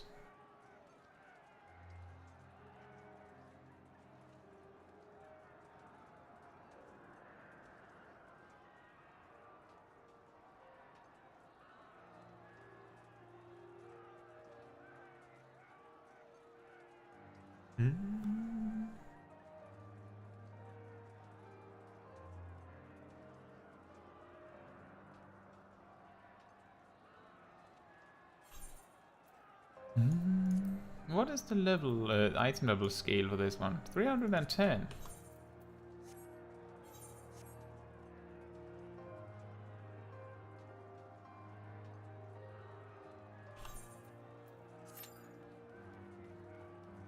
Oh boy, 11 minutes.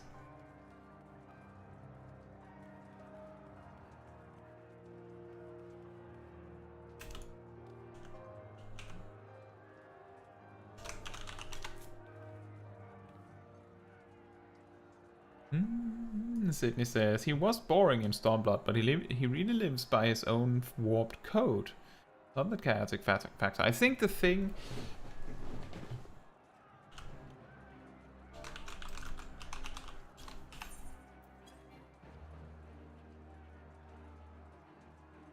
Just a moment.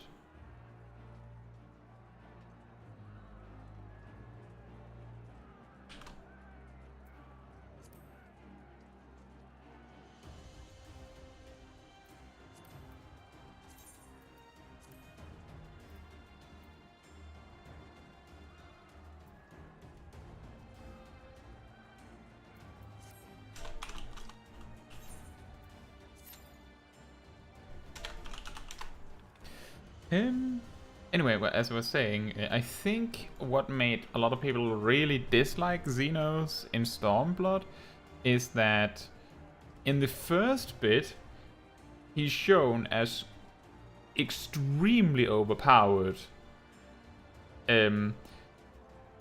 Like, weirdly just excessively strong, and you know nearly nothing about him, so his power feels unwarranted, so to speak.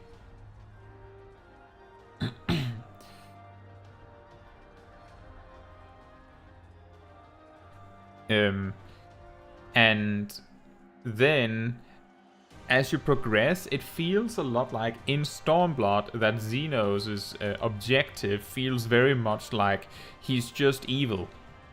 Like he's just flat out evil. He feels very almost comedically villainous in the way that he just kills his officers randomly. It feels like... But the thing is that he's consistent with the things that he does. And he's still consistent as you progress further in the story. The problem is that as he is the big bad of this part of Stormblood, you don't get to interact a lot with Zenos. So all you get to experience is his worst parts and the few times you get to fight him directly, which is, you know, it leads to a really boring character if that's all you see. And there's just, let's say there's not enough of those, meanwhile, in Garlemald kind of situations to give you an experience of who Zenos is before, well, we basically kill him off. And I think that's a lot of the reason why people didn't like him. You hardly ever get to talk to him. All you see him do is be evil to literally everyone.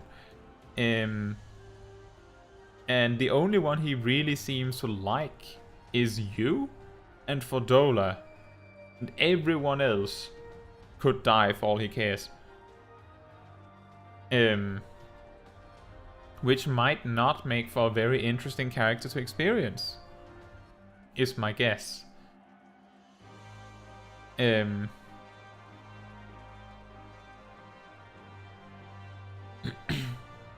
then as you progress through Shadowbringers and in Endwalker, you get more like bits and pieces about Zenos, right? And that's why people, you know, just started to warm up to him after the fact, I believe. Like, you get to understand what his motivations were. And then also people just decided that he's kinda hot, apparently.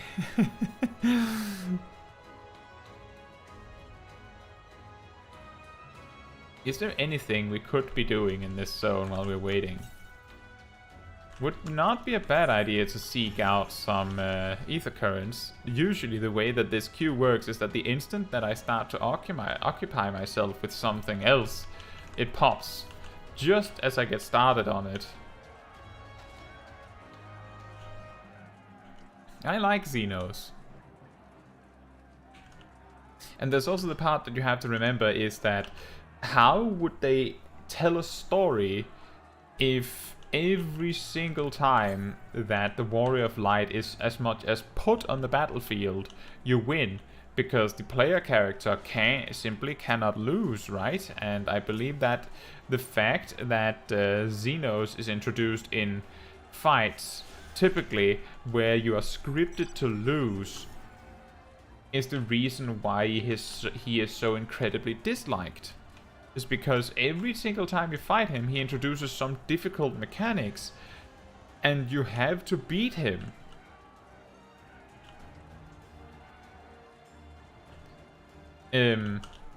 Like, you have to beat him, and then he will just circle around and say, nope, I win.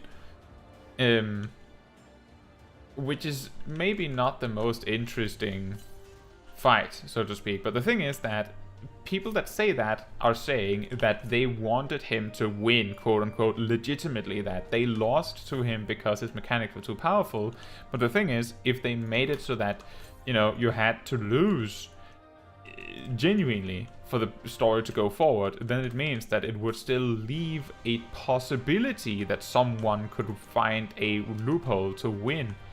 And if the story explicitly says that you lose, then you would reach those weird RPG situations where you win a fight and then the cutscene after sees you losing, which is not very good either. And Sydney says, interesting to hear Zenos liked Fedola. I always thought he saw you as a useful, power-hungry tool. Well, he might see that. I was just more trying to portray that he does not like a lot of things. He does not care about a lot of things. But it seems like he has at least taken an interest to Fedola. We have to remember that Fedola is power-hungry enough that she would let herself be tested on something that ultimately Zenos himself also makes use of, I believe. Well, well, woman such as you hardly needs an introduction. Will you be coming inside? Yes. He definitely has a power crush on us. Yeah, exactly. Yeah, I think it might be a case of just nice to have, like a nice tool to have in Fedola. That's hard. That might be a possibility, but relative to all of his other officers and commanders and stuff, he certainly liked Fedola a lot more, given how he treated her, I would say.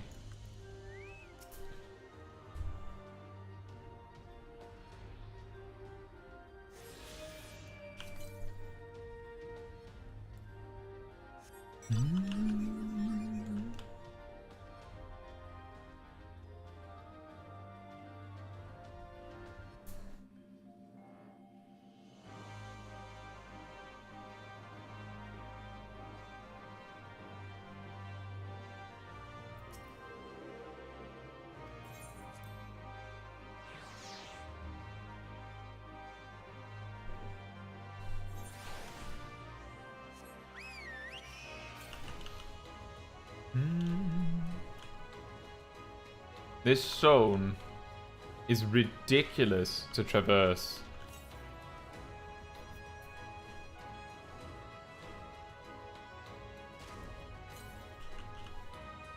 Like, it's not just very vertical, but there's so many, like, roundabout ways to go.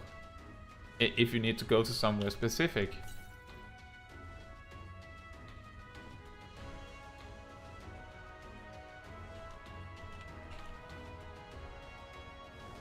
By the way, Sydney, how far have you gotten in the main quest now? I can't remember if you had gotten to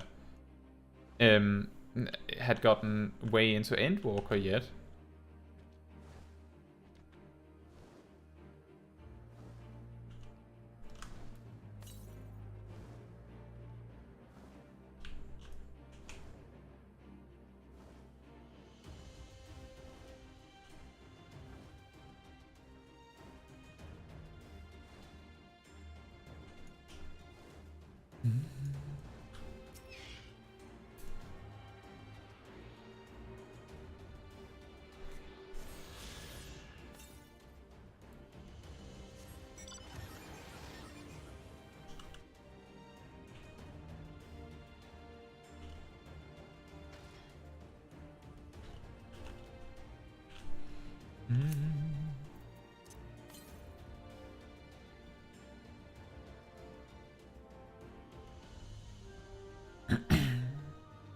You've just barely started the post-Shadowbringers content. Your wife has not been able to play, so you've just been grinding other jobs. Oh, fair enough. Have you tried a new Paladin? Given that Paladin got their huge rework this week.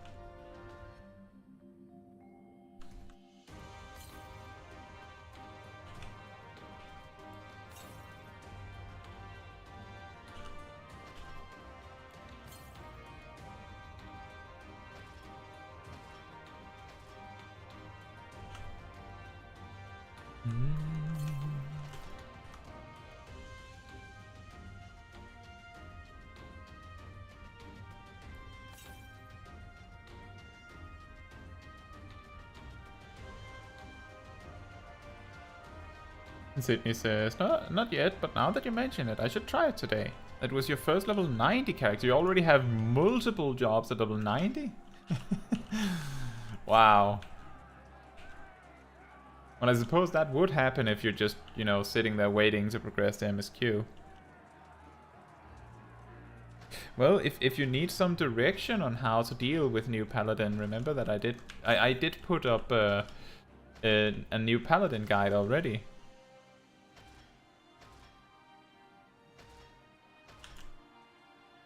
Both for low level and high level, although you may want to check both to be sure if there's something you're uncertain of in the first 50 levels.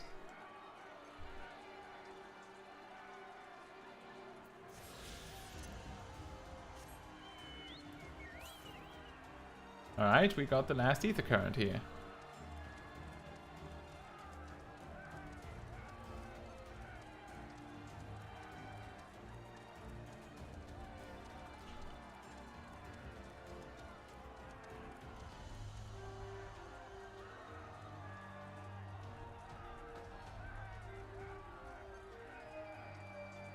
And Sydney says, I work from home as a programmer, so a lot of game time between code compilations. Oh yeah, I could imagine.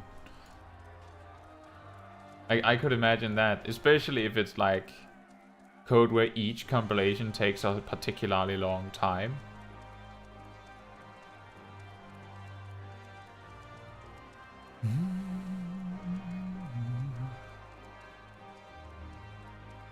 Well, the average wait time didn't add up. Now we have to find something else to get the time to pass with.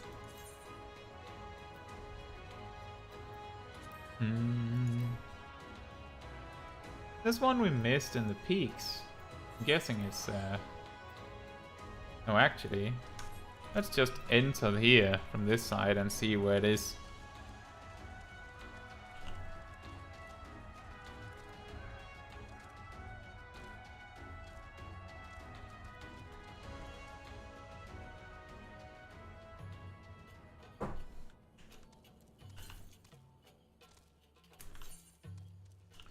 A lot north. In that case, it's probably on this side.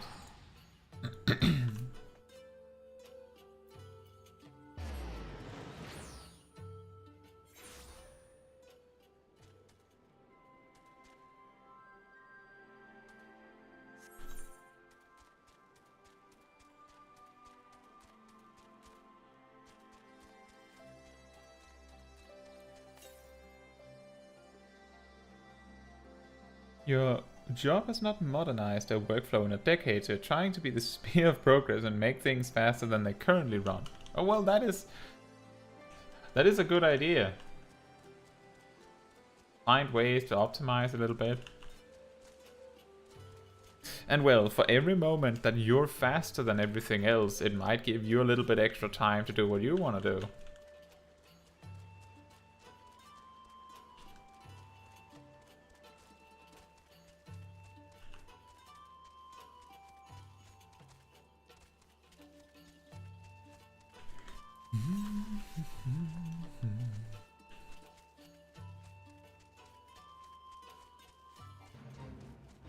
It's a little bit problematic that these like end of expansion content is in its own separate roulette, and the rewards from that roulette aren't too enticing, which means that a lot of players will simply skip them. Which is the reason why it leads to these long queues. You do a dungeon that is in the leveling roulette, and it's usually done within, like, you start within 5 minutes or so. You instead do a level 50, 60 or 70 dungeon, and suddenly it's just not happening. Did I run all the way up here only to find that the ether current is down this way after all? Well, Watch this. Woo!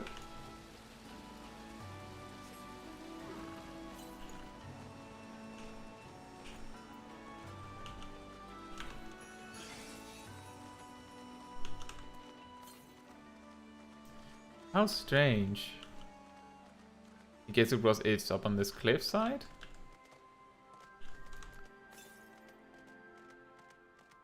Yep.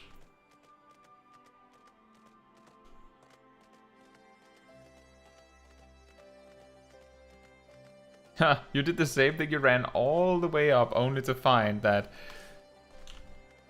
in front of the waterfall. Well, there's also one here, and I guess that's the one that I missed.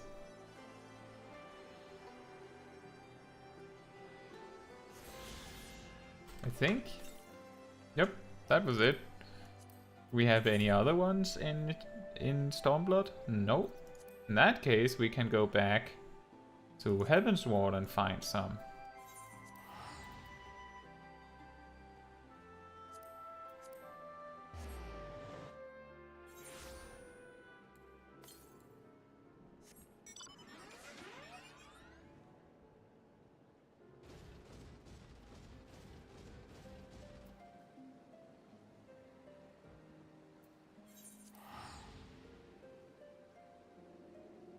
I think now that you mention it, Sydney, that could also have been an ether current just at the foot of the waterfall that I didn't miss. But having an ether current like smack dab in a city is a little surprising. Oh, there we go.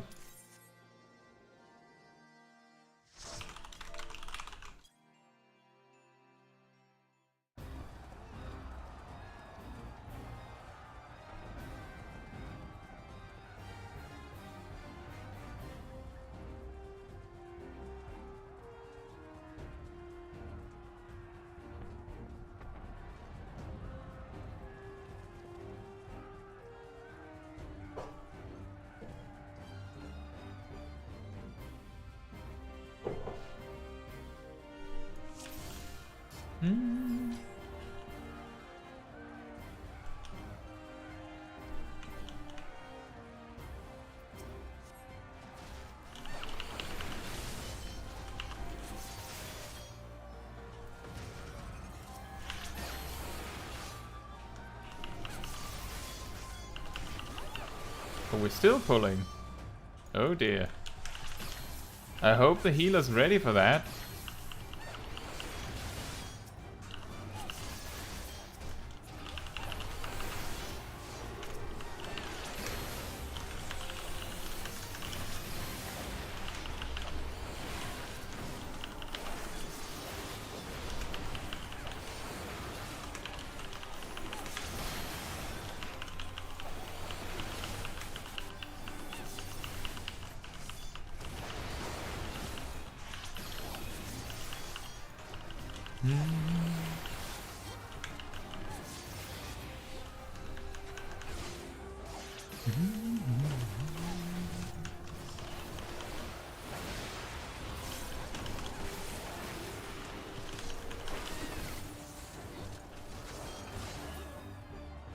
That is a big pull.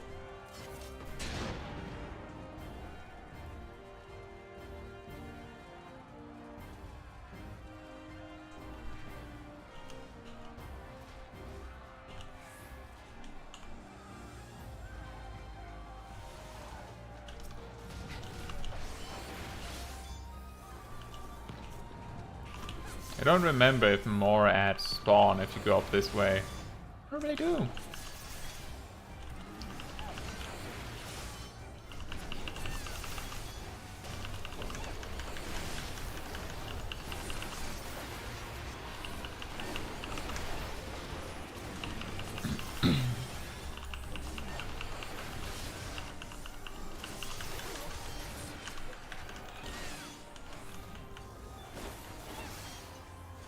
This is the kind of dungeon that you don't get a lot, in my experience.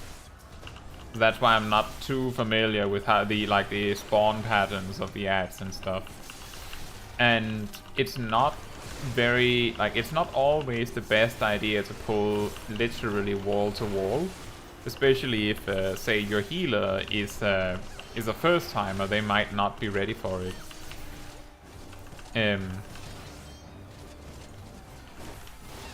Or if your tank is a first timer, they might not do it. So it's not always that I actually get to see how far you can get away with pushing like this.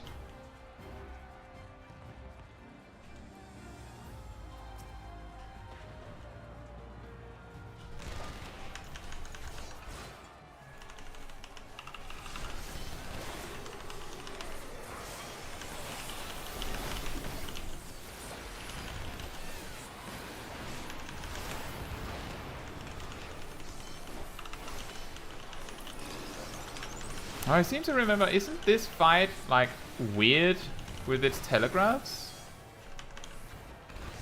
I feel like I remember something like that.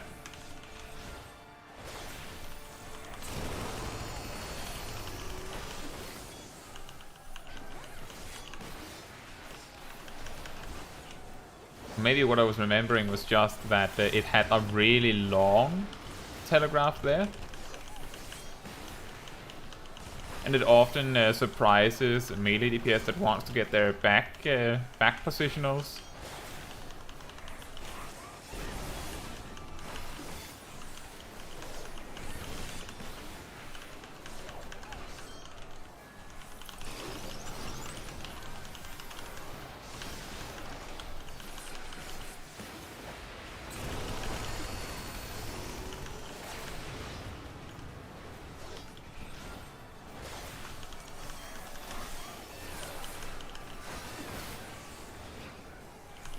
Whoa.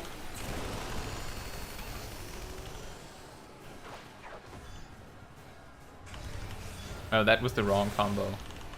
Oh well.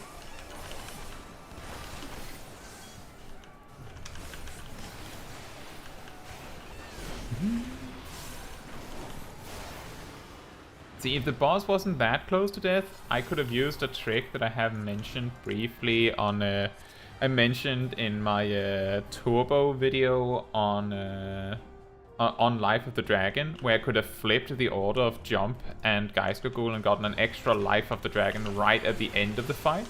But because it would barely have made a difference, it makes more sense to save it for the AoE pull right here. Now the question is how much we're pulling. Is that it? Are we stopping here? I guess we're stopping here.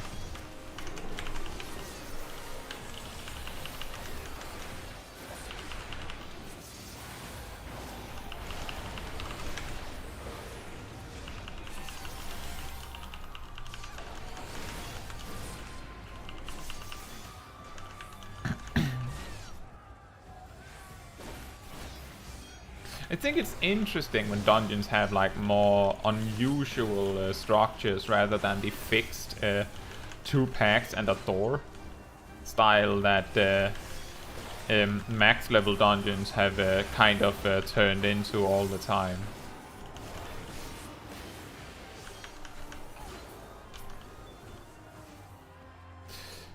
Also, if there's anyone watching that is sitting there like wondering why on earth is it that I'm using Geistgul first and then jump, which basically leads to me being like 30 seconds slower with every single Life of the Dragon that I get. The reason is that if you do it like that, then you can actually combine your Life of the Dragon more regularly with Lance Charge and all other minute cooldowns. And because most cooldowns these days are either 1 minute or 2 minutes, that matters quite significantly, and you delaying it 30 seconds doesn't really result in you having less of them. You're not missing out on a Life of the Dragon in most cases, and as I was saying, if you are nearing the end of an encounter, you can always just flip the order at the end to make it work out anyway.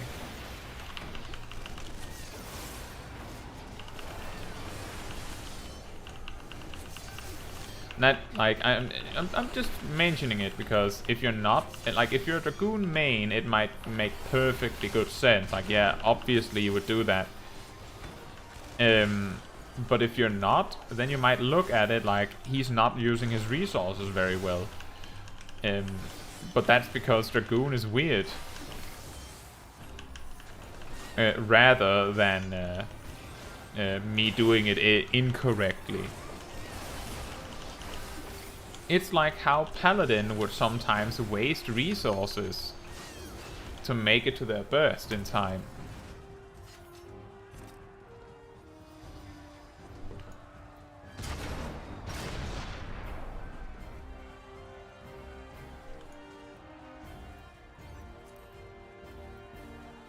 Oh, that is an upgrade.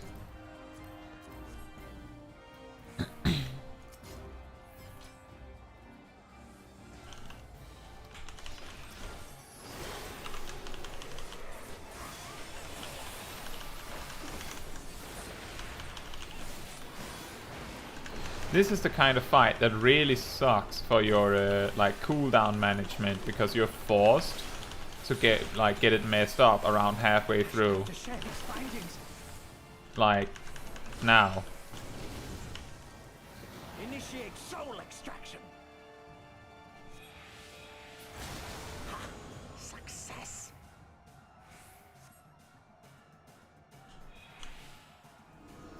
Wow. Imagine if he had people to help him move the unconscious bodies. If only he had that, then he would have beaten the Warriors of Light right then and there.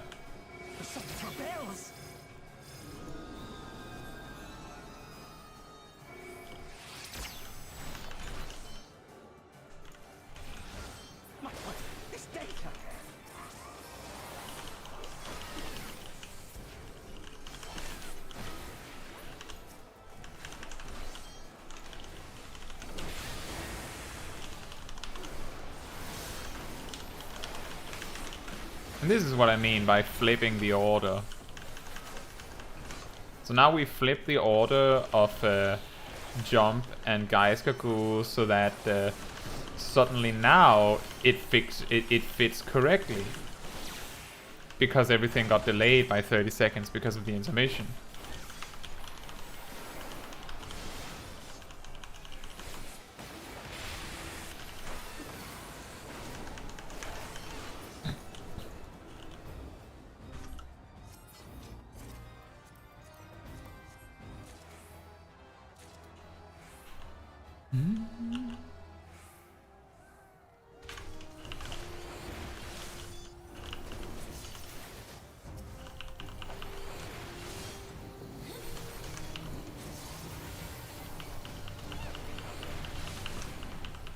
This is a little awkward.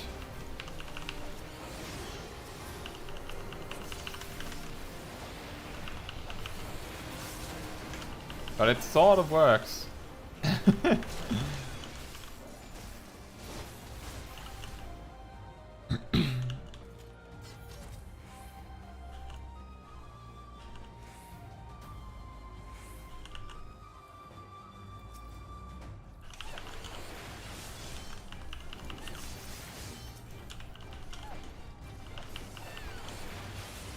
Oh, treasure coffer. Let me get that.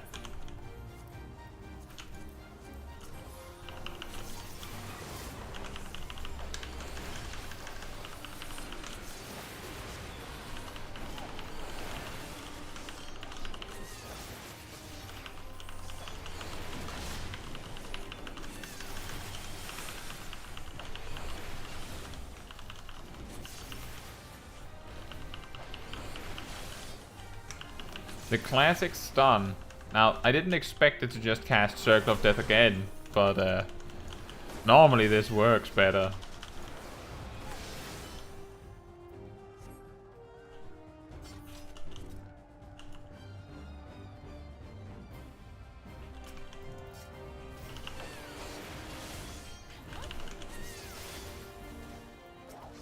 I'm just going to single target this.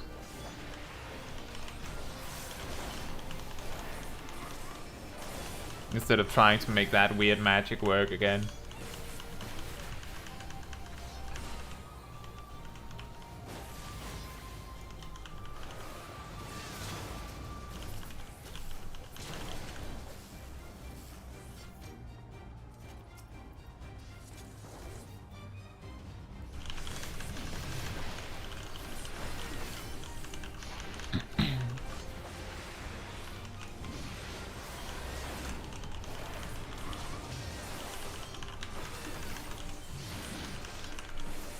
Ooh.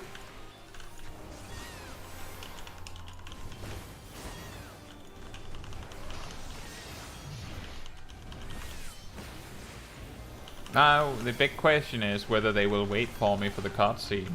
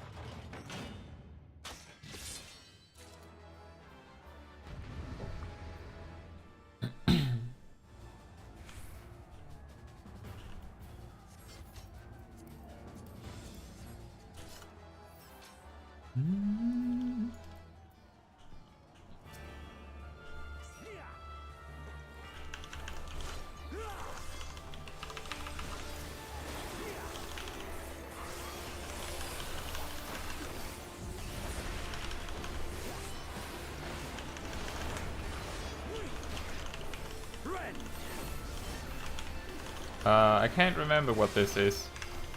I believe it's knockback? Yes. And that's why I used arm's length, just to be on the safe side.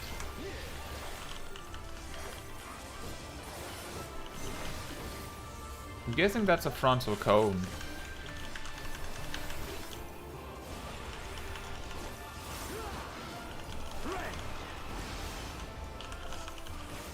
And that is a circle. But it is not telegraphed.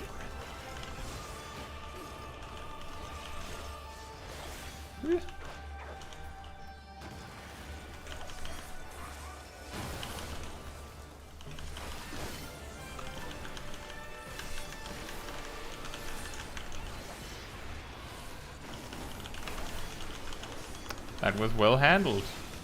Completely nullified by pointing him out of the arena like that. Also, I have to say, getting the positionals right is quite difficult with the spell effects on Zenos and his very small targeting reticle. It's not very easy to see.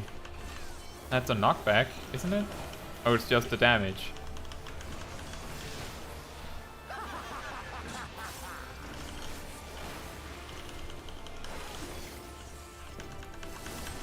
Oh, right. Split.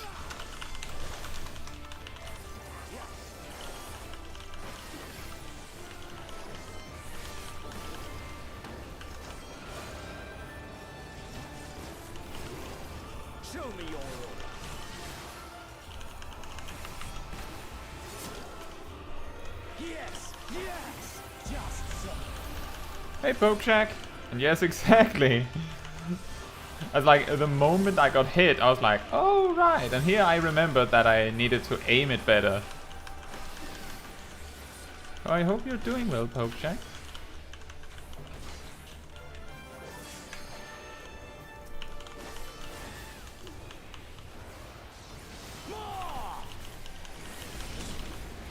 Ah.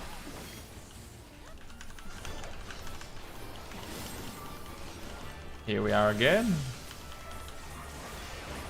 Have you the strength?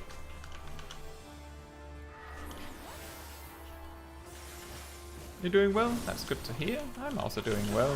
To transcend.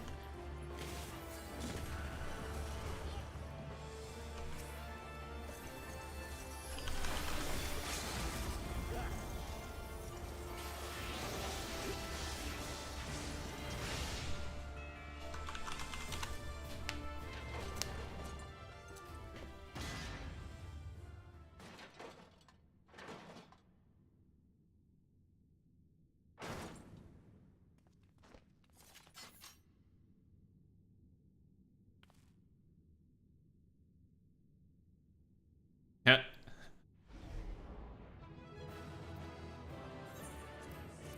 Just complete silence, like, huh. Ah. Oh, that is a nice looking scythe.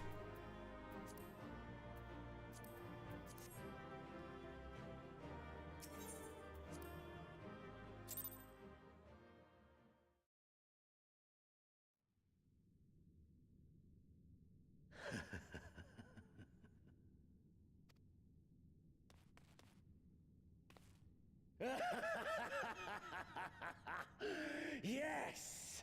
Yes! Such ferocity. Such tenacity. I am loath to recall how disappointed I was when first we fought. But finally, after bathing in the blood and offal of your enemies, finally you prove yourself worthy prey for the hunt. It fills you even now, doesn't it? The hunger to bite down on my jugular, to feel the warmth fill your mouth and run over even as you drink deep. Good. This is the beast I have longed to face. As you sharpen your claws, I too sought newfound strength. But this is no place for a final contest. Come! The heavens shall bear witness to our dance.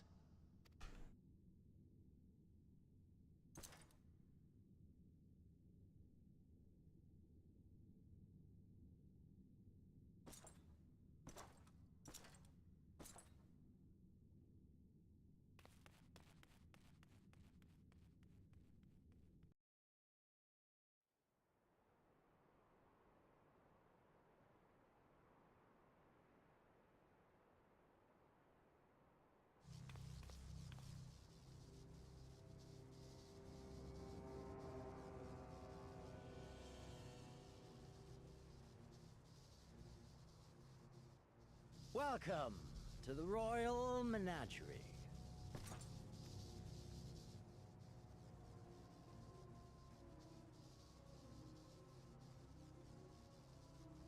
The King of Ruin built this place for his foreign queen. He kept it filled with familiar creatures from her homeland. They bored me all. This fine specimen, on the other hand, is simply divine.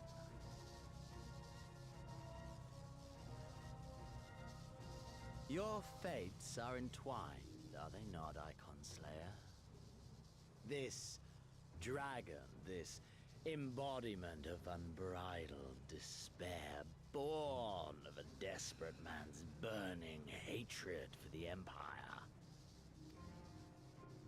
How raw the raging tempest that churns within its breast. No myth made manifest this, but a being of pure violence. Mayhap you are the true architect of our design. You who fought the very soul of vengeance to the edge and watched him fall. You who let slip the Allegan Hound to drive this icon into my arms. Oh my, have I said too much? Forgive me, this sensation is wholly unfamiliar to me. A question, then, and I should like very much for you to speak from the heart. If I were to stand aside, what would you do to this icon?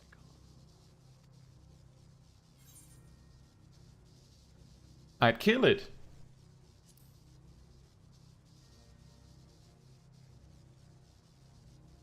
Ah, as simple as that.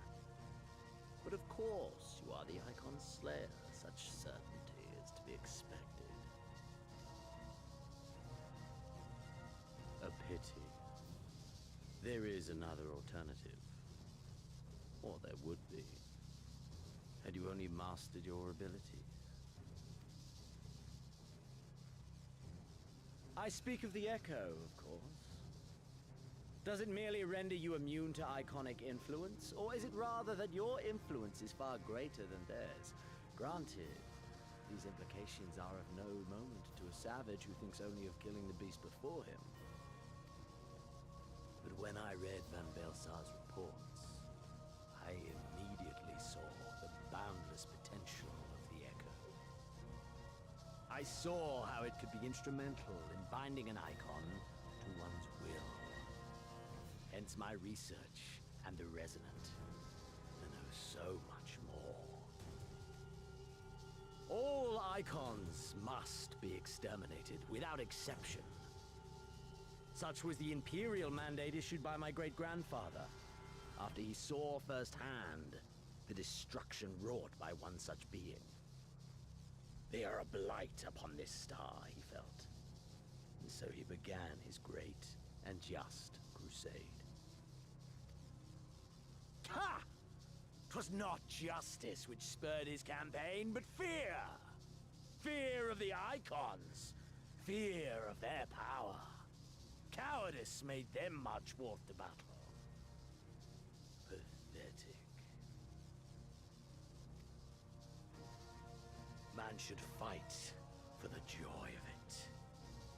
To live, to eat, to breed. Lesser beasts snap and howl at one another for this. Only man has the wisdom and the clarity to embrace violence for its own sake. For we who are born into this merciless, meaningless world have but one candle of life to burn. I know you understand this. You and I are one and the same.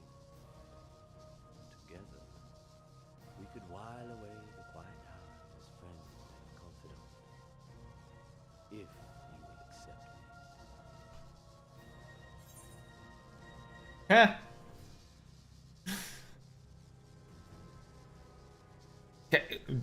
Do you mean to say, Zenos, that we could talk about it? That we could just talk about it? Then yes, I will accept you. I think I denied him on my main originally. So I will accept you this time. He's your fan, accept him. I just want to read what Pokeshak wrote up. At that moment, Smol just repeated something she had heard before on the battlefield.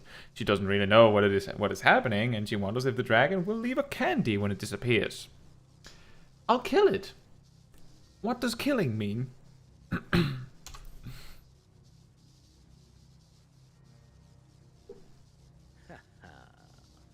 Are we to embrace and let bygones be bygones? Do our deeds weigh so little that you would cast all aside? Come. 'Twas plain from the first how this would end. You live for these moments, when all hangs in a balance, when the difference between life and death is but a single stroke.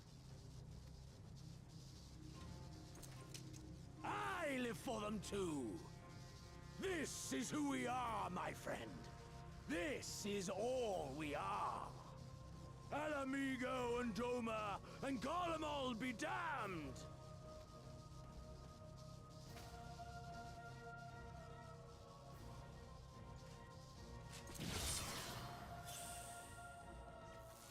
That's a big cut.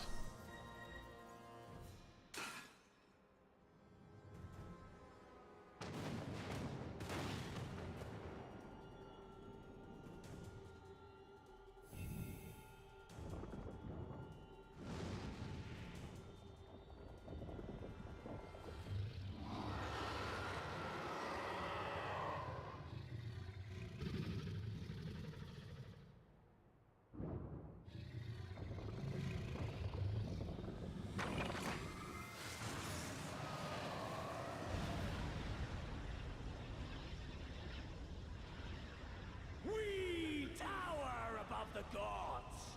You by your gift, I by my might.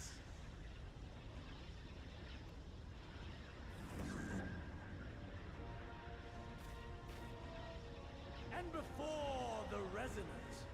The gods shall be made to yield.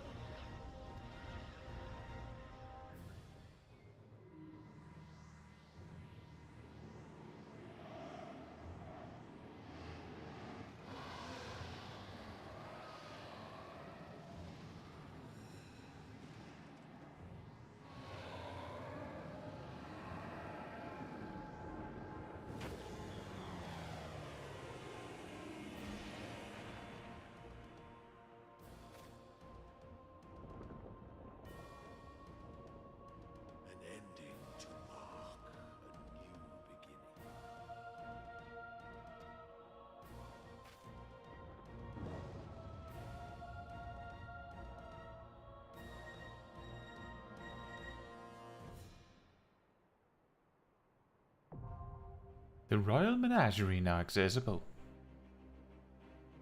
Ooh, the big... Wow, that just blinked into existence instead of like fading in. I will be right back, and then we go into the Royal Menagerie.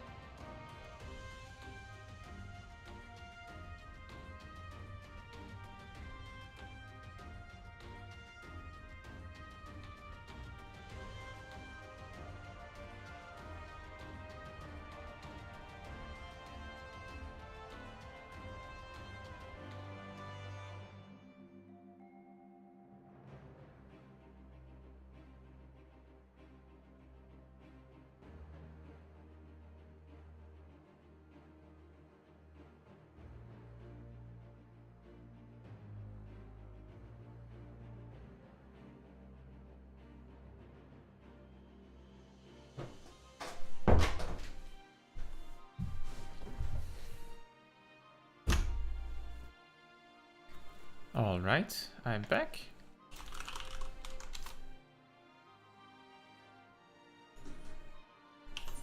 So let's get into it.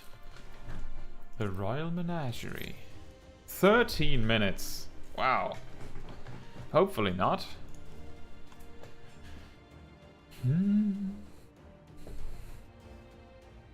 Well, we're not in a huge rush. Whatever happens, I'm pretty sure that we're actually in good time for once. For once. Anyway, before we landed into Alamego, we were collecting old ether currents. So let's continue that for those 13 minutes.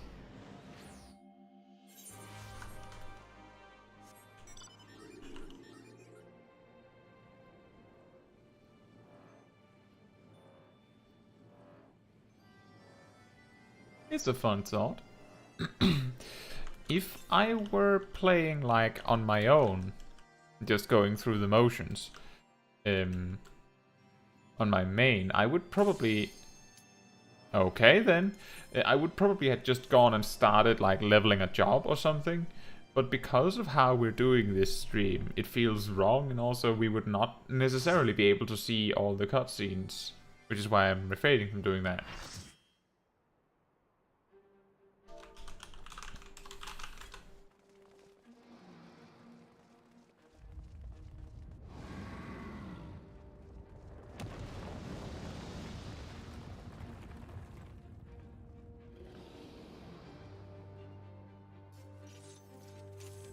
Time to get yeeted off of the platform.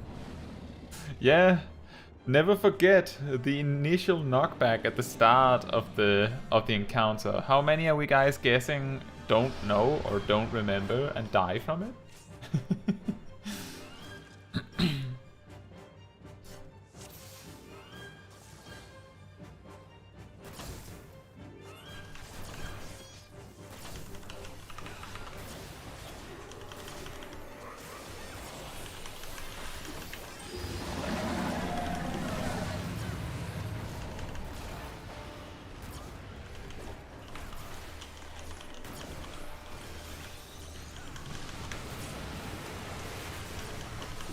Ooh, one died. That's actually not bad, but it's much worse if the water pillar comes from behind us. Then it's way more painful. Also, it looks like one of the tanks needs to put on a tank stance. I think. Nope, never mind. For some reason I thought that wasn't a tank.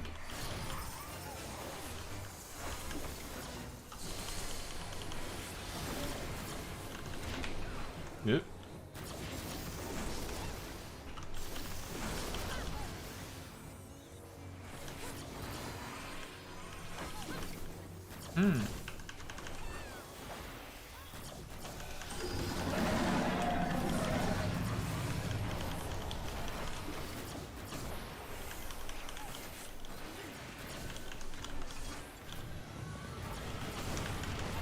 Oh, I didn't make it. I realized in the very last moment that I'd messed up.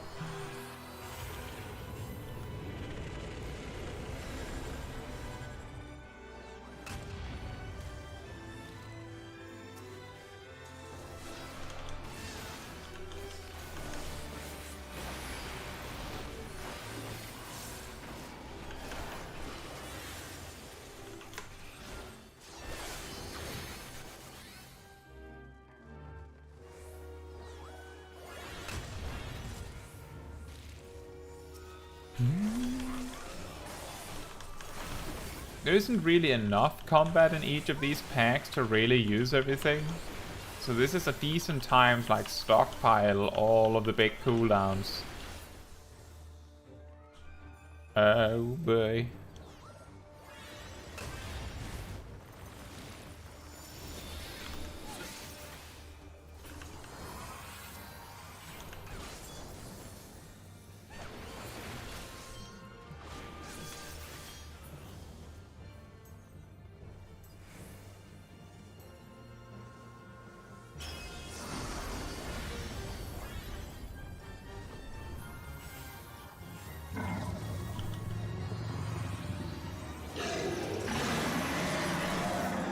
Mashing time.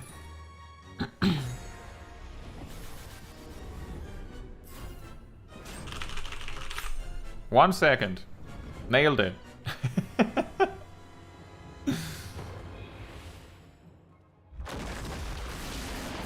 Looked like someone didn't make it.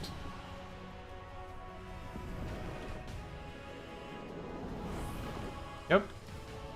Uh-oh, it's the tank with tank stance.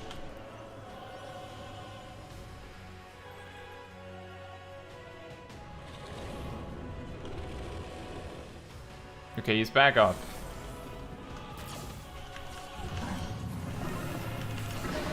Oh, nope. Oops, I messed up my dragon sight. Which makes me really selfish.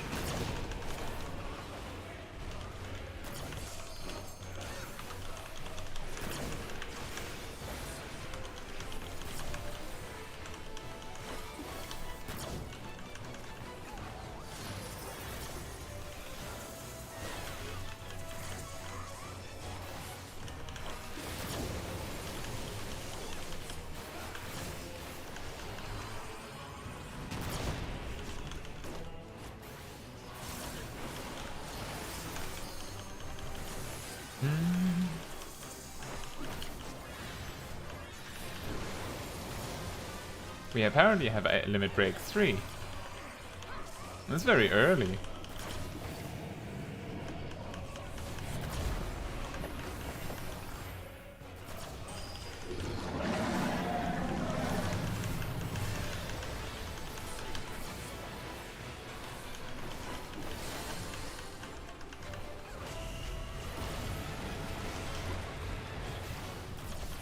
And one person dead to moving.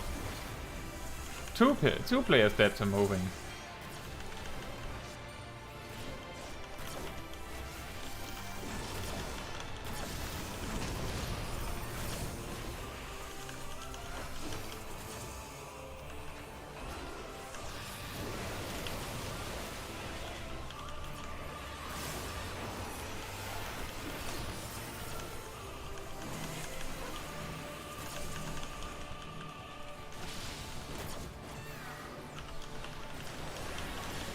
Not yet. It's not time for limit break yet.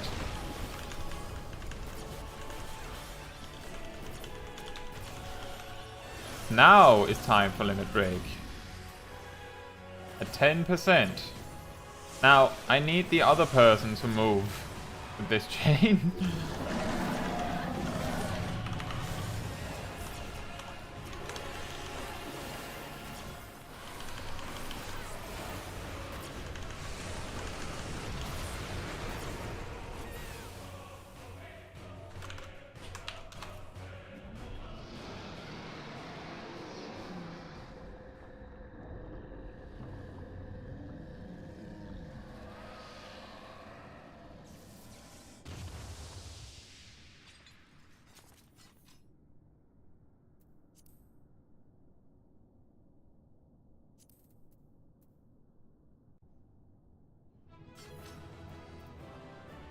There we go, and everyone's already left. Okay, then we just won't get my comment. Very nice. Yeah, and Boxing, I did indeed get smacked by the tail.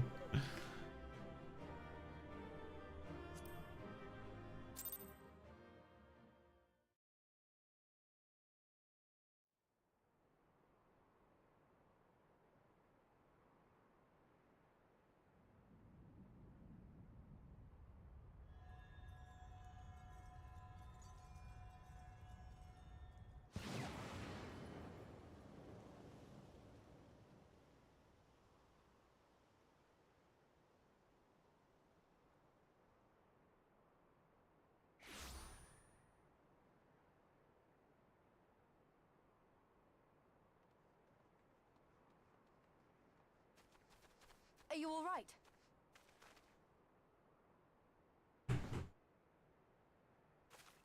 Zenos.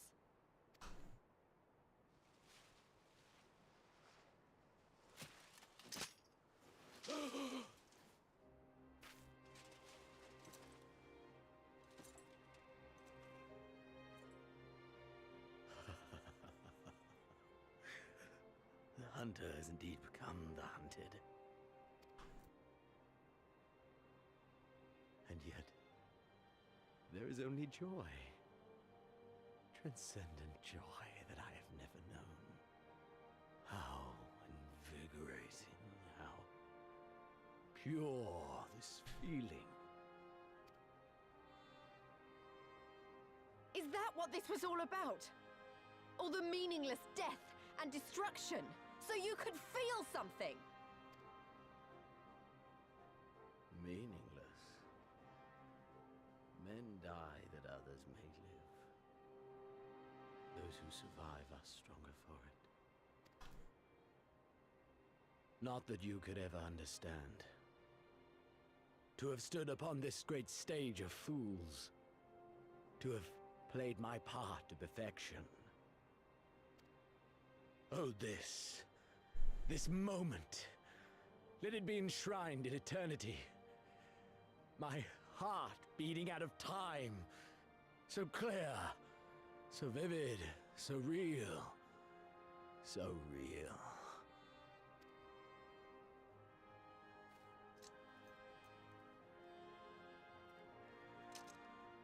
Coward! Stop!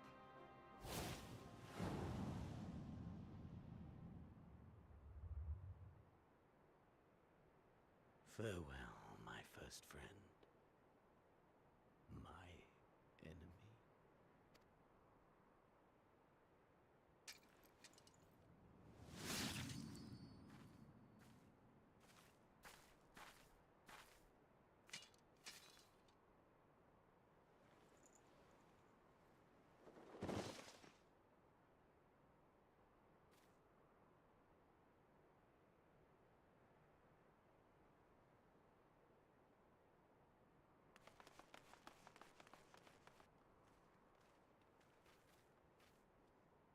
Where is he?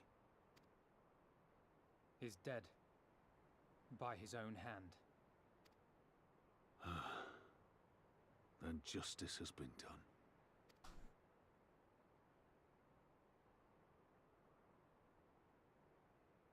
No. There's no justice in that rabid animal's end. Liberty or death. That so many should be forced to take up this creed to defeat such madness. We won. Forget him. The living have need of us now.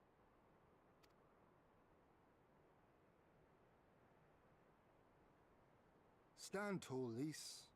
Now is the time to raise a cheer for all who fought for freedom. A cheer loud enough to carry to the highest heavens.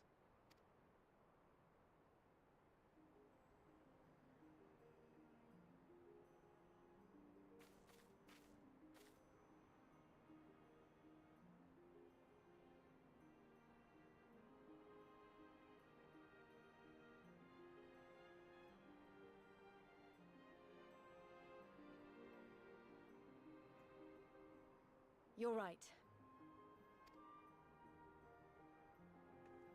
Thank you. Without you... well, you know. So let's do it together. For Alamigo!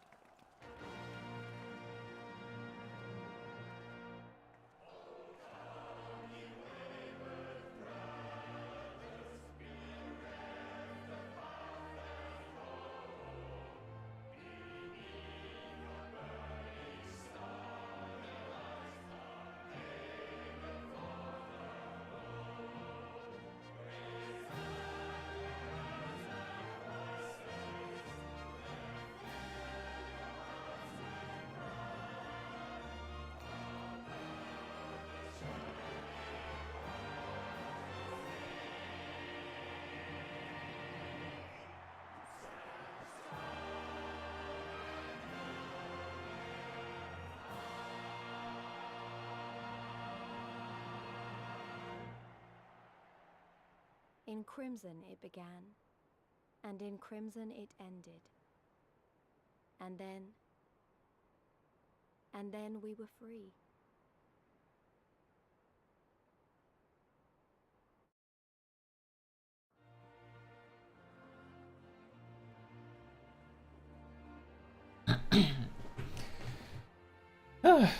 I think it was a very nice detail. Like, if you noticed, you could see that the characters... What is freedom, really?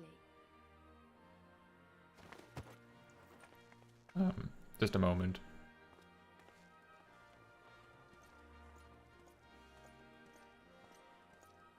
Are you done, Lise?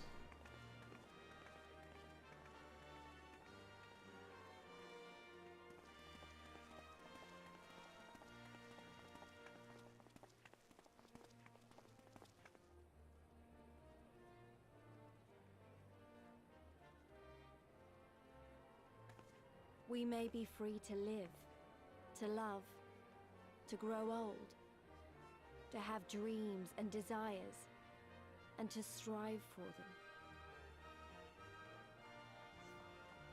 But in the end, we're defined by the legacy our forefathers bequeathed to us. Even Zenos was once a baby in the cradle, innocent and pure. He was made into a creature that lived only for death, not born one.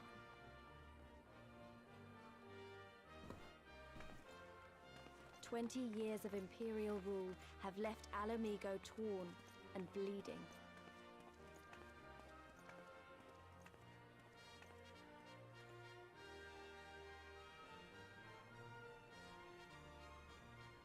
It won't be easy to heal a generation's worth of wounds, to bridge the gap. But I won't give up, Papalimo. I won't.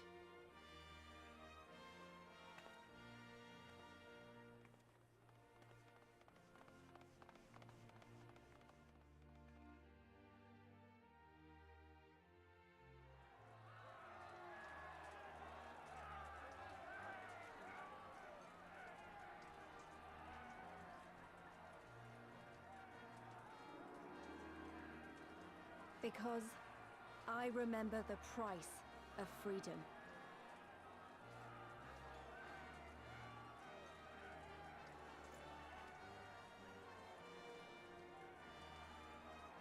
I remember the smoke, and the ashes, and the blood. I remember the screams, and the silence. And I'll do whatever it takes to honor their sacrifice, to build a home for us all. I promise you.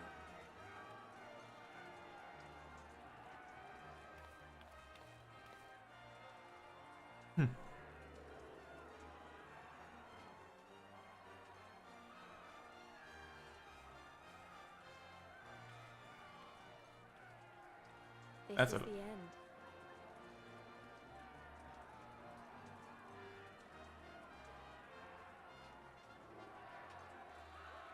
The end of the Imperial province of Ala Mhigo, and the rebirth of Ala Mhigo, the free nation. Long may she endure.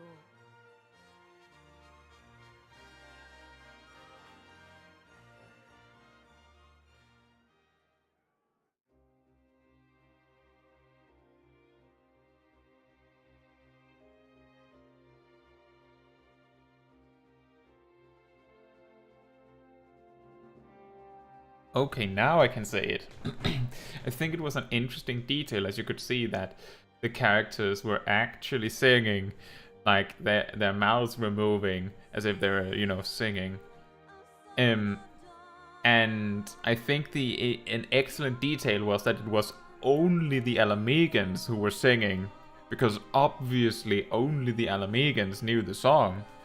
I also think it's very interesting that at the start of Stormblood you hear a Garlean song that goes to the exact same rhythm, almost like they took away the Ala Mhigans' song and replaced it with one that represents Garlean rule, you know, as a step in their takeover. I think that's interesting.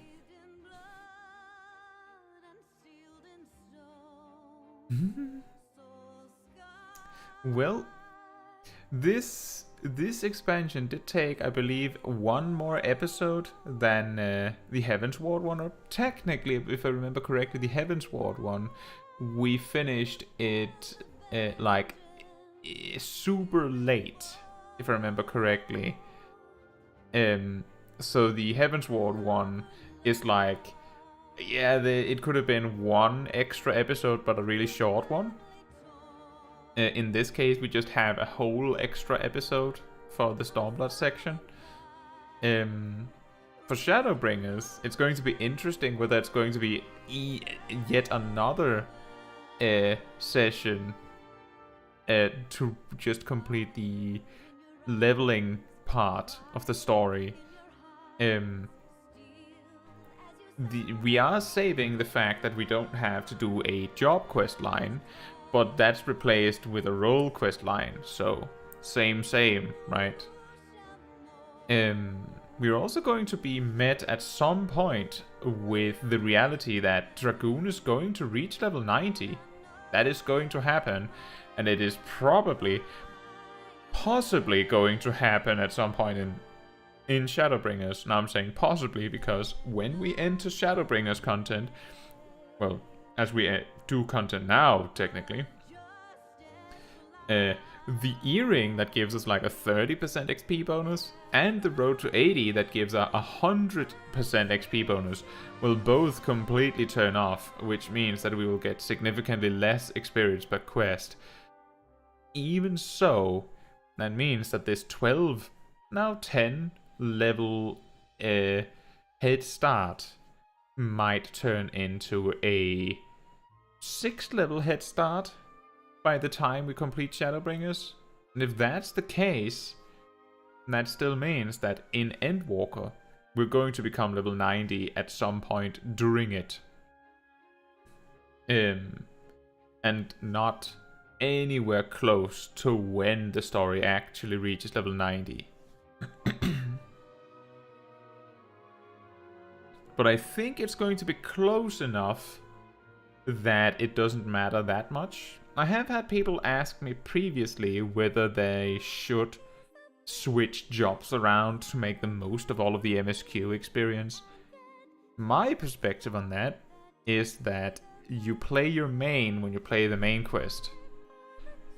If you're not playing your main when you're playing the main quest because of efficiency reasons, then how can I say it?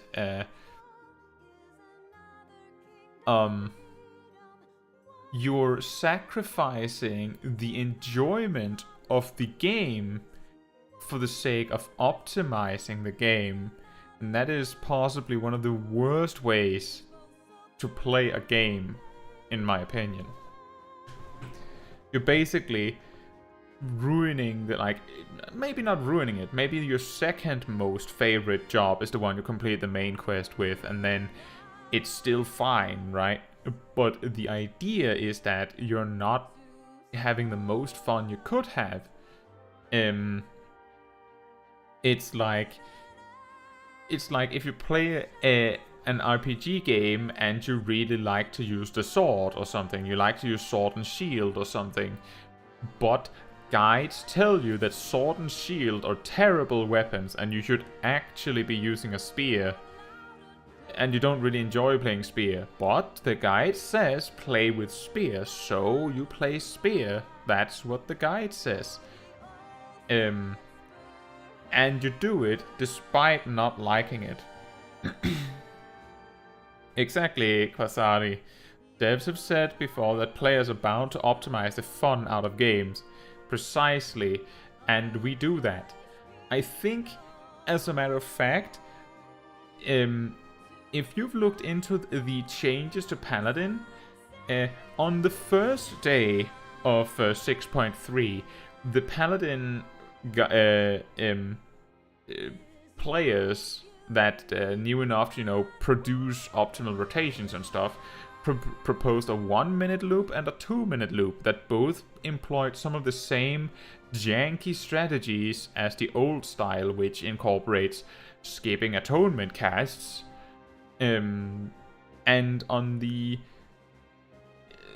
morning, or rather on the midnight of the second day, midnight second day, so rather midnight night of the second day or morning of the third day, a rotation was discovered that, now, you might be shocked, but it is believed that the optimal rotation for Paladin is literally almost exactly the most obvious thing you could imagine. Do your rotation. Use your cooldowns when they're there. Basically, Paladin has been reworked to a position where there is nothing to optimize the fun out of. The devs have reconstructed the job in such a way that there are no tricks. There are no tricks to pull. There's nothing left. You can only play the job like this. Like, you can do it poorly, but the intuitive way to play the job is like pretty much there. It's right there in front of you. Because if they had made it in any way that you could do any shenanigans, then players would have. 100% players would have, optimized the fun out of Paladin again. And that's just one example. But precisely, another game example that I had that experience with, actually, was when I played Monster Hunter Rise when it came out on the Switch. So just Rise, not its expansion. I played Gunlance, because from Monster Hunter World, I loved playing Gunlance. Very defensive weapon, very safe weapon. I loved playing it. It was so fun for me. Might not be fun for everyone, but I loved it. I played it in Rise, only to find that not only was Gunlance really bad, like it was the worst performing weapon in the end game. It scaled the worst, so that meant that it was not only worst now, it was already on last place. It was only going to fall further behind everyone else. Which ultimately caused me to quit playing, because I didn't want to play any of the other weapons. So instead of saying I don't mind, I'll just do the best I can with my favorite weapon, I just stopped playing the game altogether. Now, part of the reason why I wasn't motivated was also because I was just going to play the game again when it came out on PC, which I did. But when it came out on PC, what I did differently was that I played Longsword because smart people said that it was the best weapon. So why would I play anything else? Well, I played it and didn't like it. So I switched weapon a lot. Switched through nearly every single weapon in the arsenal, but explicitly not Gunlance, because as you remember, Gunlance was bad. So why would I choose bad? I kid you not, I completed the story with Gunlance. At the end of the day, I completed the story with Gunlance because it didn't actually matter to me at the end of the day that Gunlance was the weakest. Now, in Monster Hunter, things like third-party tools are allowed, which meant that I had the ability to observe that I was in fact not the weakest player in most multiplayer hunts that I did, which motivated me to, go, well, you think that Gunlance is the worst, but I disagree. Watch me perform. I am a good player, so it doesn't matter whether I use the best or the worst weapon. I will play Gunlance because that's what I'm best at. I don't need to optimize the fun out of this. And Kasadi says, I thought of Monster Hunter too. Well, I didn't play online that much because no one else had the game on Switch, but I have heard there was a lot of optimizing the sets. Yeah, exactly. A huge problem that has, I would say, almost infested Monster Hunter is that is optimizing builds. Why would you take a defensive skill that would help you survive better when you could choose one that makes the enemy die faster? And you might say that sounds silly, but genuinely, players that get hit all the time will choose these, you know, super maximized DPS style rather than one with more defensive skills because they want the strongest build. But all of these skills are in the game to make it easier for you. If you are having a hard time dealing with monster roars, you choose earplugs. If you don't want to deal with the debuffs that the monster gives you when you inevitably get hit because you're not a master, you're not a speedrunner, or maybe you are, but most of us are not speedrunners. Those defensive skills are incredibly helpful. The entire thing that drew me to Gunlance is ironically how badly Gunlance scales with all these offensive skills. I don't need that many skills to maximize my damage because I scale poorly with the rest of them, which means that I have like 50% of my skill space, you could say, to put in resistances to the enemy, put in extra defense, put in defensive skills like evade extender so I can dodge further. All of these things that make the game easier, makes it easier to win, and I have the choice between doing like 0.1% more DPS over the course of the fight, or taking 5% less damage when I get hit. Like, if you get hit and you have to drink a potion, you're losing like 10-15 seconds of uptime. But if you have defensive skills that mean you don't have to drink a potion after getting hit once, then it means you can get hit twice before you have to drink a potion. That's way better! That's way better! And the same applies in Final Fantasy XIV.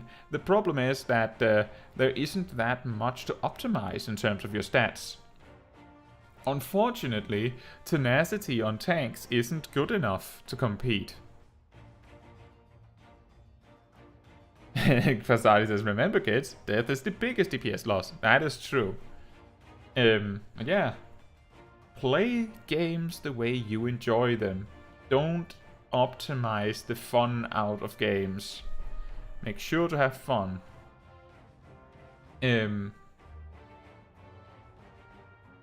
Whatever that means for you is what I'm getting at.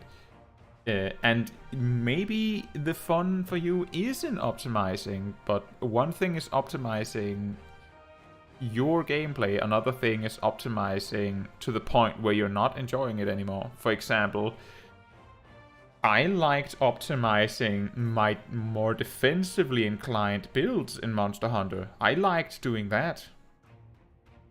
What I didn't like was saying, well, the best weapon is not the one I'm using.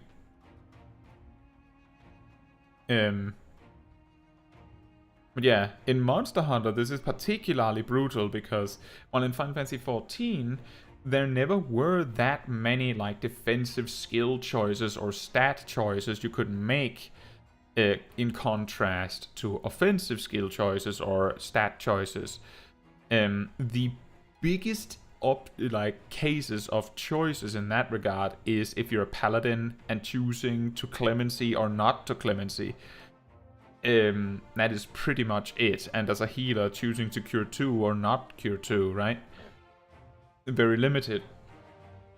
But in Monster Hunter, there's a massive amount of these. A huge amount. And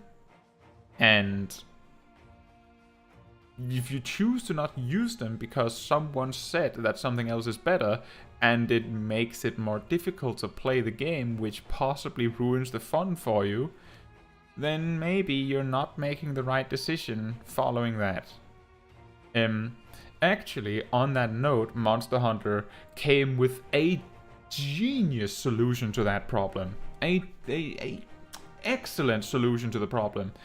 In World, the random drops in the endgame were decorations, which meant that you just needed the correct decorations to copy the build from everyone else. In Rise, you get randomly generated amulets. While you can optimize these by getting, you know, close to the best one, and you can just choose one with only offensive skills on it, the probability that there is some utility skill or some defensive skill on it that you will just also take and maybe later find out that you really like is high. It makes it high. It gives a much better chance that people will choose to give the defensive skills a chance because they're packaged with the offensive skills, and because you cannot get the perfect build. The probability of you getting the perfect build is really small because of it. And later, when they expanded on the optimization in the endgame, they made it so that you can add extra skills and extra stats to your gear, but they come with like some sort of detriment in addition to, like, maybe you get an extra bonus skill on your gear, but also you have 10 less defense now. Just as an example. But now, again, the genius is that these are also randomly generated. It took people like a week to figure out the formula, so good on them, I guess. But it again means that you're going to be told by the geniuses that know what is best, what the best build is. But because the probability of you getting that is really small, most players will be forced to optimize what they have instead of what they could have. There isn't really an example that compares in Final Fantasy XIV, but let's say if materia were randomly generated, like the amount of stats would always be like 36 on a materia grade 10, but the stats on the materia were completely random, then let me just say a 36 critical hit materia would be worth millions, possibly, because of the probability of rolling that being so small. But if they worked like that, then when you were just in the materia melding section of gearing, you would suddenly be more inclined to, you know, make do with what you have, instead of trying to get it perfect. If gear had slightly randomized stats, like in a Realm Reborn dungeons, you see I believe it's called Aetheric gear, the ones with the pink background on them.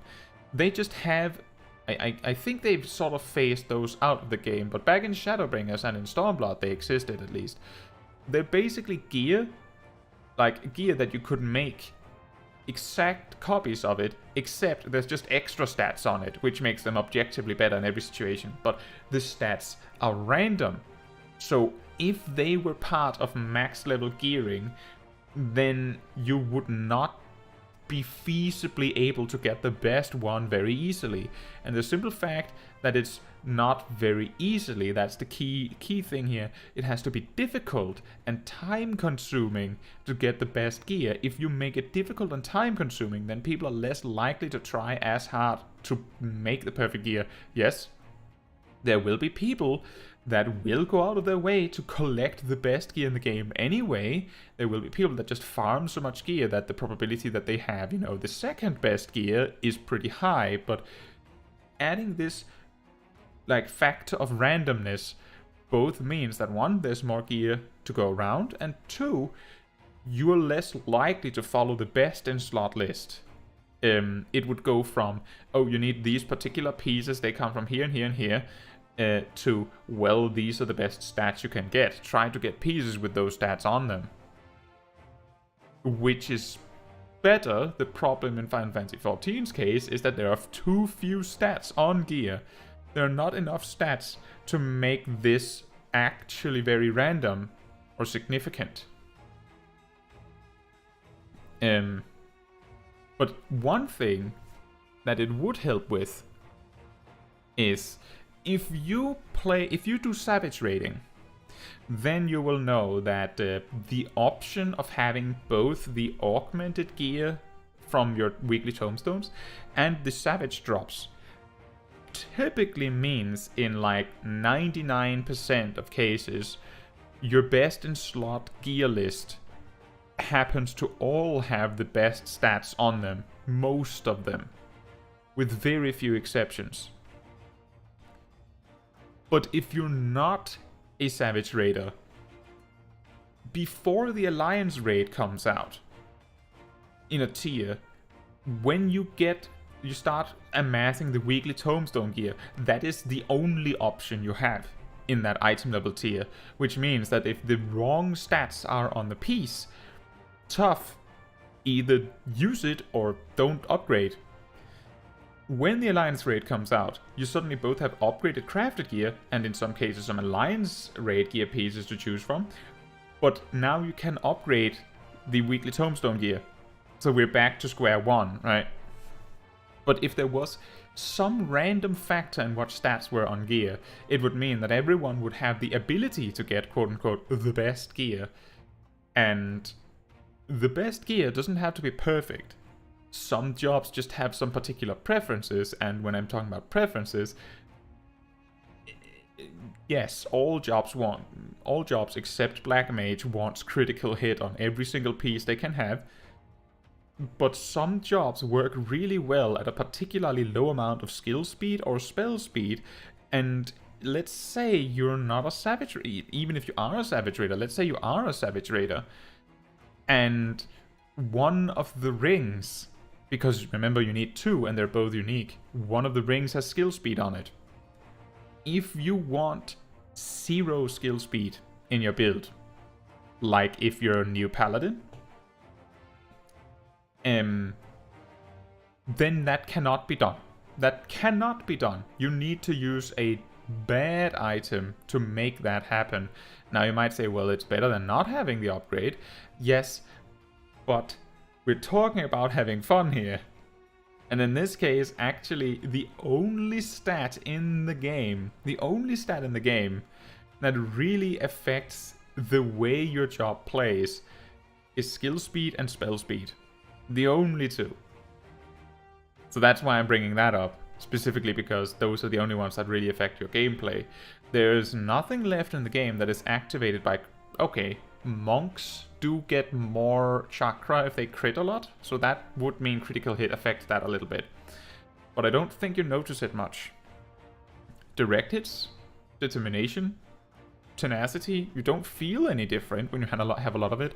Piety, you might feel different if you have a lot of it, but in most cases I don't think you can feel the difference. It's more like if you play for really in a really long fight, you might notice that you're not as low on MP as you normally would be. But in most cases you will not notice. You will not notice the difference between having no piety and a lot of piety. You will only notice when it's a problem. And it sort of goes the same with skill speed and spell speed. You really notice if you have the wrong amount. And yes, there is always a wrong amount. For example, Red Mage cares extremely much about how their cooldowns line up with Flesh and Contra 6. And if you have just a small amount of spell speed, these two abilities may drift just enough over the course of a fight. They might. I'm saying they might. If you have a lot of spell speed, which can happen, then this becomes worse. A particular example of that is that the crafted gear in the final raid tier of Shadowbringers had an obscene amount of spell speed on it, which meant that, specifically the mage one, I believe the mage gear had like a GCD of 2.37 or something like that, with no materia. Just out the box. There you go, crafted gear. And the black mages were happy, right? Because they like spell speed. Red mages not so much. I can't remember how summoners felt about it. I don't seem to recall that they cared that much about having a little spell speed. In fact, I seem to recall that they wanted enough spell speed. I think there was something like if you had a very specific amount, you could fit an extra action inside feed. No, wait a minute, that didn't matter. Actually, now that I think about it, I don't think summoners cared at all about spell speed in Shadowbringers, because you needed an absolutely ridiculous amount of spell speed to fit 2 extra actions in Phoenix Trance, Firebird Trance, and that was unattainable, and 1 extra action wasn't good enough because only every second action was particularly strong. And when I think about it, there's actually these days more cases of jobs that hate skill speed and spell speed than jobs that like it. But yeah, that is just an example. I think the key solution that the dev team is looking at is, if gear is relatively simple to optimize, there are only 1 or maybe 3 options at most, that's it, then you don't have to worry very much about gear. Keep it, like, remember, if crafted gear had random stats on them when you crafted them, then that would mean that people would never be able to get, like, they would have to wait much longer to get the best crafted gear, which means they would care a lot more about that if you used crafted gear, of course. Similarly, if raid drops had any semblance of randomized gear, then it would mean, and this is a discovery that World of Warcraft has already done for us, if there's any randomness in the equipment that drops, now not the exact what drops, but when a specific item drops, if there's any randomness in that, then you will never be able to find the perfect item, because the probability of finding the exact version of the item that you want is like 0, which means you will never finish. And part of the reason, I believe, why the community of World of Warcraft seems to be a lot more stressed, maybe a little bit more toxic, is because every minute of your game time can be used to get better gear. Every single minute, which means that every minute that players are bad and wasting your time is time that you're losing on potential gear. This is not as much a problem now, I suppose, because they've removed all of these random factors. But you could imagine that it would become the same problem here. Well, it would just be annoying because you only have a limited amount of drops. Oh, more cutscene.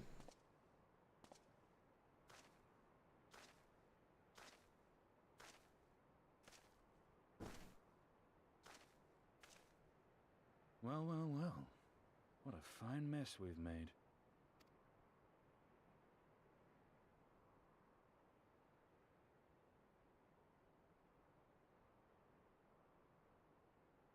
All but spent feeding that primal, eh?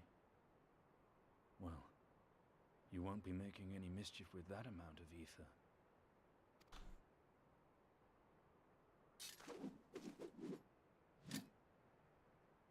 Still, better safe than sorry.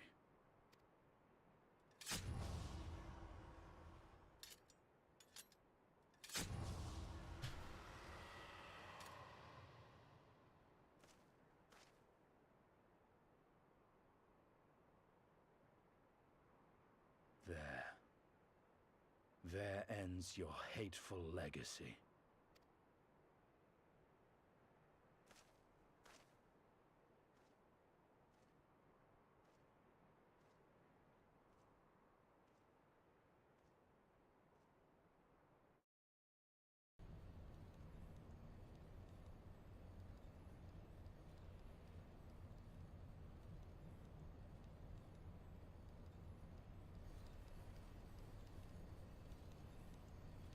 It's over.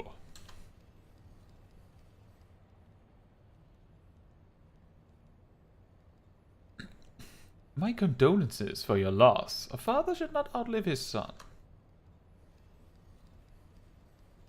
What nonsense.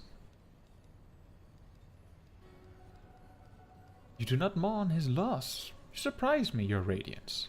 He was your son and heir, and an irreplaceable test subject. I know what he was. Monsters are not made for thrones.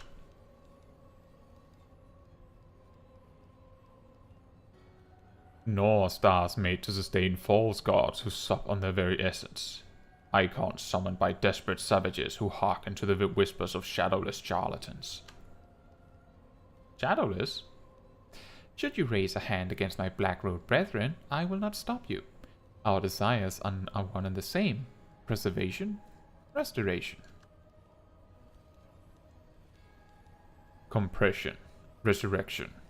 All is in service to your one true God. And when the sundered shards are made whole, will there be a place for us mere mortals?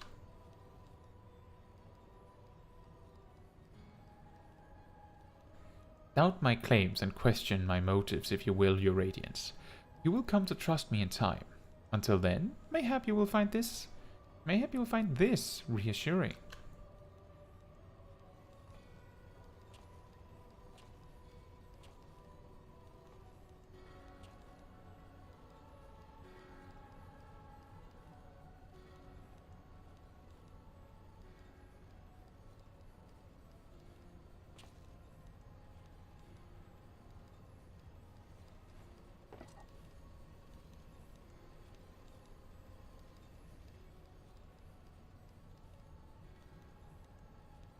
How?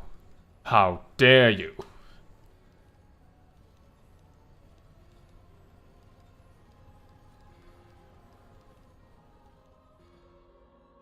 Also, why did he call him shadowless? Elidibus has a shadow. That's very ominous weather.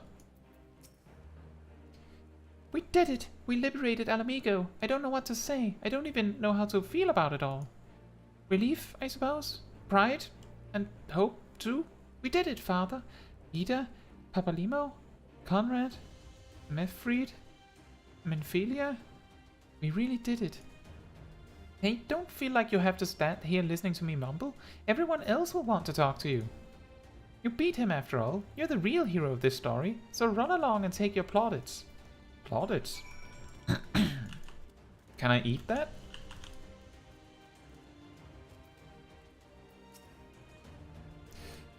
For you to best Zenos, even after he had harnessed the power of a primal, is a testament to your ever-growing strength. Not bitter to have had your vengeance stolen from you by another? There's some small regret, perhaps, but that is outweighed by the satisfaction I find in his death. I commend you, Caetsu. As should we all. Zenos was a monster and a tyrant, the man who killed my father and countless other of my countrymen. The world is a better place without him in it. I should also praise Master Alphino for his foresight and restraint. Had he not intervened, I might never have had the pleasure of being reunited with Hakro and his Lupin brothers.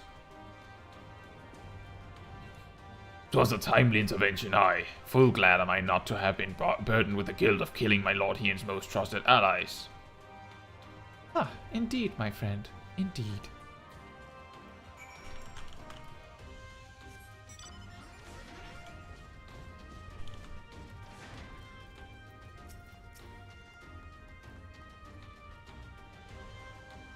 After all we've been through, I really should know better than to worry, but, as ever, the relief I felt upon finding you hale and whole in the Royal Menagerie well nigh reduced me to tears. The Warrior of Light, victorious again.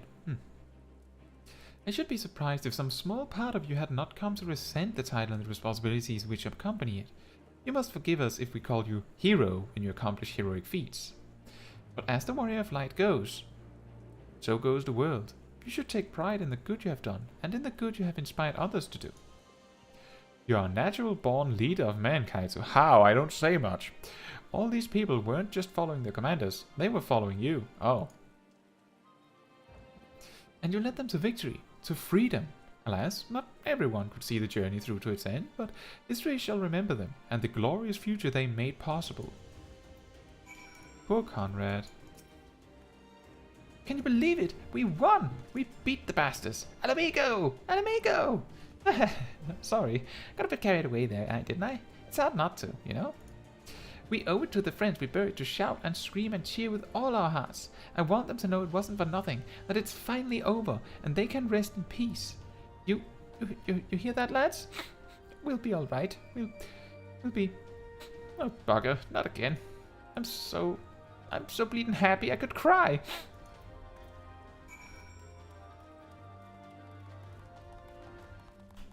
All the claps. Now that is a celebration. The hero of the hour. I suppose we'll have to add Liberator to your titles. With their commander fallen, the remainder of the 12th chose to surrender to our forces. After 20 long years, it's official. The occupation is ended. But now, the hard work starts. Though the people have had their fill of kings, there's no clear consensus on what sort of government they would prefer instead. Indeed, Father. Momentous as this achievement may be, the road which lies before us is no less uncertain than the one we have walked. Aye, aye. Yet, if we can overcome 2 decades of operation, I have no doubt we can find a way forward. Thank you, Caetsu, for helping to make this dream a reality. And back to Lys.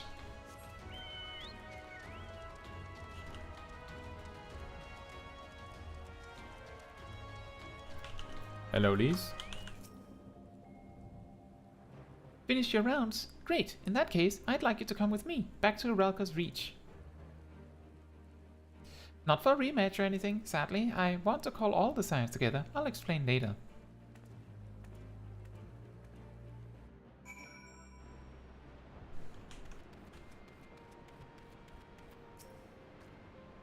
I don't even know where to begin.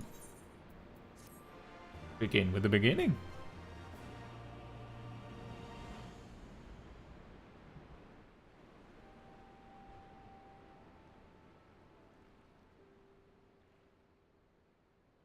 We've been through a lot together, haven't we?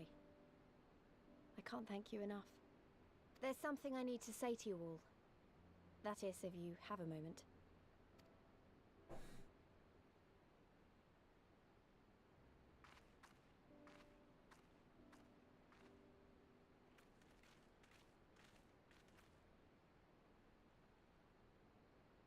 Good.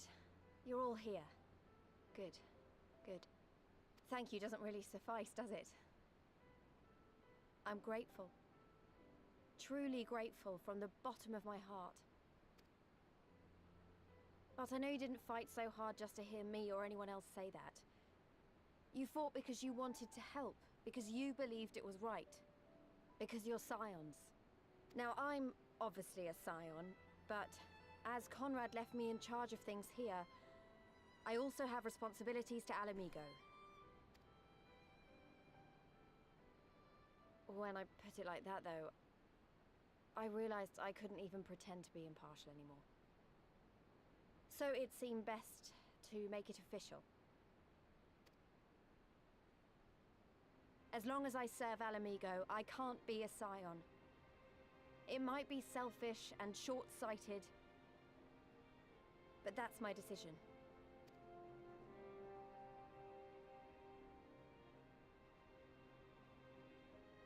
Am I to understand that you summoned us all, some of us still nursing wounds, to hear this? Oh, I didn't, Forgive me, Lys. 'Twas but a jest.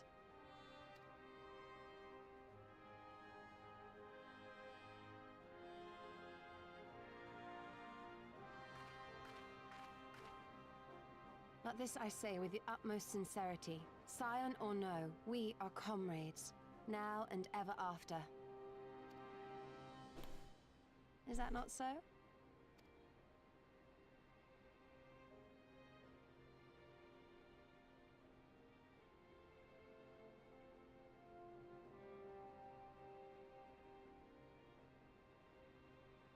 There you have it. Come what may, you may count on us in your hour of need. We shall never refuse you. Stola? Oh, gods. I swore I wouldn't cry.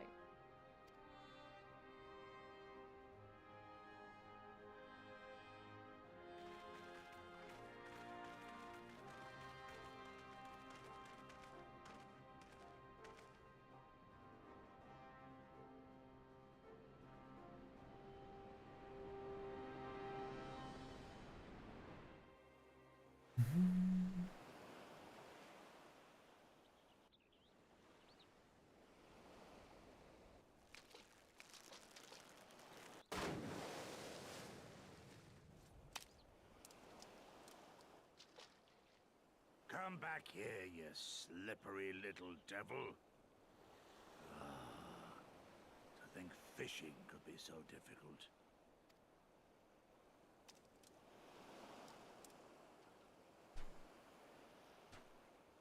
What greater proof of a man's lingering mortality than an empty belly?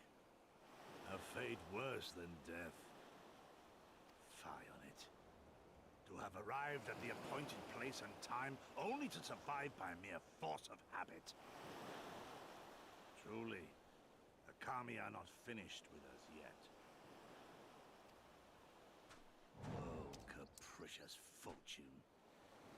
How you test me with this wretched soul.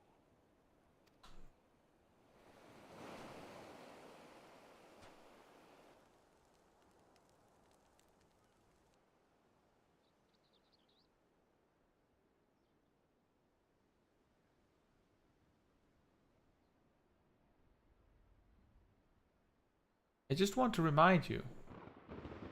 Never mind.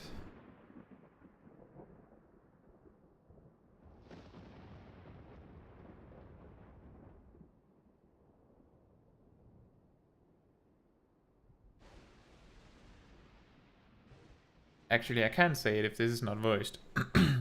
The first time we meet Gosetsu in the story at all, he's hungry with an empty belly. I think it's just a nice artistic detail here that he's reintroduced. Hungry with an empty belly again. This is indeed the work of either Shinryu or Omega. And since there's undeniably something down there radiating a massive amount of energy, which cannot very well be the late Viceroy's lab dragon, yes, I think we have our suspect. Well, this is a mess of our own making, so it falls to us to clean it up. It won't be easy, but is it ever?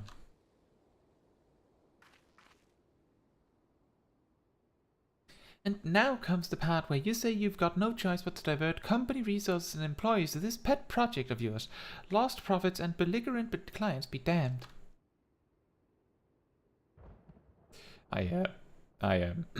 Financial considerations with notwithstanding, you have to admit there is an unquantifiable benefit in giving our people the opportunity to study such advanced technology.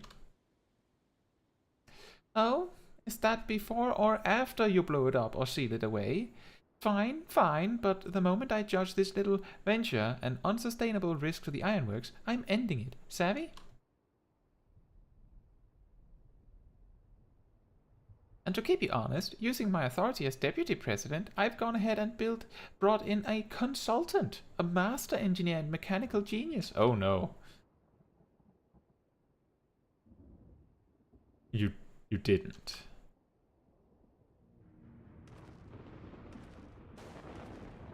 Thunder strikes. Nero is back.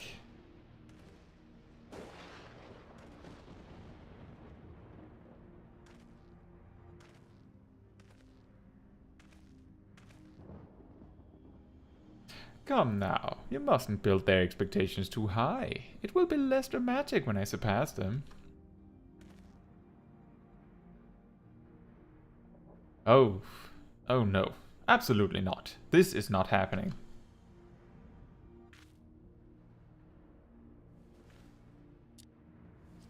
Nice animation. Nero Tolskeva, eager to begin his first day as a loyal member of the Ironworks team. Looking forward to working with you, Garland.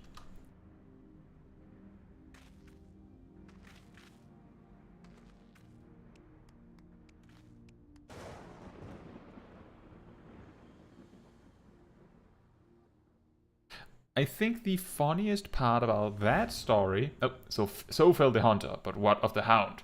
So rose the children, but what of the father? I think the funniest part is that you learn at the end of the Omega story that Nero was a huge loss in money. Like, he was the most expensive part of this entire venture. Which is a really ironic twist when Jesse specifically wanted him there. Let me just pick up this quest. And then we will look into rounding up this stream.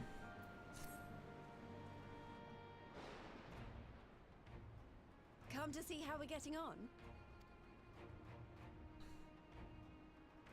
We've made good progress since we took back Alamigo, but there's one big issue we still have to address.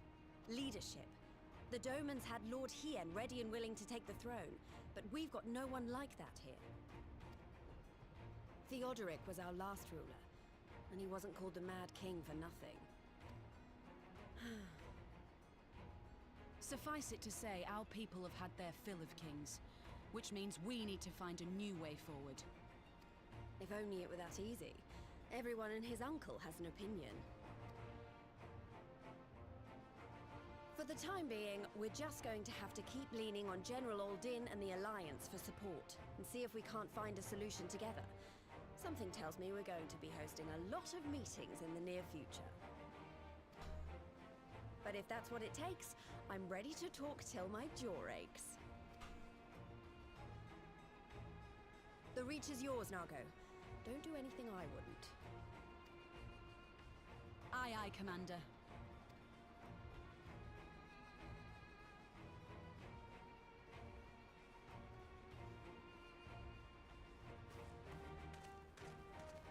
Ah, there you are. I've been searching all over for you. But don't worry, it's nothing bad. That said, this might not be the best place to talk. Will you join me?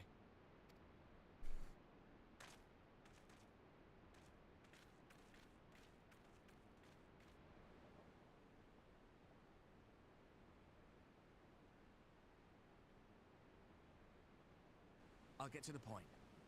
Might you be interested in a spot of adventure? After all, we were adventurous before we were scions, were we not? After routing the Imperials and liberating Alamigo, I reckon we've earned a bit of respite, don't you? And what better way to spend it than by returning to our roots? So, what say you? Shall we call on Alphino and go adventuring?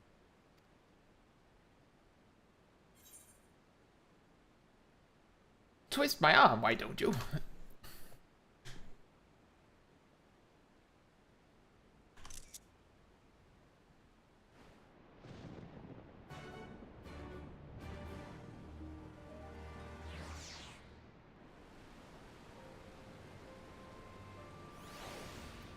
Perfect. I'll take a picture with you, Arenwall. Now, if you could be a little taller, that would have been... a little less tall, that would have been perfect, but sure. Just stand there.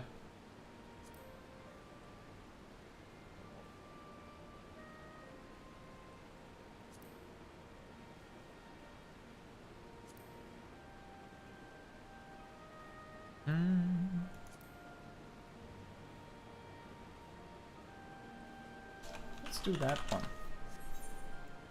I don't think we've used this one in a while, at the very least.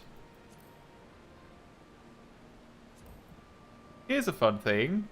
I was not super happy with this change where you can perfectly exactly choose the color, because I like to make them all the same, such that we can land, like, have completely white light, which I prefer. It was easier when there was just like a limited set of color options. Now that you can choose anything under the sun, it's a little harder to get it exactly the same.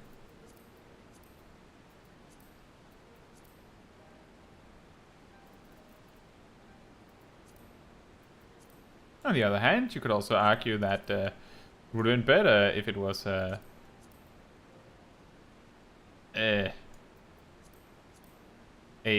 little bit less white light.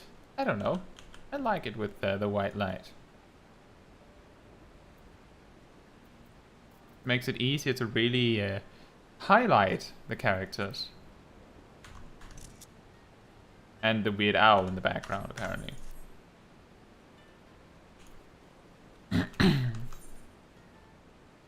Well, where should we go? To Ul'dah, I suppose. Where's our return location? Still Ul'dah. Perfect. Well, that does mean that that leads us to the end of the stream. I will take another picture. And then we will be sort of ending the stream. So that if there's anything anyone would like to talk about in the stream before we round off, this is the time. As usual. Other than that, I would like to remind you that in the top of the chat there is a link to the Discord for the YouTube channel. So if you would like to hang out with the people that you may have seen in the streams, that is a good place to do that.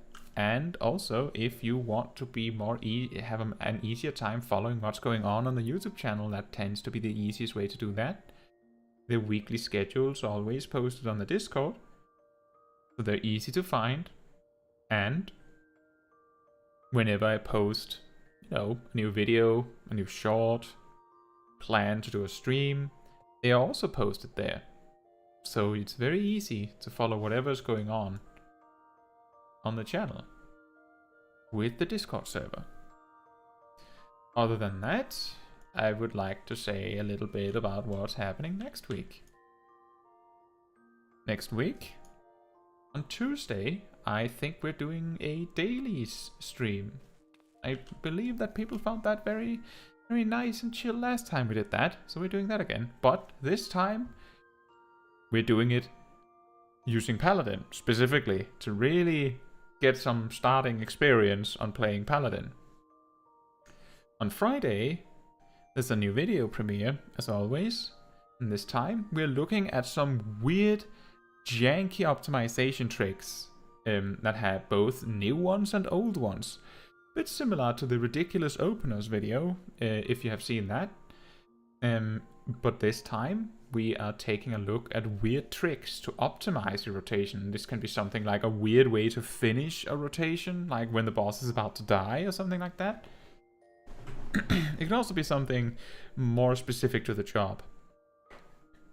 And of course, Saturday, we jump straight into the post-game of Stormblood. Now, whether we can finish 2 patches worth or 1 patch worth is up for debate, but if we can finish 2, then we'll be done with the post-game of Stormblood within 3 episodes. If not, maybe 4.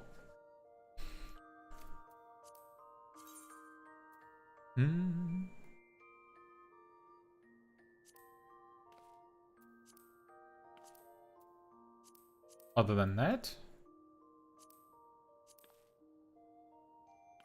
I think we have everything in order. I just need to take this picture, which we will use for the schedule.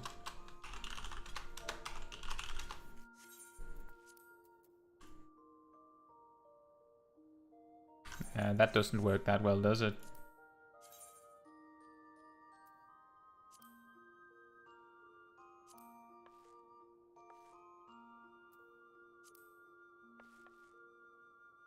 Been a while since we used that one. Let's use this one.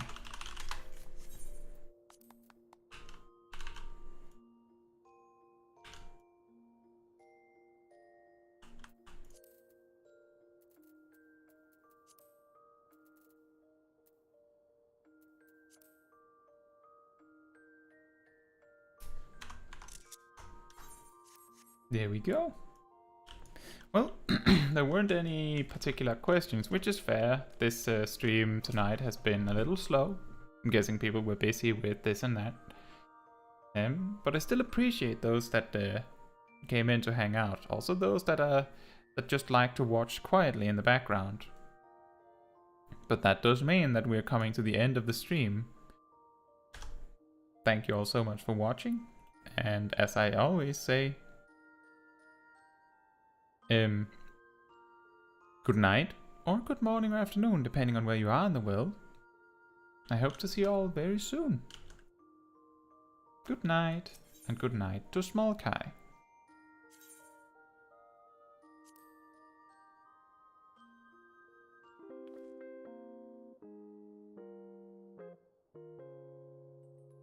Good night.